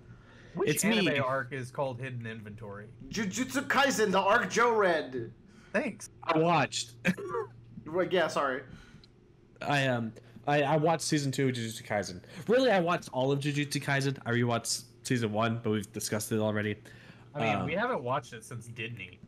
It's true. That was like 3 or 4 years. Whoa. That was a lot longer than 2, buddy. But yeah, I rewatched all of season 1 of Jujutsu Kaisen. I watched the movie Jujutsu Kaisen 0, and I watched Jujutsu Kaisen season 2. I liked Hidden Inventory and Jujutsu Kaisen 0 more than the Shibuya Incident. What's wrong with you? You know, Tyler, can we put our differences that you created aside so we could beat the shit out of Joe real quick? Joe would probably like post Shibuya arc. He's that kind of degen. I might, but okay. But here's the thing: like in 2024, Joe probably thinks Chainsaw Man is still kind of neat. I haven't read Chainsaw Man in a while. Chainsaw Man had some great stuff going. Anyways, why do you dislike one of the greatest shonen arcs of all time, Joe? I don't dislike it. That's putting words in my mouth. It's just like I really like Jujutsu Kaisen 0, like a lot. I really like the story that was done there. If for y'all don't know, that's the proto chapters, the Jujutsu Kaisen. Yeah, with Yuta. No, what's his name? Joe, those were released after. Those were released later on. Yeah. No, they were not. Yeah, they were released as like a thing for Shonen Jump and was run as a mini series, and then it became a larger thing. That's not how I remember it either. We sound like the we sound like the receipts. No, we don't have time for fact checking. We really don't. Anyways, I really liked Yakuza, Jujutsu Kaisen 0. I just really like Yuta. I really like the connection between Yuta and the curse that he has. I think it shows a really good. It's a better example of showing what the curse users do on a day-to-day basis when compared to the whole Sukuna thing going on. And so it was something I really need to kind of ground myself of okay, what do it's kind of like how in Naruto they have the bridge arc. I forget what it's actually called. It is called the bridge arc. I think people call it the Hidden Mist Village arc technically, but yeah, but that's this is what ninjas do. This is you have a nice bearing, and that kind of was something I really needed from Jujutsu to kind of what are we doing here? I know there's curses and they're bad, but I mean when Nanami and fuck, what's the main character? Yuji. I mean, they just go fight that thing in the building. Like, that's what they do. Right, but like it's also like babysitting time for Yuji and being like, we gotta make sure Sukuna doesn't get out no more. It's so like I don't know. I just really like that story. It made me really like Panda and Maki and No Talk Guy a lot. Like I like their dynamic, and I kind of like the dynamic that they had with Yuta as well. I liked Gato as well. I really like Gato in both. Gato is a very cool character. Yeah. I really liked Hidden Inventory too. I just like the stories about two people and having like these parallel paths and like them kind of falling out with each other. I think that was a very... The one bad part of Hidden Inventory is, and then at the end, a lady shows up. She's like, yeah, there's 2 ways to resolve this, and one of them's to kill everybody. She's out of nowhere. She just kind of like drops that on the table, and he's like, oh, word? Isn't that Toto's mentor? Am I misremembering that? It is, but she's like barely there, so like it's pretty confusing. Yeah, it's. I was just like, okay, very interesting. All the shonens be like genocide, so hot right now. Yeah, I know, it's the new wave. I just really like those arcs. I like the character. I also liked the beginning of the Hidden Inventory arc where it's. I don't remember who the 2 characters were, but they're investigating this house and they have to like glitch the house out so it can't like render itself properly. Yeah. So it has to spit them out. I thought that was a really cool solution to that whole thing. That they run in like 2 opposite directions. Yeah, but what about when the pink-haired guy shows up and starts punching stuff? Do you mean Yuji or Sukuna or both? Why not both? Yeah. That's the other arc. Yes, that is the one Joe notoriously hates. Yeah, I know. I'm sorry. I jumped ahead too far. Yeah. But anyways, yeah, the Shibuya incident happens. I think the Shibuya incident is really good. It's just like, but at the same time, it's just like I just like those personal stories a lot more than the Shibuya incident as a whole. Which is also incredibly animated. Like the animation in that whole arc is fire. I don't know if you've seen it, Willer, because I know y'all read these chapters. I have not seen it yet. You should. Yeah, you should watch it. You should watch it. Tyler has, yes. Yeah. You should watch it. It's like a feat of animation, unfortunately. I'll do that after. Let me scroll up on just this podcast. Hold on. I have a list. It was Agatha All Along, and then it was Dandadan anime, and I also have to start listening to Claw now, and I also have to do Twin Peaks, and then we'll finally... Claw might not have an audiobook yet. Bradley said last time that it unfortunately has like a... It's like a text-to-speech audiobook, which, like, it's not a terrible text-to-speech, but it's noticeable. The woman. It's probably better than some of the interludes from Worm. It's probably better than Pale. Yeah. But yeah, the Shibuya incident is very cool. It's Here's the thing. I think Jujutsu Kaisen is good, and a lot of people like it. There's just something about the way that its story is told that doesn't like click well in my brain. Like, I don't know how to describe it, but I feel like I'm constantly like having gaps of what's going on. Joe doesn't like reverse cursed energy techniques. No, I don't. And I don't either, as a matter of fact. Like, that's the other thing, is that I feel like sometimes he is like writing something and then retroactively adding in the explanation later at a later point in time. Well, I mean, like he's introducing a concept and then, but like that's every shonen ever does that. Yeah, but the way he does it, I don't know. It feels like very thin ground that he's walking on. Like there's no like we watch JoJo's and read JoJo's, and a bunch of bullshit happens, right? In that series, a bunch. All the time. But however, like, there are ways you can look at a situation and theoretically go like, this might be what happening, this is what could be happening, and then you reveal that this is what is happening. Whereas for Jujutsu Kaisen, there's like a lot of rules to the game that you are not told, so you see something and you just don't know how it's relevant at the time.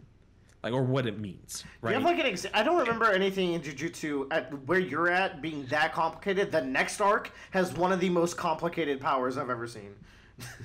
So like, they do simple domain a few times before they actually explain what simple domain Fair. is. Okay, gotcha. Yeah.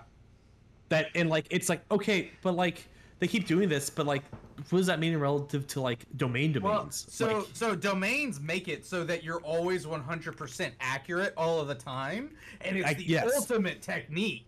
But then there's this thing that muggles can do that just go. Yep. It's like in. It's like you're playing what's that game, Exploding Kittens, and you just draw. Nope.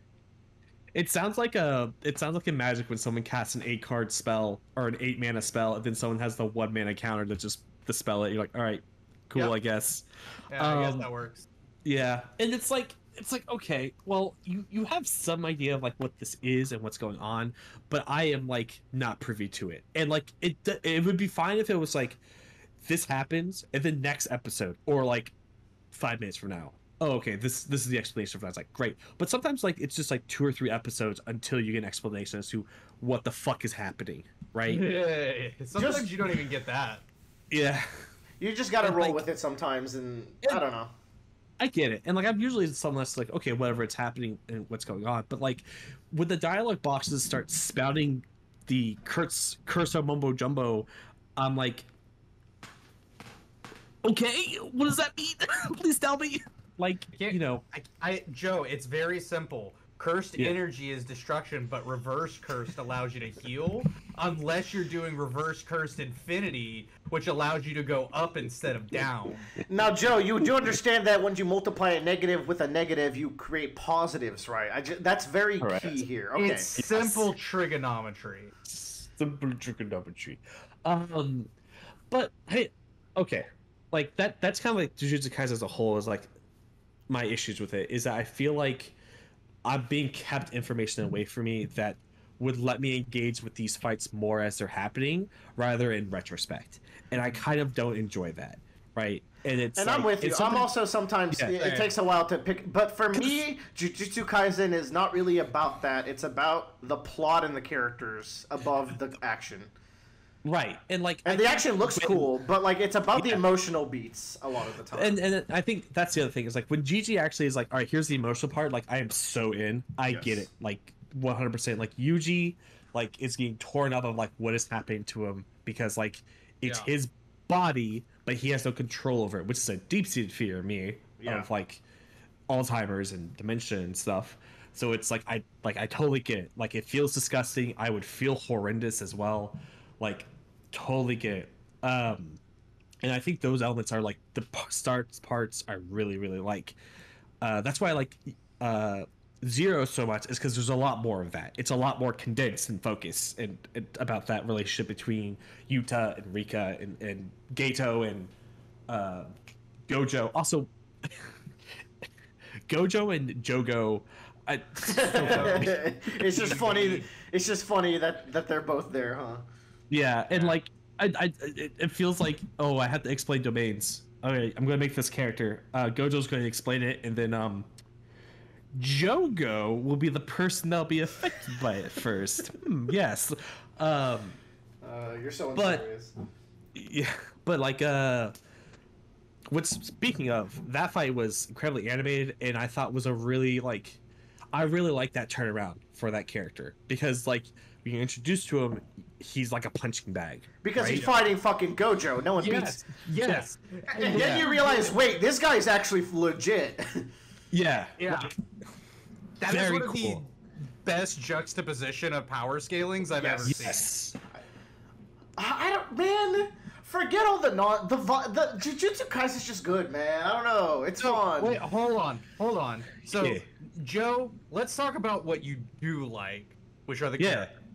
Yes. Tell me about some characters in the Shibuya arc that interest you, like Jogo. That's a good question.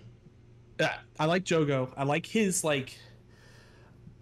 Let's see. I like that he's very much on the side of like we need to get Sukuna out as much as possible, and I like this kind of like tension he has with Mahito, right? I also like his connection to Hamani and what's the third one? It's Chozo, right? He's technically part of the group. Chozo, yeah. The brother man. Yeah, no, but Chozo's alive when Gojo dies, so he doesn't see him. Well, Gojo's not dead. First of all, Gojo's cubed.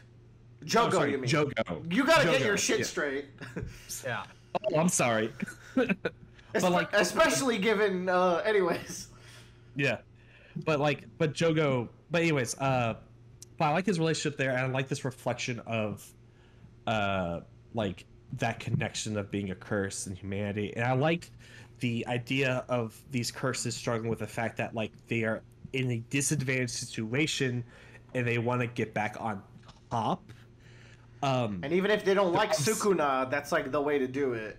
Yes, and like, yes, they're evil like creatures and beings born out of malevolence, but there's something relatable in the fact that like we at one point were having the best life and now we don't. Why is it fair that we don't get something in return, right? Like I think that's an interesting like motivation there. Yeah, no, they're cool like creatures for a show for sure. I really want to know more about Shibuya Incident Gato, if you know what I mean. Yeah, fuck, man. I wonder how Tyler, you would know how the anime does the end of that arc, because the manga was like indecipherable when me and Tyler went through it. No right, clue what the fuck Uzumaki is. No Okay, go. Yeah. To any of that. Doesn't make any. He is ranting about shit. It might as well be another fucking anime. I don't know what the fuck I made this sphere of concentrated energy, and it can do all these things, but I'm going to eat it now, and it's going to do something else. I don't know what's happening. Does it make any fucking sense? It is explained in the next chapter somewhat. He just took that, and he's just like, I want to make a nice little like swirly ice cream swirly out of it, and that's what he did, and he ate it. That's what he did. So what I understand is he gets cursed spirits and trains them like Pokemon, but then he absorbs them at the end to gain new power. Yeah, that's what I got too. Was like he basically grinds them up, and then once he gets to a point, he's like, you're good enough, he absorbs them. But he doesn't explain the power. He's just like cursed spirits. That's crazy. It's like I just fucking talked about that. I know. Did you? What'd you think about Little Crab Man? Oh, Dagon? Yeah. That's who it was. That's the third person that was in that realm. I really like that fight as well. I thought it was really cool to reveal of like that beats that they've been on this whole time is that domain. I also, that's the other thing I really like is the curses. Like they just kind of sit around and play board games with each other. They just hang out and they do stuff while they're waiting. And I thought that was very interesting, cool, because it's a very human thing to do. And there's at one point where like Jogo gets mad at the fact that they're just doing nothing over it. But like he's not mad because they're just playing board games. He's just mad because he wants action, wants to do stuff, right? I thought that was cool. Joe, what do you think of Toto and Nanami? Those are my favorite characters. Nanami especially. What? How about you chill the fuck out, buddy? I'm trying to have a conversation with my friend here. I really like Toto. He continues to go up in the ranks more and more. So, like, he's another one of those of like, okay, like, especially after seeing all the bullshit, you can see why Toto is able to do the things he's able to do and why he's at that level and power level, right? And he's so smart, even though he's so stupid. My favorite archetype. Yeah, and his my second favorite. My first favorite is the Nanami archetype. I like the washed up, tired guy. That's always speak. I especially like Toto's 3-bar super that he does to Mahito. Yeah. It was so fun. You thought I needed my hands to clap? I could use my ass cheeks, but not quite. Or just your hand. Boop. Nanami, I really liked as well. I have a beef with Nanami is that his power is like his whole thing is that like at the third mark and I think the 9th mark of a measurement of something, he gets critical damage, right? Yes. That's how he explains it. Yeah. But then he's just like, but then I could just like split things up into like smaller segments and do it that way. I'm like, okay, so it's just everywhere, theoretically. I forget the specifics. Tyler could tag in and see if it makes sense. Because it does against Mahito, where he's like, that's your arm. Critical hit. Well, but an arm is a fair measurement of a thing, I think. But then he cuts the arm. But go ahead, Tyler. He does measurements, but then it's also like if he's battling something after 5 p.m., he does like 3 times critical hit. Yeah, I know that. That's not what I'm discussing here. Oh my god, it's so peak. That's one of the greatest abilities.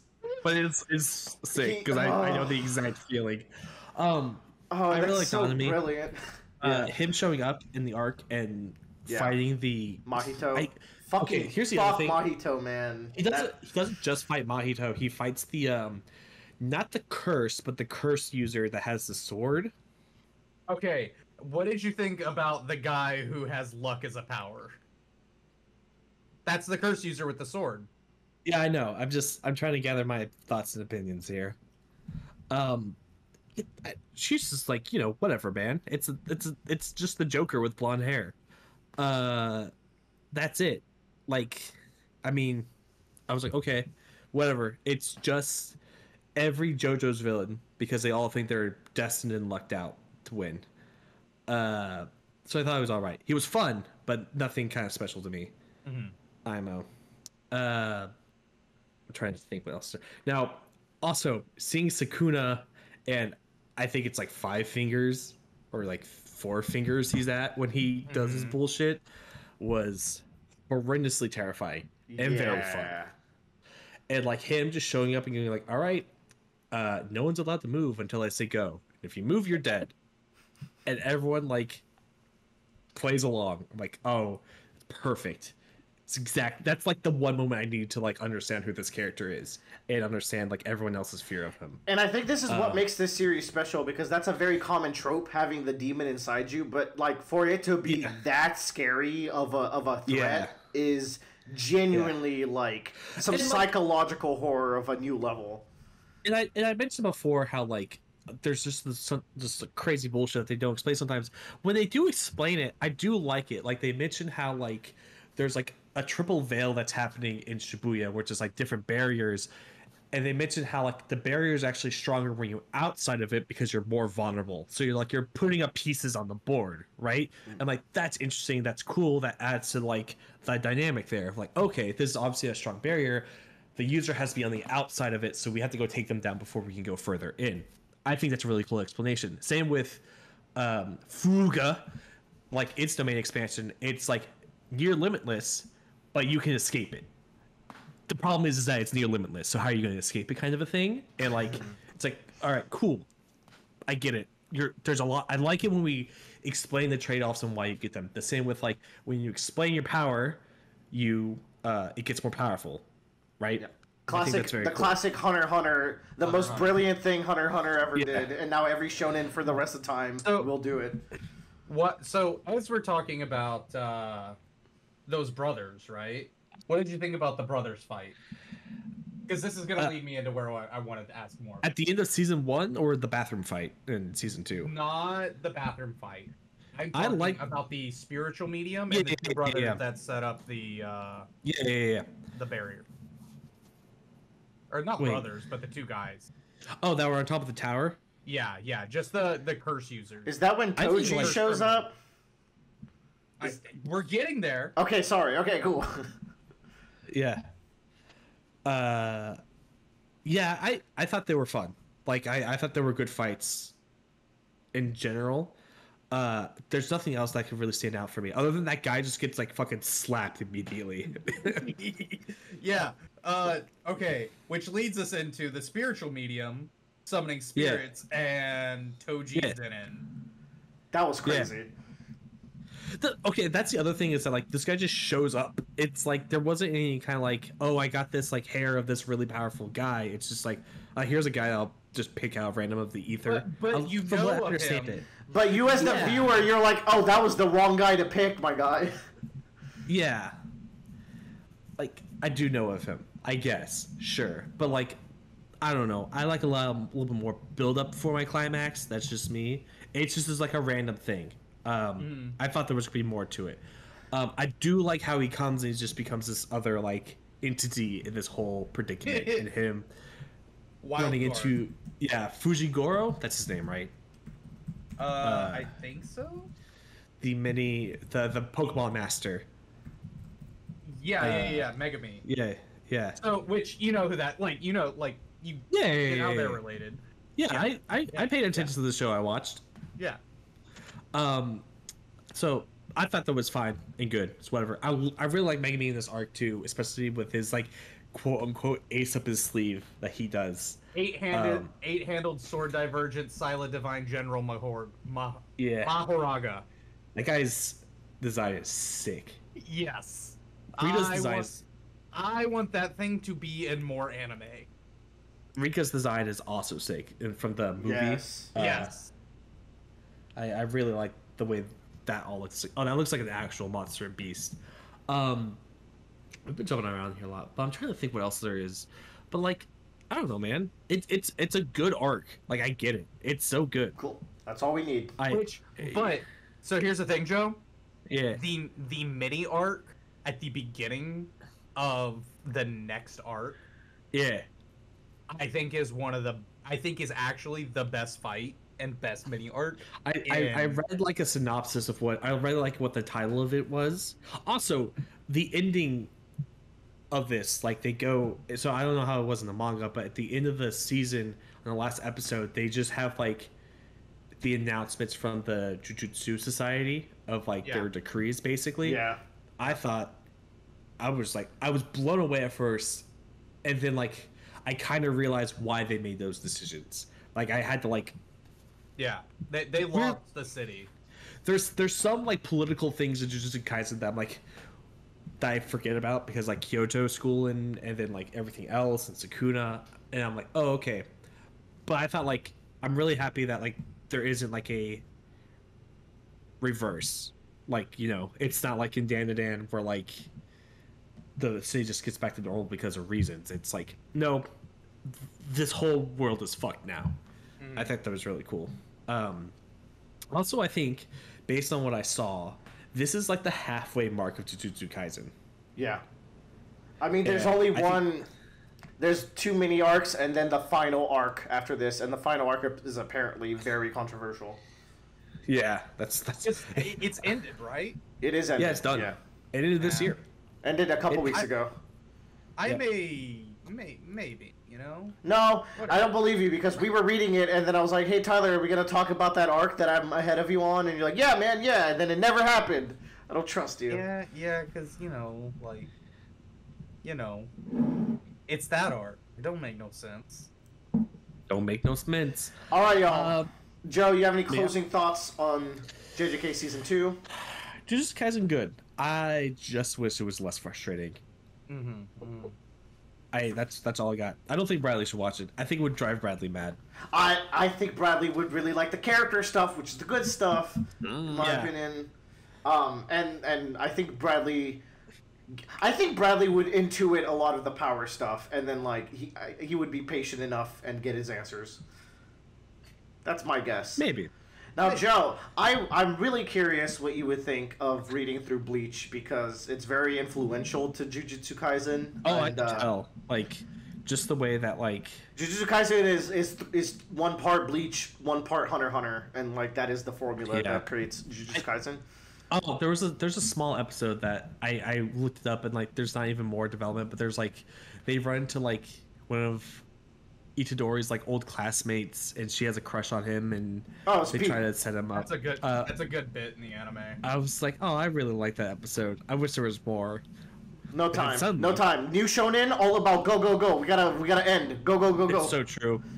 Also, like, there's a lot of horrifying segments in that arc as well with the bystanders. Yes. I thought they did a really good job of showing that off. That's all I say about that. But yes, Joe, I'm curious. Like, you should read Bleach. I think you. I'm very because like, it's the same thing where like sometimes the fights are happening and it just kind of feels like nonsense and there's a lot of fights. But when they're writing like emotional character moments, I think Tite Kubo is like actually one of the best to ever do it at like writing a poignant emotional scene. So. Did you read Burn the Witch? It's the miniseries he wrote. Not yet. Maybe one day. I gotta watch the Bleach anime too for the new season that's coming out because apparently it's really good. Anyways, but yeah, we failed the mission, gang. We'll get it next time. No. Next time. I mean, we left you with 15 minutes to talk about the greatest arc ever that you hated. So, all right, that's good for today. Bye-bye. Bye-bye. Yep, bye.